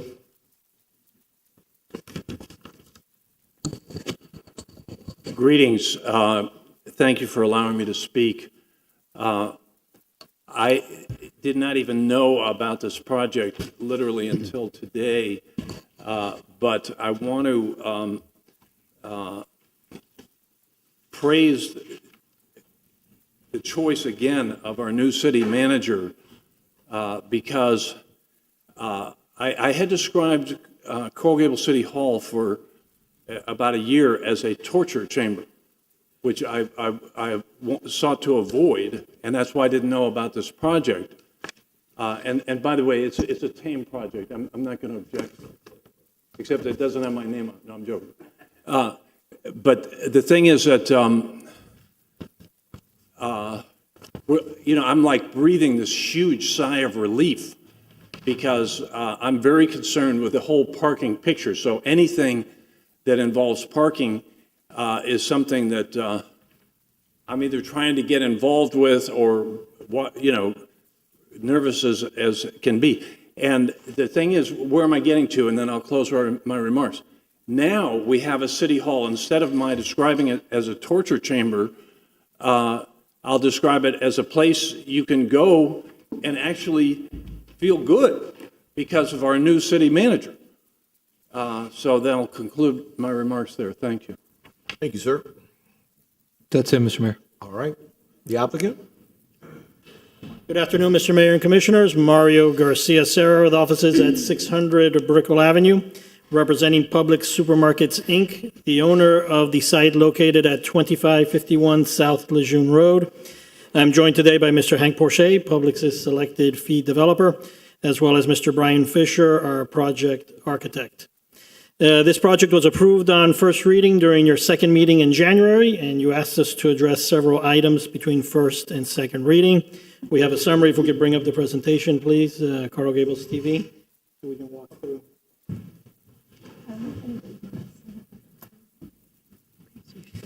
Thank you. Next slide, please. I'm sorry to interrupt you, but ex-party communications, I have received several emails. There has been people that have came into my office to speak about this project, and I just want to put that on the record. Here you have listed the various conditions of, or not conditions of approval, but items that were to be addressed between first and second reading. The first one is the size of the park. When we were here at first reading, the size of the park was at 19,000 square feet. Previous to that, it had actually been at a even smaller size of 10,000 square feet. The park that's before you today, and the plans that are before you today, is at 20,000 square feet. On the issue of the underground utilities, applicants, city staff, and FPL met and agreed that the overhead lines will be installed underground, the ones that are along the perimeter of the project site, as well as crossing Andalusia, Salcedo, and Valencia Avenue, up to points between Andalusia and Valencia, and the alleys to the north and to the south.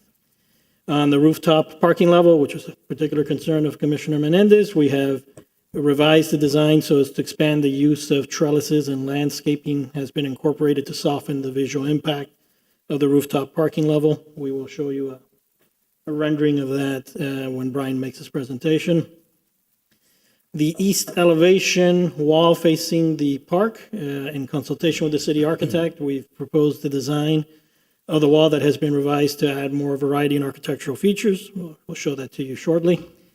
On the bicycle lanes, we met with the County Public Works staff, who requested a formal submission from the city of Coral Gables, and applicant has agreed to construct any of the proposed bicycle lanes approved by both county and city along the stretch of Andalusia and Salcedo that are abutting the property, and either wherever the city and county approve, whether it's the north or the south side of Andalusia. And Salcedo looks like it's going to be on the west side.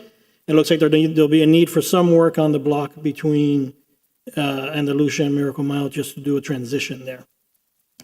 Right-of-way and traffic improvements, Vice Mayor listed several of them when we were here on first reading.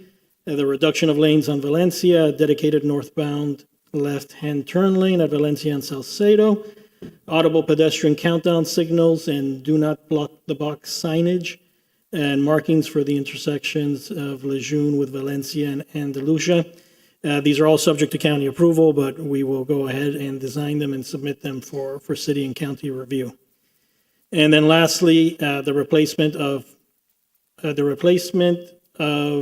what was previously proposed to be palm trees with oak trees in the West Plaza area of the project. So those are the items that were brought up at first reading and how we've addressed them in the time since. Okay, here's the latest site plan. As you can tell, there's a 20,000 square foot park on the side, on the east side. There's a lot to like about this project. The existing store is showing its age, and this new store will be a state-of-the-art location and a flagship facility, really, of Publix.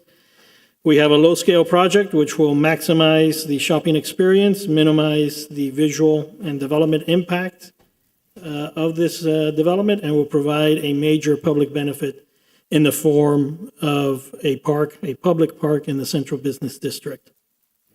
After second reading, there will still be some work to be done, such as agreeing upon a park improvement plan in the terms of the conveyance of that land to the city, but we will at least be finished with the overall site plan approval process.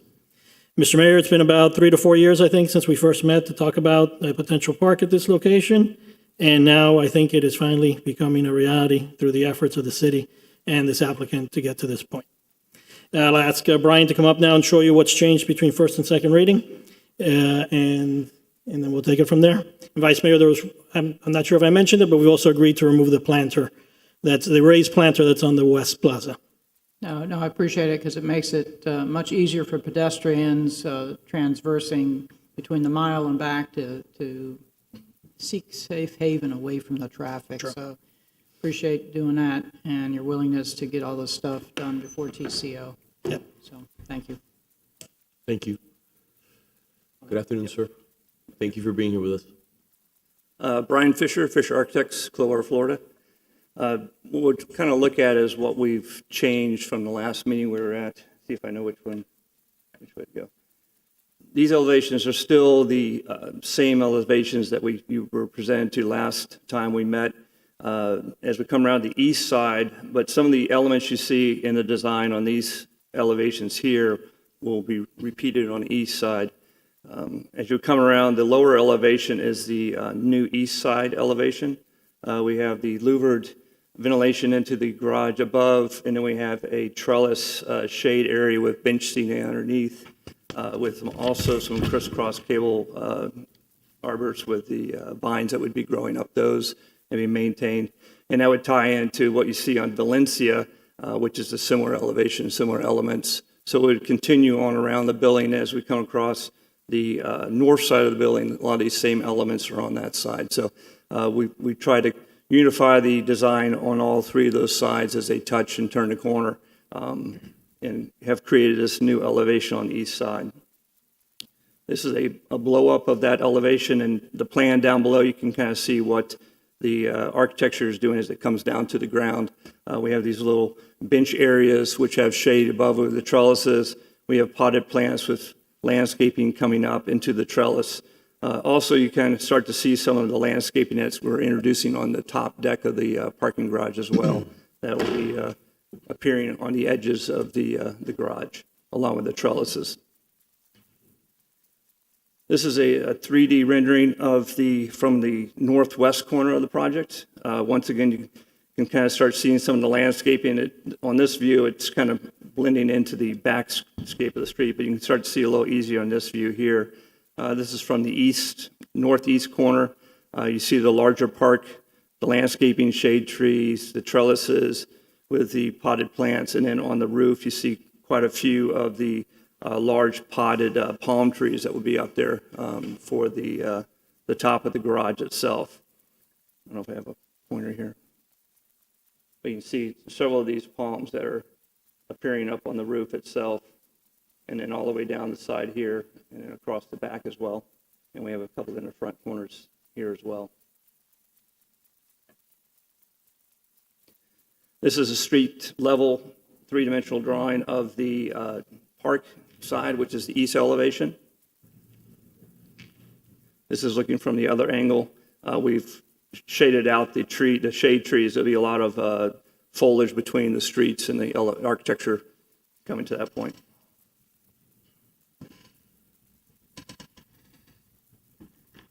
And this is the landscaping that is on that wall that kind of give an idea of what we're proposing to do with the trellises and the vine work going up the cable trellis.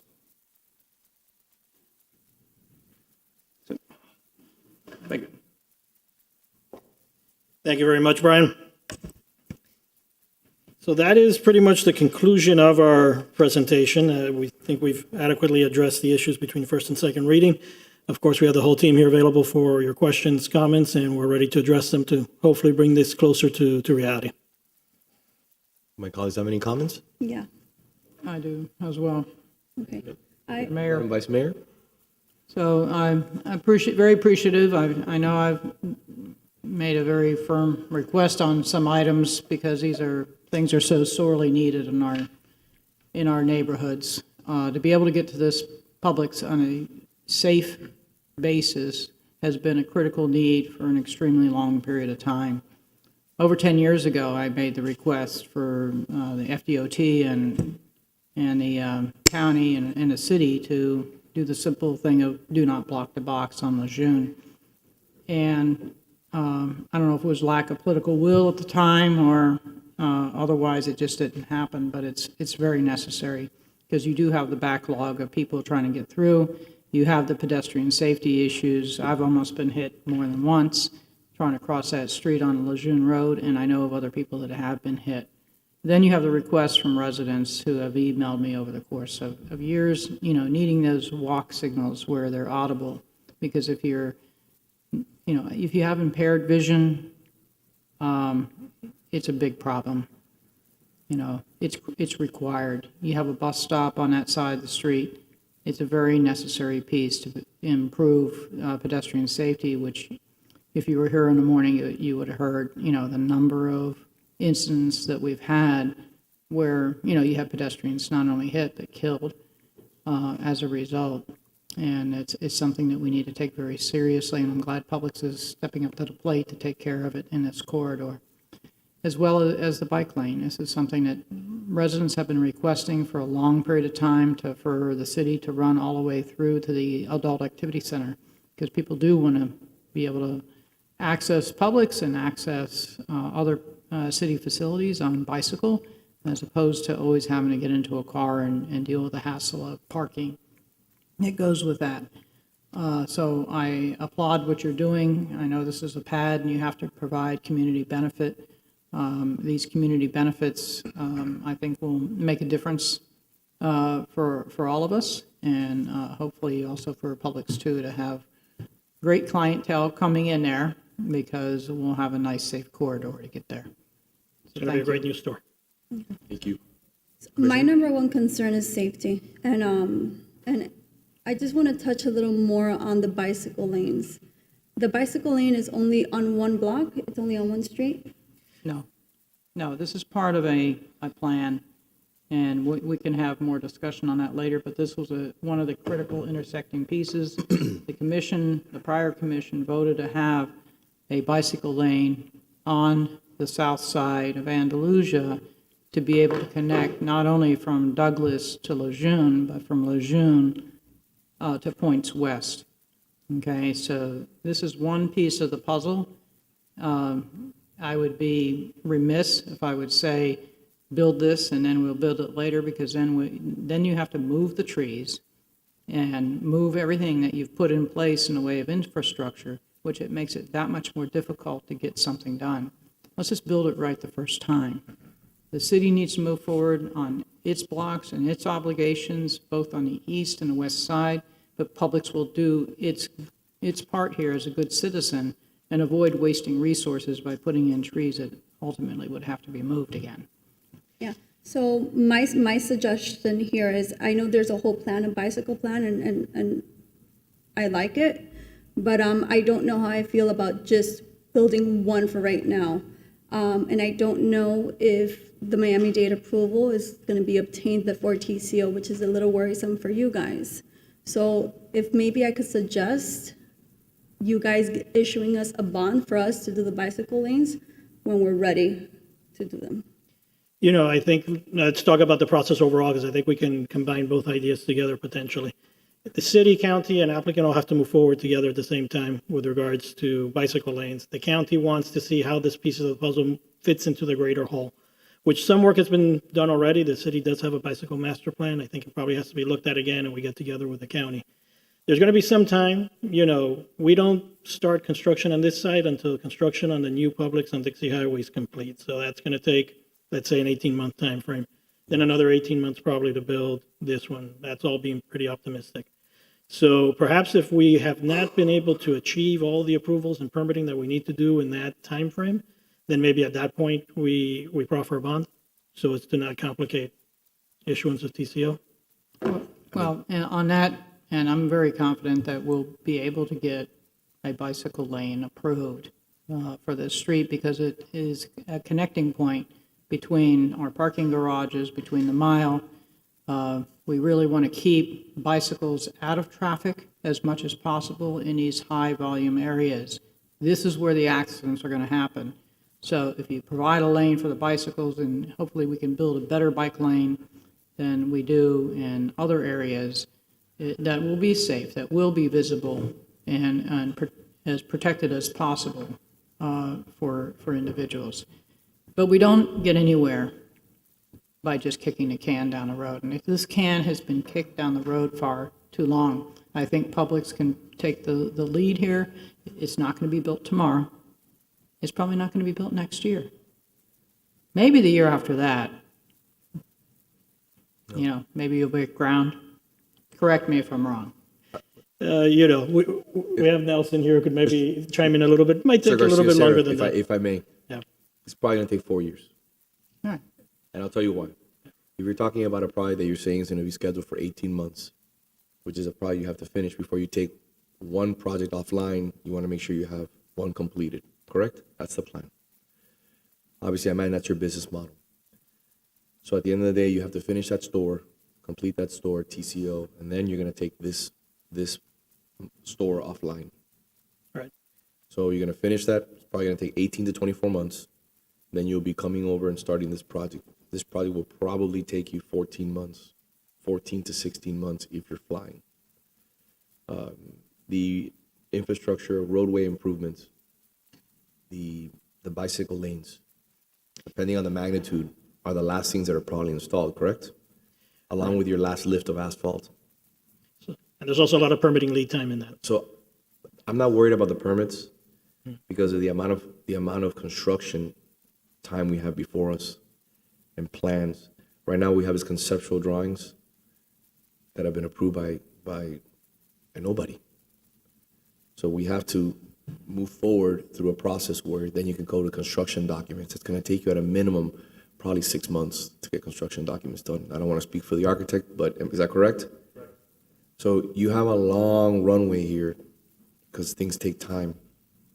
So, I mean, again, I think putting a bond on a project that you're waiting for another project to begin, and then you got to finish this project, you're not going to have construction overlapping. You're going to have potentially 3 to 4 years before this project on Andalusia is completed. So I'm not worried about whether the infrastructure is going to occur, because at the end of the day, Publix is the community partner. Publix is not going to step into the city having 3 stores and potentially even having 4 in the near future in such a small city and not do what's right for their own interests and obviously the community's interests. So, and I think that this is not that large of infrastructure that we're talking about. It's not like we're doing like a giant force main or a highway or a bridge. This is infrastructure that's needed. It's important, but I think that it's something that at the end of the day, it's going to be required by the city, and it's something that can be easily installed at the end of the project. And if it's not installed, guess what? You can't open the store.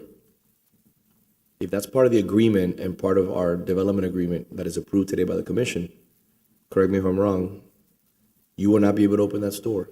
So I have full faith and confidence that the owner, Publix, wants to install whatever's agreed to today.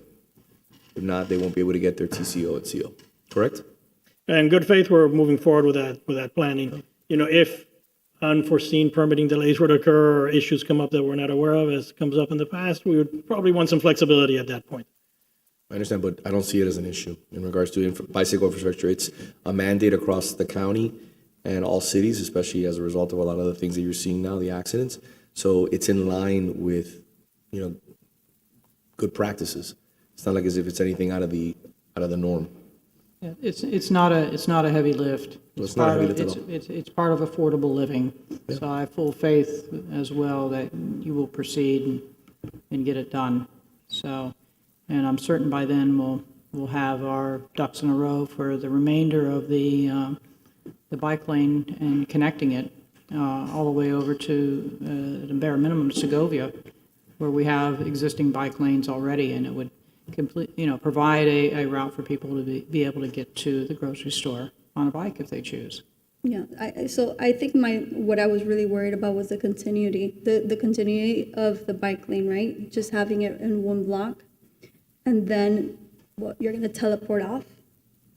It needs to continue, and I think that's Miami-Dade approval first needs to happen, right? Sure. And then where do you continue? And I know it's step by step.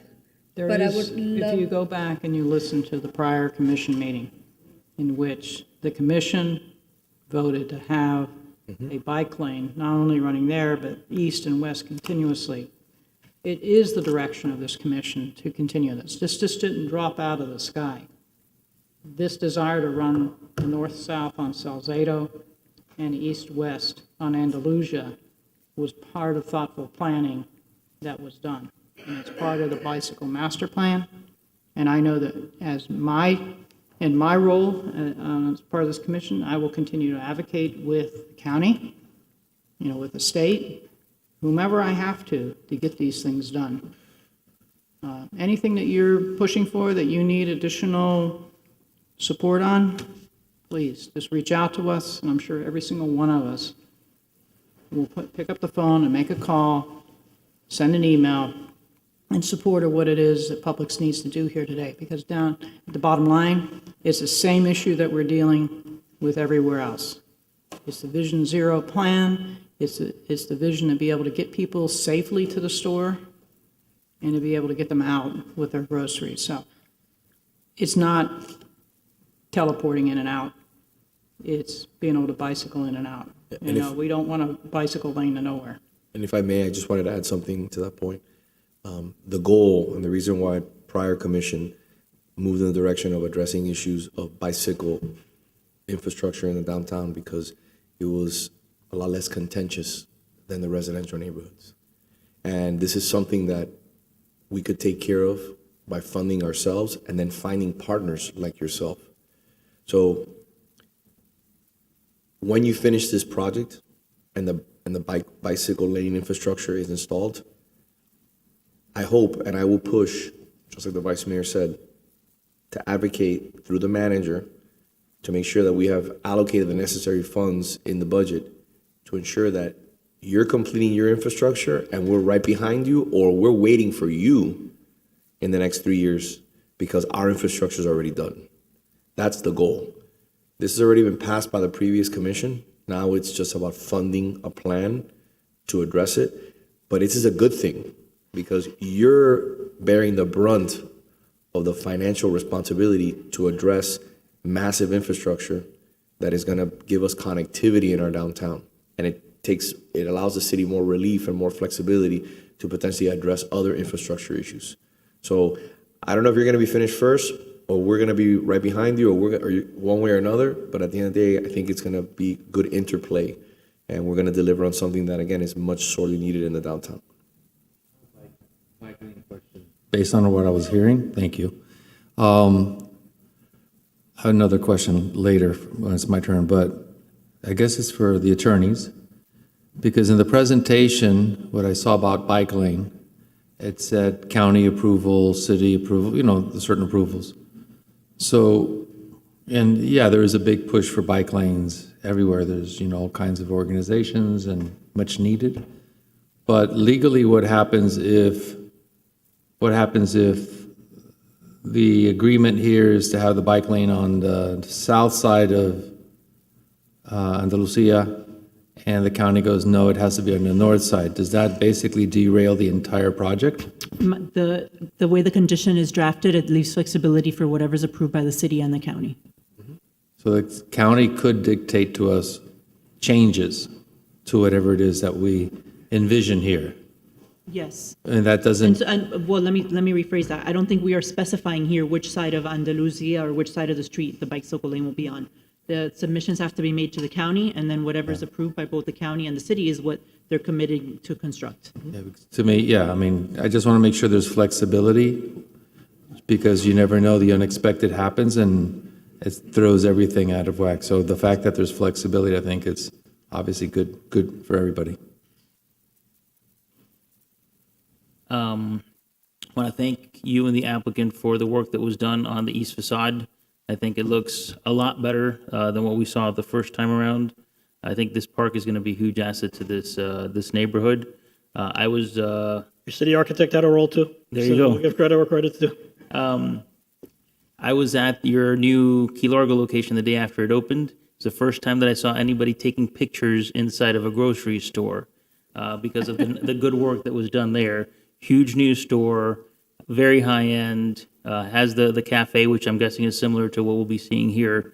I just want to make sure you don't build another nicer one after we build this one. So thank you for the efforts that have been put in, and I appreciate everything that was done between first and second reading to address the concerns that we all had. And my follow-up question regarding the improvements to the rooftop parking lot, parking garage. I guess there'll be an understanding of the agreement that Publix will maintain theirs. God forbid a storm comes by and, the trees that were there aren't there. Yeah, it's our responsibility to maintain and keep as are indicated in the plans right now. Okay, wonderful. I don't know if you guys want to talk anything about windstorm or anything like that no? Everything's done to code. Is there any other further comments by the commission? No. So before we make a motion, I just wanted to touch on three things. You mentioned one before. Having worked with you, Mario, on this project for 3 or 4 years, it's been a labor of love, and I want to congratulate the team members here. We've been on many, many Zoom calls. Even when I've been on vacation, I've been on Zoom calls with you. This is truly a visionary project. And I remember when I came to you with our previous city manager, and we started talking about, will you move your Publix a little bit so we can get a park? And to be honest with you, it took a lot of negotiations, but you never said no. And I really value that. And that shows me, and not only myself, but it really shows this community that you're a true partner of the city of Coral Gables, and that you just don't see us as an investment opportunity. You understand the importance of a partnership like we're in. So I want to commend you on that. When we started talking about the park, it started at 10,000 square feet, and now we're at 20,000 square feet.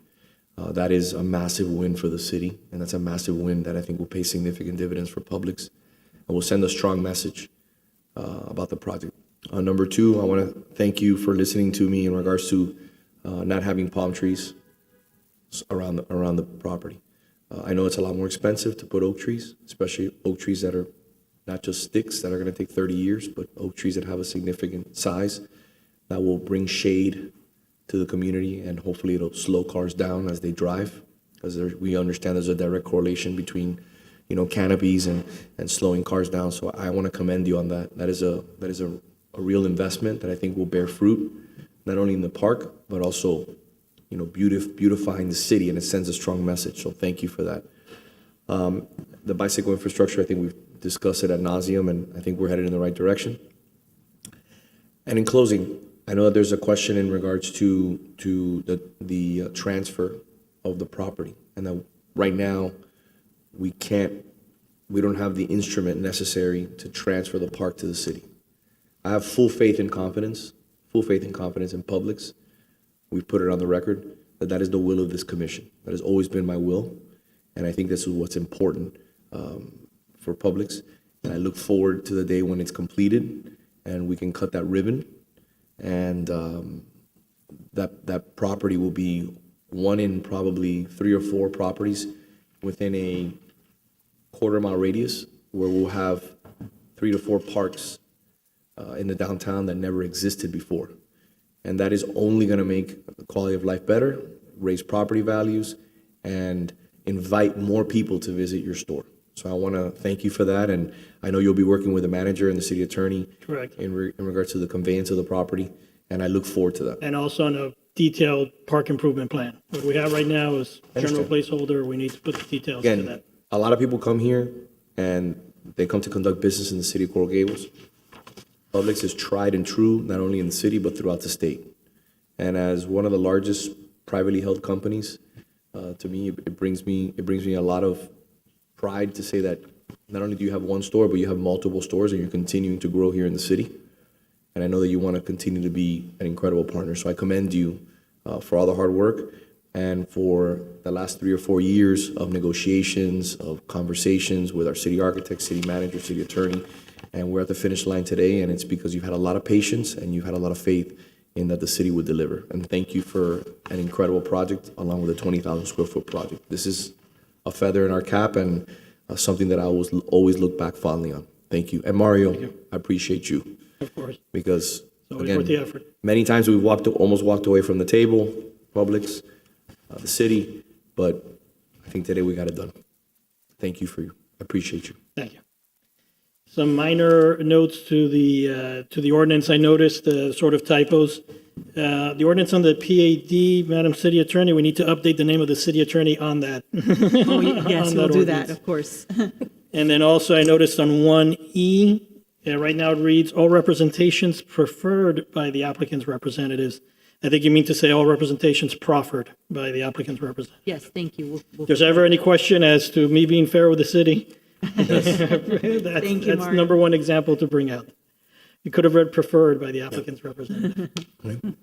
So is there any other further comment? I will entertain a motion. I'll move it. I'll second. So we do have 2 items. Mm-hmm. So is this a motion on E4, E4? the PAD ordinance? Yep. So I show Vice Mayor Anderson making the motion, Commissioner Fernandez seconding. Commissioner Castro? Yes. Commissioner Fernandez? Yes. Commissioner Menendez? Yes. Vice Mayor Anderson? Yes. Mayor Lago? Yes. Moving on to item 11. Thank you very much. 11. Have a good day. Thank you. 11 is a resolution I'll approving move the it. site plan. Sorry. It's okay. Second. Look, switch it up. Okay. I'm sorry, who Mr. seconded? Clerk, we have a second. Me. Commissioner Fernandez? Yes. Commissioner Menendez? Yes. Vice Mayor Anderson? Yes. Commissioner Castro? Yes. Mayor Lago? Yes. Now I can say thank you. Thank you very much, everyone. Thank you. Congratulations. Thank you. It's been a pleasure. Moving on to item H1. It's always a pleasure with Publix.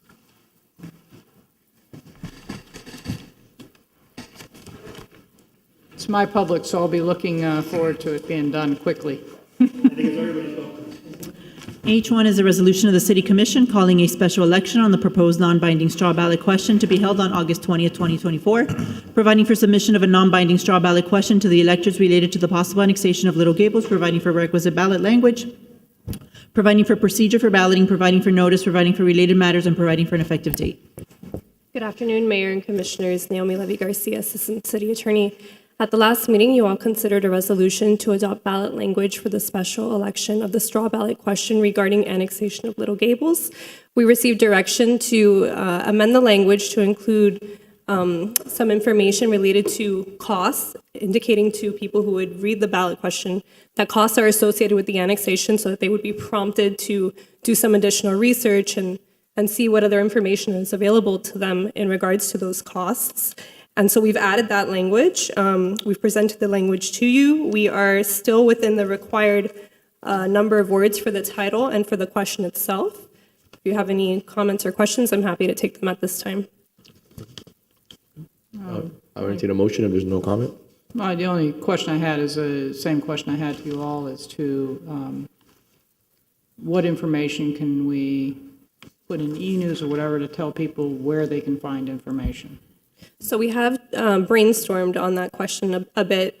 We do think that we will be able to direct residents and individuals who are interested in obtaining more information regarding the annexation costs. We do think we can add some information to e-news, directing them to the website, and that all information, including the estimates that Diana discussed at the last meeting, could be posted on the website. I'll move it. I'll second. I'll second. Commissioner Menendez? Yes. Vice Mayor Anderson? Yes. Commissioner Castro? Yes. Commissioner Fernandez? Yes. Mayor Lago? Yes. Thank you, Naomi. I appreciate your hard work. Moving on to item E2.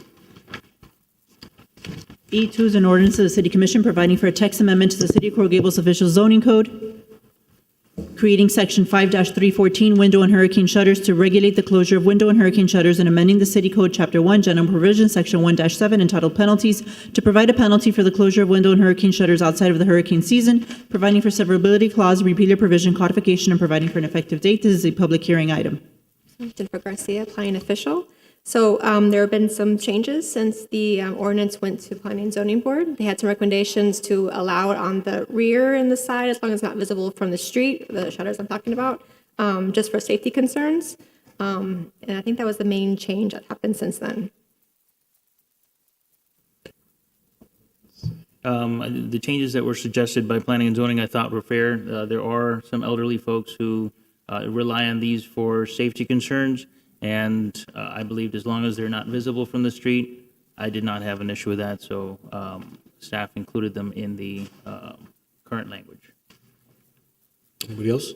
Oh, I would agree with that. I mean, having my obligations when my father was alive to go up and make sure that his place was shuttered,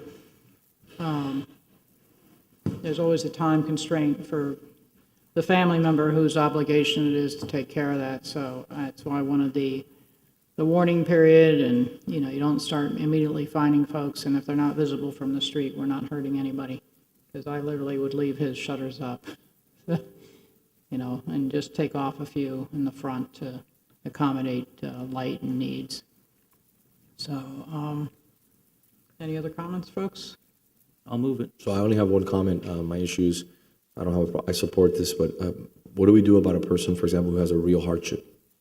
I know it sounds absurd and ridiculous that a person cannot remove one shutter, but if you have a person, I received a few phone calls from residents that told me, I can't afford it, or I'm retired, or I'm disabled, I have to pay somebody to come and do it. How are we going, because it's going to happen, how are we going to address somebody that says, again, I'm in favor of the ordinance, this is a beautification issue for me.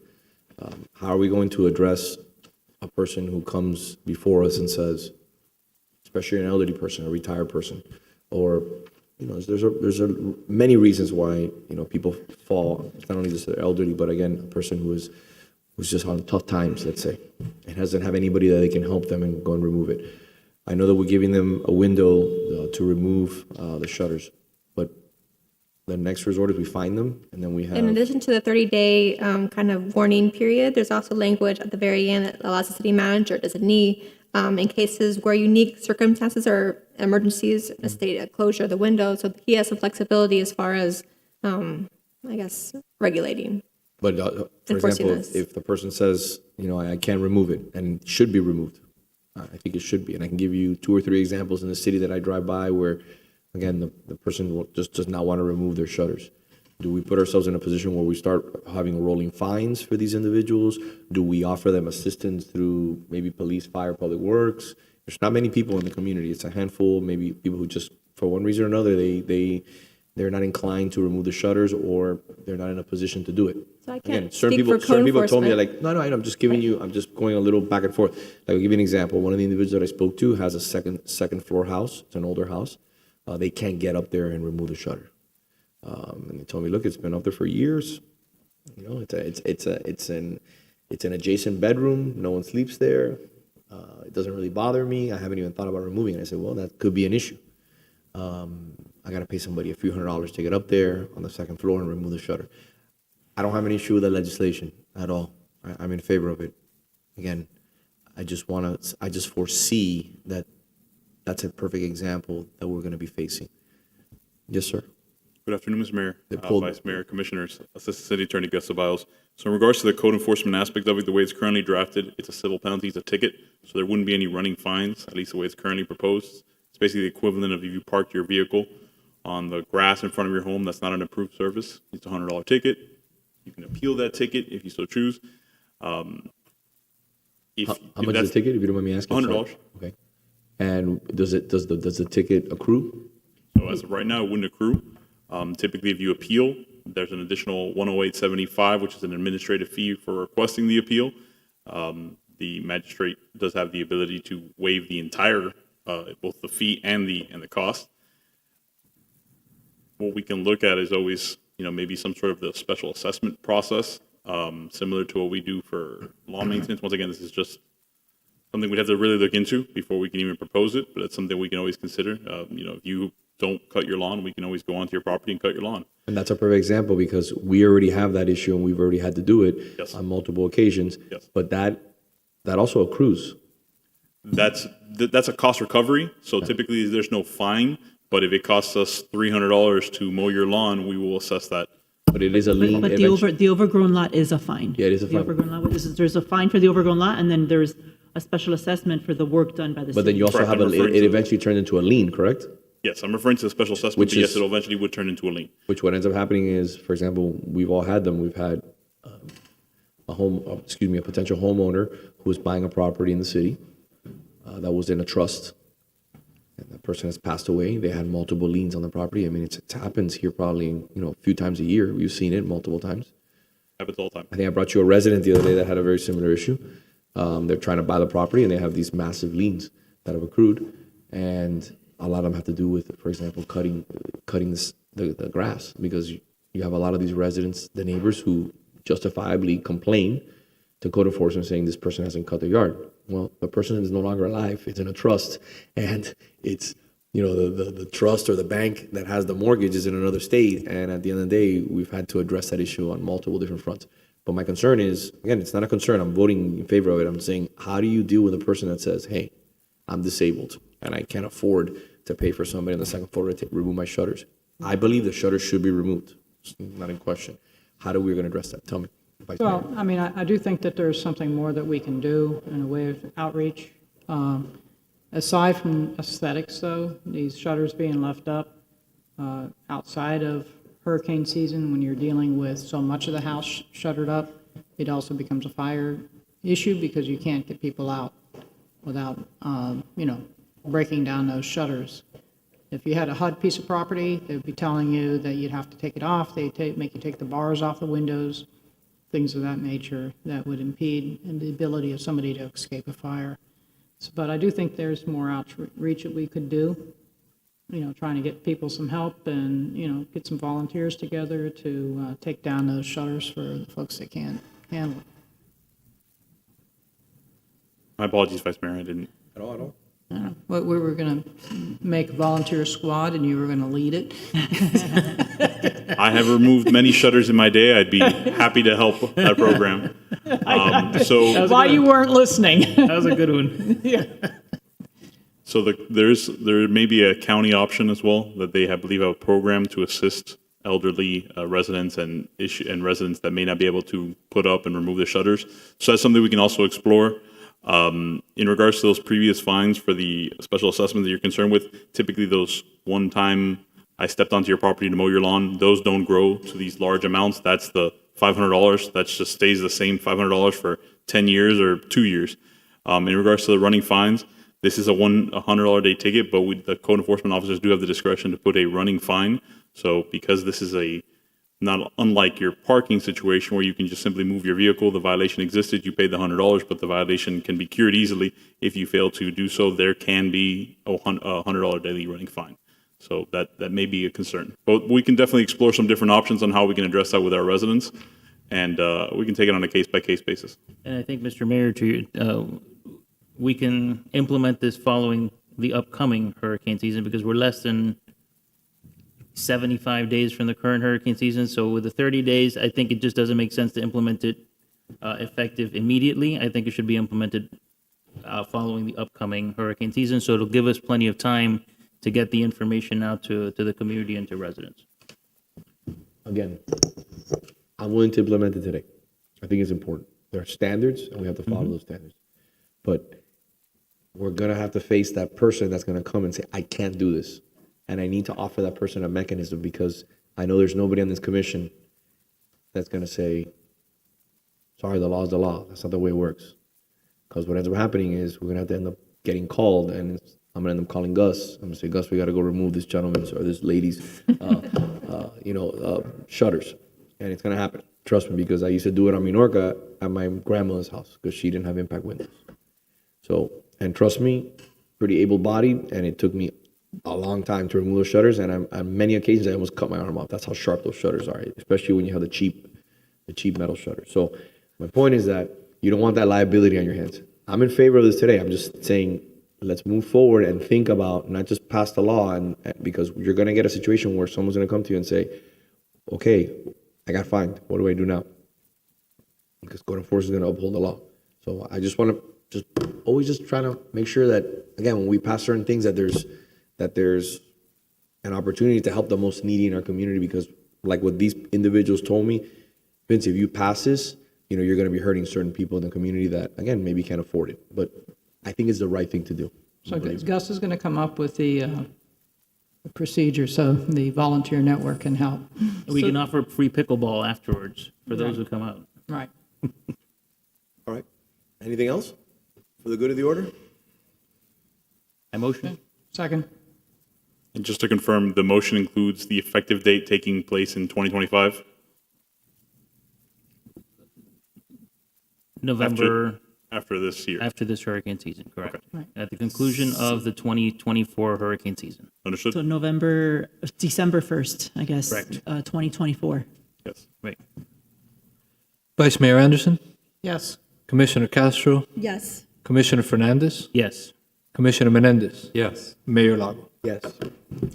Moving on to item, one second.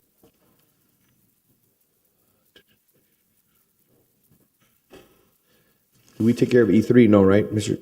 We have not done E3. We have E3. E3 is an ordinance of the City Commission providing for text amendments to the City of Coral Gables official zoning code, amending Article 1, General Provisions, Section 1-104, Jurisdiction Applicability, amending provisions for the citing of city facilities to include facilities for workforce housing that are owned, financed, or operated by the city, the county, or other public governmental entity as required by the Code of Miami-Dade County, Section 33-193.7, applicability in the incorporated and unincorporated areas, minimum standards, exemptions, providing for repeated provisions, severability clause, codification, and providing for an effective date. This is a public hearing item. Jennifer Garcia, planning official. So as Planning and Zoning Board reviewed this, they wanted some clarification. There were some concerns about the county, regulating our jurisdiction. So we did some clarifications that that has to be fully financed by the government, a government entity. So it's not just partially financed, it has to be fully financed. And they would still be required to comply with the substantive provision of the zoning code, so setbacks and open space and height and whatnot. But they would still have the more streamlined process for the review, actual approval. Mr. Clerk, do we have any comments? We do, Mr. Mayor, but the speaker's not here, so. Okay, well, then we'll close public comment. And is there any comments from the commission? If not, I'll accept the motion. Move it. Second. Commissioner Castro? Yes. Commissioner Fernandez? Yes. Commissioner Menendez? Yes. Vice Mayor Anderson? Yes. Mayor Lago? Yes. Moving on to item F1. Thank you so much.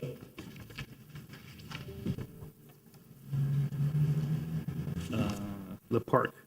I had asked, I'd spoken to the manager and to the ACM about a few of the issues that residents had been having with the park. I know conversations have already taken place and some of those issues have been addressed, but Sardinias.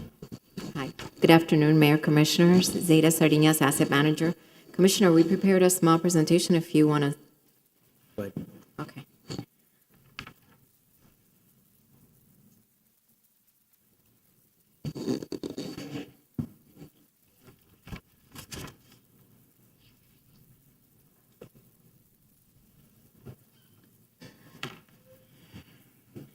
Okay, to provide an update. So Bonjour LLC took over operations at the cafe on November 27, 2023, when it entered into a 3-month license agreement with the city. That agreement was from 11/27 to 2/27. The agreement included a 3-month renewal between 2/27 and 5/27 at the city manager's discretion. The interim city manager granted that renewal, and Bonjour will continue operating the cafe until May 27th. Regarding Bonjour's performance, since taking over the operation of the cafe on 11/27, Bonjour expanded the cafe operating hours to 7 days per week, Monday through Saturday, 7 a.m. to 8 p.m., and on Sunday from 8 to 5. Bonjour has also provided additional varieties of baked goods, cakes, and specialty menu items that have met with positive feedback from the community. In coordination with the city's communication department, combined marketing initiatives were implemented to develop content and increase followers on the Le Parc Instagram page. Bonjour LLC has also promoted the Le Parc location on its established Instagram pages. Bonjour LLC has also taken responsibility for some of the city's expenses and operating costs. With respect to customer satisfaction, the customer feedback results on the Toast system showed that out of 33 respondents, the cafe received 29 positive and 4 negative ratings. Toast positive and negative ratings were attributed to atmosphere, wait time, service, and food quality categories. And the Google reviews for Le Parc are almost at 4.5 stars.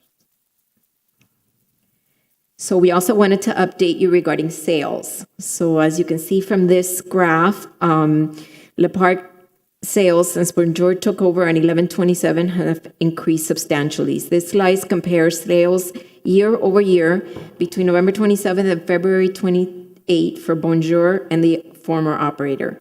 It's important to note that the sales that you see here from the former operator include beer and wine sales, but Bonjour only started selling beer and wine on February 14th.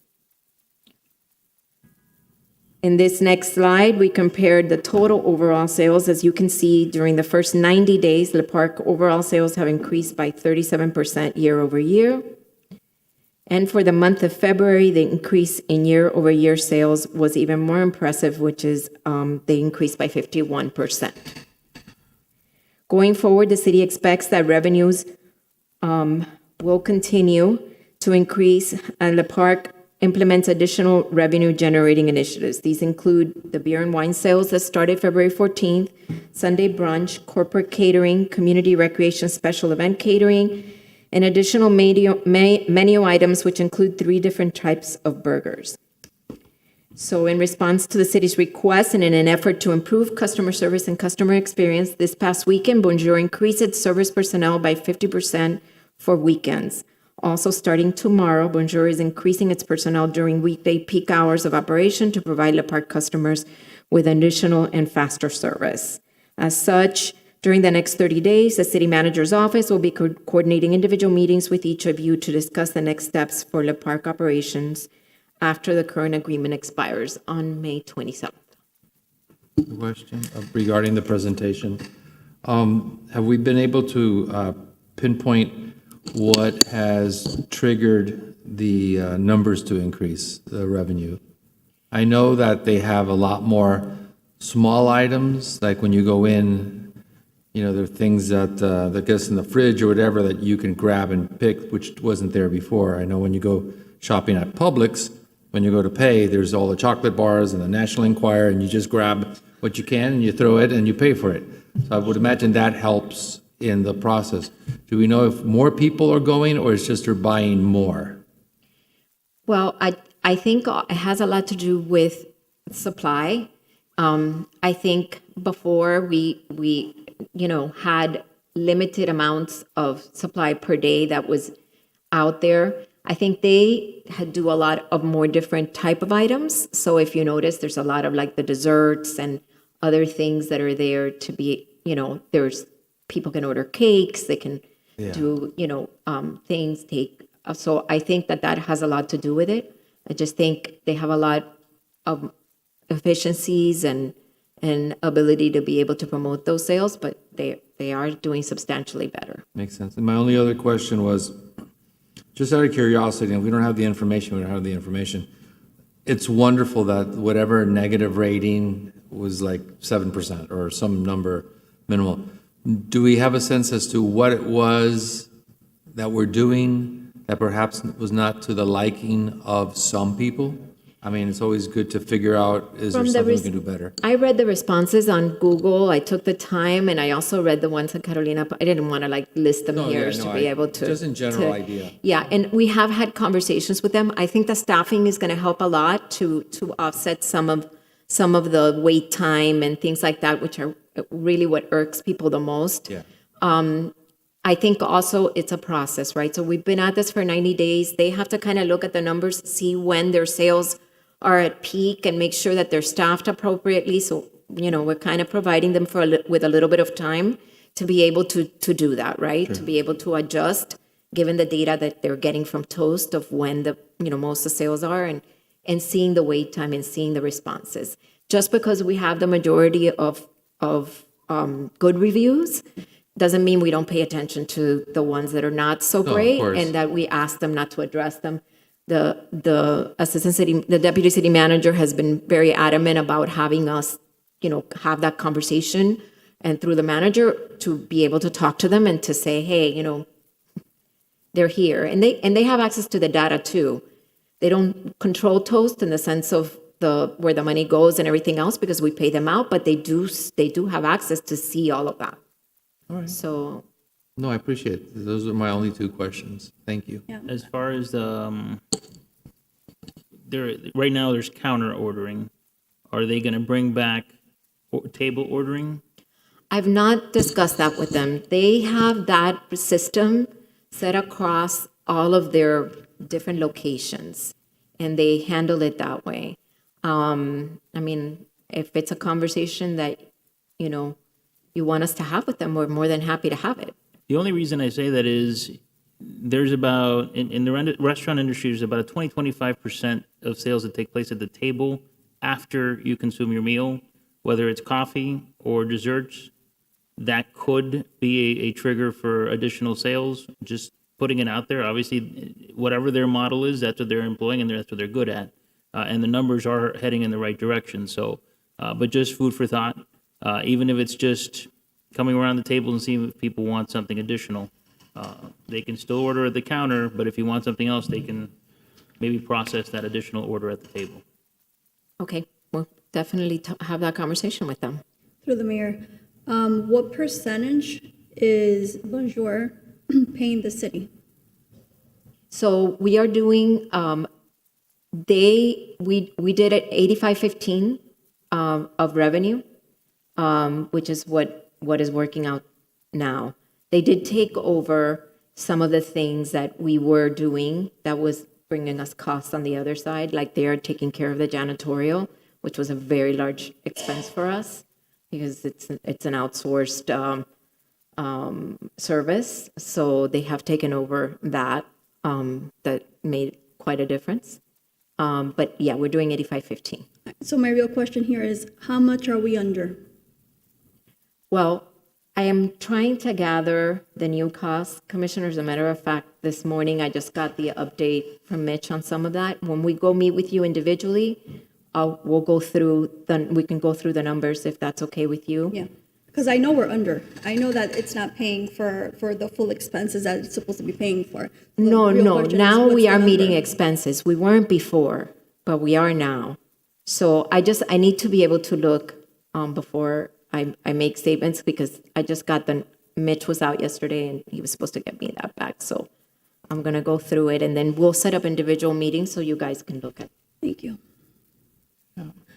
Just wanted to really applaud the changes that have been made. I think the budget speaks loudly that people are liking the positive change, and as the word gets out more and more that this is now a more hospitable, wider menu, broader menu for people to be able to dine at with better hours and consistency.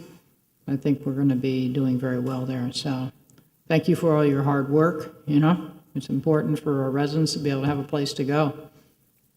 Well, I that's great. I think it's not only me. The Parks Department is really, has a lot to, they put a lot of time into being sure that they're directed and that the day-to-day operation works.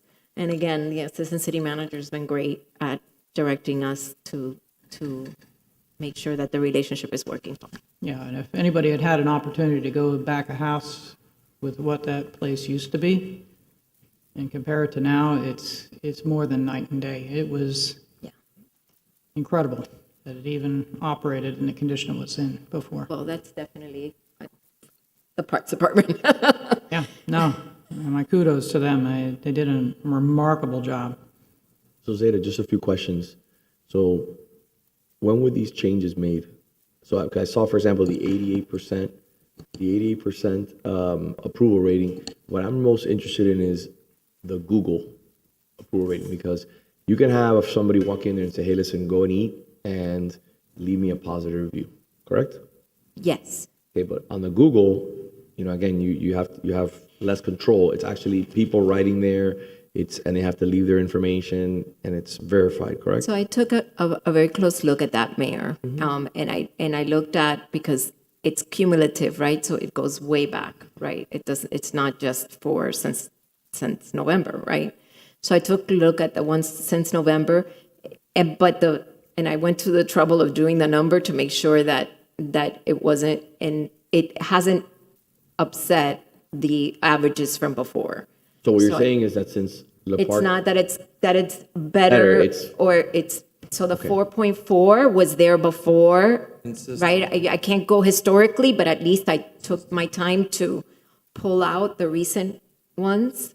And again, the ones that I pulled out that had issues had a lot to do with the wait time. But it's not like we implemented something this week that has gone gangbusters and everything is going perfect. It's something that's been going on for some time now. Yeah, well, in November, I think when the change happened, and Parks took it over for a little bit of time, and they were supplying the food, and we were doing that, and then they finally took over with their employees. I think that, again, the amount of choices that people have and the ability of what we've put out has really made a difference. It's great. I appreciate it. Okay. Perfect. Thank you, Zeta. Thank you. Moving on to item F3.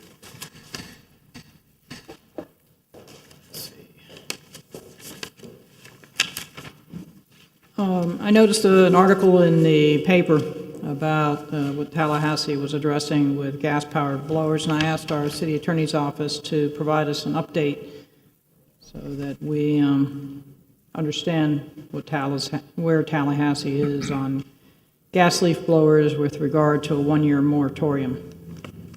Thank you, Vice Mayor. This legislative session is over. Special thanks to our legislative team and Naomi and Fernando for assisting the city in all this. Implementing Bill HB 5003 had an amendment that stated in order to implement specific appropriation 1864, which I will get to in a minute, of the 2024-25 General Appropriations Act, a county or municipal government may not amend or adopt an ordinance that restricts or prohibits the operation of a leaf blower that is powered by an internal combustion engine or motor. This section expires July 1st, 2025. It's essentially a one-year moratorium / preemption on municipal regulation of gas-powered leaf blowers. It is tied to a specific appropriation, which is non-recurring funds from the General Revenue Fund that are to be used to conduct a life cycle analysis of leaf blowers powered by internal combustion engines compared to electric or battery operated alternatives. So in that implementation of that appropriation came along with a one-year preemption. That's it. Can't talk otherwise, so I figure this way I can The state communicate. of preemption. Huh? We live in the state of preemption. That's true. I have a question. So does that mean no new legislation? Does it impact anything that's already in place that limits gas power? No, it's modifications or adoption of ordinances. So it sort of Anything grandfathers new. in anything that's there. As Naomi can tell you, we do not currently have anything on the books that would be preempted by this ordinance. I mean, this, not an ordinance, this implementation bill. We can certainly add it to next year's legislative agenda, though, as this particular preemption will sunset after 1 year. Okay, that's it. Thank you. Thank you. Moving on to the last item of the day, F6.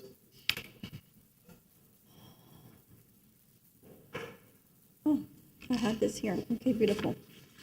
This is not the first time I mentioned this, but morale in the whole city is quite a little low. I've met with Christina, I believe Stephanie, HR department, Raquel. There you go. I met with Raquel. I think you guys received a letter, all employees, from the city manager's office. It's going to be now the employee ambassador committee. It's going to it's the idea of bringing back the picnic so we can do some bonding. And right now we're working with IT to make sure that we could provide online a platform that you feel safe with your suggestions or concerns that's not going to trace your IP address or trace back to you. You're not going to be afraid. We're trying to provide the most healthiest working environment. That's the whole point of this Morale Committee and Employee Ambassador Committee. If you're interested, you volunteer. You write an email to Lena in the city manager's office. It's going to overstep HR. No directors, no supervisors, no managers. This is for the general employees. I think after that, Lena would choose as far as, I think we're going to have a committee. That's the correct word, committee? Committee, right? Committee. And then everybody else is welcome to attend. What's really exciting about this is that we have a city manager that is more than willing to listen to concerns, and we also have an assistant city manager that will do the same. So I know that I've spoken to both of them about it's going to be every one Thursday of the month, and they're going to be at the end of the meeting to sit with you in private if it's necessary. If you don't want to put things in writing, if you don't want somebody to listen to what you're saying, they're going to be more than available to listen to. And I think this is going to really improve the culture of morale in the whole city. And I'm really looking forward to this. Correct, Commissioner. So we're really excited of bringing, and thank you for the suggestion of bringing back, the Employee Morale Committee 2.0, right? So it's going to call the Employee Ambassador Committee. It's going to meet the first Thursday of every month from 12 to 1. We would like participation from every department, and for the large departments, divisions within the large departments. So they're going to meet from 12 to 1. Lunch will be provided. It's open to all employees, even if you're not selected to be an ambassador. And the idea is for employees to offer suggestions, ideas, anything that they feel they would like the city manager to address or to discuss. Immediately after that meeting, the city manager or the city manager's designee will make themselves available for an hour after that meeting or half an hour after the meeting, however long they need, to discuss any issues that were raised during that meeting. So the committee should choose like a spokesperson to then have that meeting with the city manager or his designee. So right now, we are encouraging any employees who would like to participate to send an email to Lena Santiago, so lsantiago@coralgables.com, just identifying or letting her know that they were interested, and then she will select from the pool of employees who are going to be our ambassadors, and we want a good representation citywide. Thank you so much for being, all of you ladies on Women's Month, for being so receptive to my suggestions. And I see this turning out very good. Thank you. Oh, and one more thing, we already have selected, or I think IT has already created an employee suggestion box on the intranet. So if you go on the city's intranet, they'll see an employee suggestion box. You can click on it. You can type whatever suggestion you want. Those suggestions go straight to the city manager's office. So no one else has access to what any employee can, whatever suggestion that employee puts in that suggestion box. We'll also be purchasing physical suggestion boxes, and we'll place them around the different lunchrooms throughout the different city buildings. And again, trying to encourage a safe way for employees to provide us with any suggestions, ideas, good, bad, anything. Yeah, I want to reiterate the importance of the mechanism that we're using to put suggestions in, and it's going to be directed to him, but I also want the employees to know it's not going to be traced back to them. Correct. So feel safe to express yourself, because whatever we could do to better the work environment, I believe we're going to do. Thank you. Just a couple of comments, because I know that this was a program that was tried before, and unfortunately the participation dwindled. I think, too, if we could emphasize to employees that, they can also go to a library if they're still concerned that their IP is going to be traced, that there's not going to be a camera at where the suggestion box is, so their suggestions are taken that way, because reluctance many times is you're concerned about what a supervisor may or may not do, and the supervisor may not do anything bad, but people are just apprehensive for fear of the unknown that might happen. So I applaud this. I hope that employees participate, and out of this we can get some different programs and so forth going forward that make our city a better place for people to work. Absolutely. I agree. I think this is a phenomenal idea to bring this back. And as I've said many times here to the employees watching, if there's any concerns you ever have or anything that this commission can do to help you, please feel free to reach out. Our office doors are open. Our phones are available. Feel free to reach out to us directly. We have a manager in place and a management team that's willing to address any concerns that you may have. And we appreciate all the hard work you all do.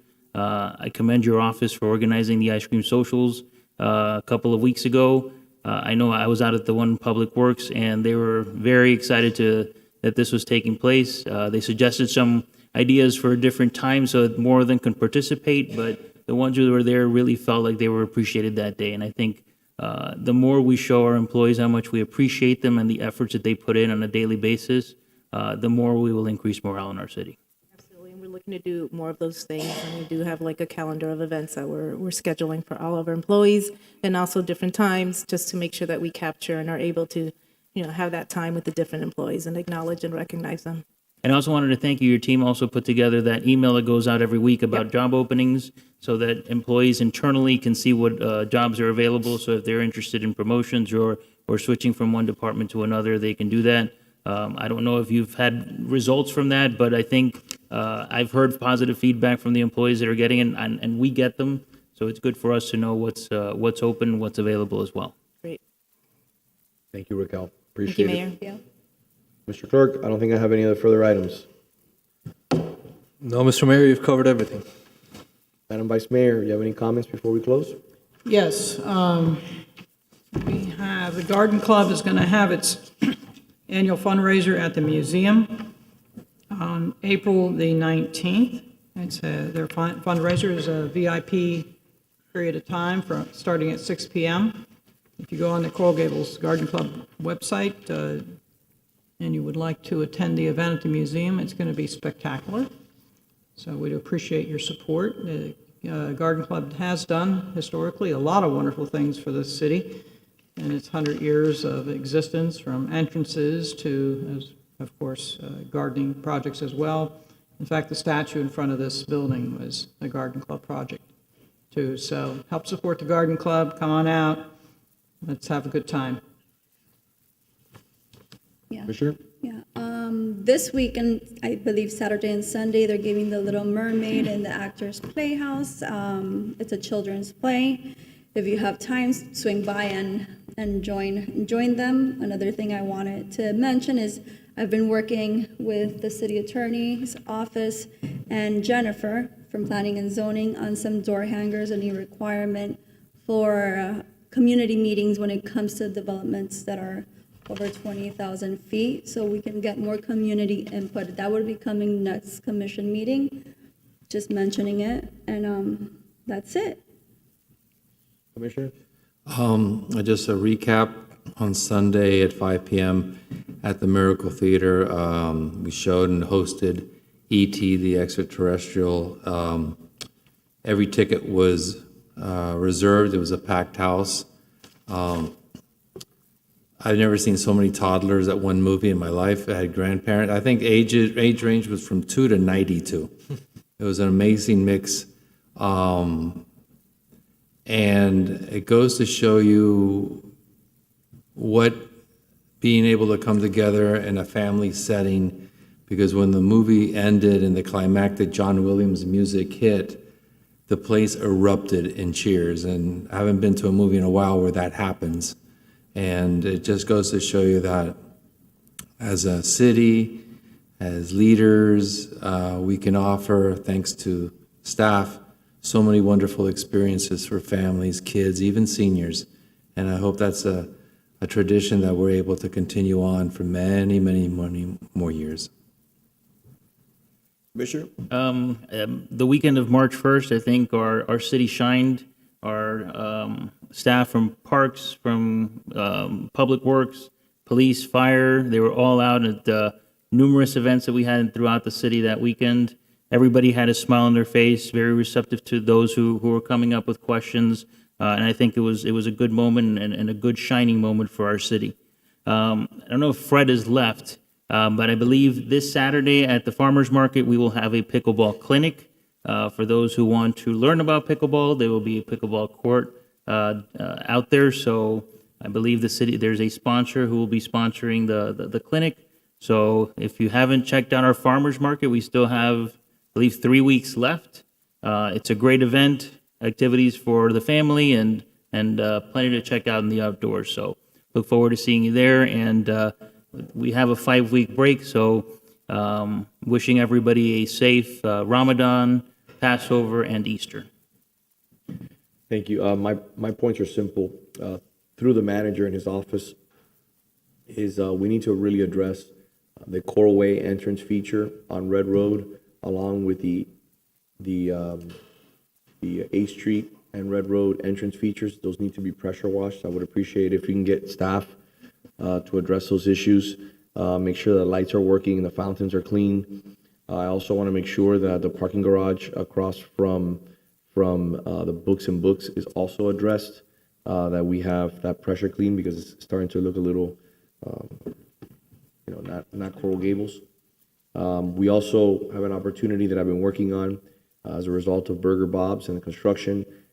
I'd like for your staff to meet with Mosaicist and Ray Corral, our big philanthropist here in the community, very involved with the Coral Gables Community Foundation, and we're working on potentially putting a nice entrance feature for Burger Bob's using mosaics. And it would be something that if staff is interested, it can be done in different colors, and it could be something that's a nice entrance feature for Burger Bob's. Right now is the appropriate time. As we're moving forward with the construction, we can start coordinating that donation if it's something that is the will of the commission. He generously offered, and we've been talking about it for some time now, and I want to put it in front of the commission as an opportunity to leave something beautiful as we conclude on Burger Bob's. With that being said, it's been a nice meeting. I wish all of you a wonderful 5 weeks. God bless. Oh, before you adjourn, on that item, on the mosaics, this is a historic area, so I think it should come to the commission for approval if we do go forward with that. I think I would like to see anything that goes forward on that, and make sure we get community input on what the design is going to look like. So let me be clear. This is not for the exterior. And as you're aware with historic buildings, you can do what you like on the interior of a historic building. We're talking about an entrance feature. When you walk into the front doors, you could have like a nice little mat that says Burger Bob's in a design element. It's not for the exterior of the building. We're talking about on the floor. Something pretty simple, pretty benign, and it's something that he offered to donate. But if the commission is not interested in it, you can talk about it with the manager, and then he can schedule a meeting with Mr. Corral. It's not an exterior mosaic. It's just a simple mosaic for the entrance when you walk in. It could say Burger Bob's. It could say the city of Coral Gables. You can have the city's emblem. I just thought it would be something beautiful, since he is probably one of the most respected mosaic installers that I've ever heard of, and he does some incredible work. I think it'd be beautiful for the interior of Burger Bob's. But I think we did go through a lengthy process, Commissioner Menendez did, with members of the community on the design. So I think if we're going to be changing that, or even if it is a beautiful mosaic on the interior, I think we should go back to that committee, because I know that was a lengthy process, and there was a lot of animosity from members of the community as to what they wanted it to look like. I don't want to throw things off at the last minute with a major change. I mean, I'd welcome it. I just want to make sure that they're included in the design process, I guess. Again, we're talking about something benign, like a placemat, like it's something simple. But if you don't want it, it's okay. It was his offer. Anything else? No, since you brought up the mosaicist, I mean, he's done, and he's going to do a piece over at Coral Gables Elementary School, not on the historic wall and stuff. He's done another one over at Carver Elementary. Beautiful. Then we brought in folks from, Dina recommended a landscape architect who put in the butterfly plants, so you have the mosaic mixed with the butterflies. It was really energized. It was quite nice and so You do forth. a beautiful mosaic that looks like this.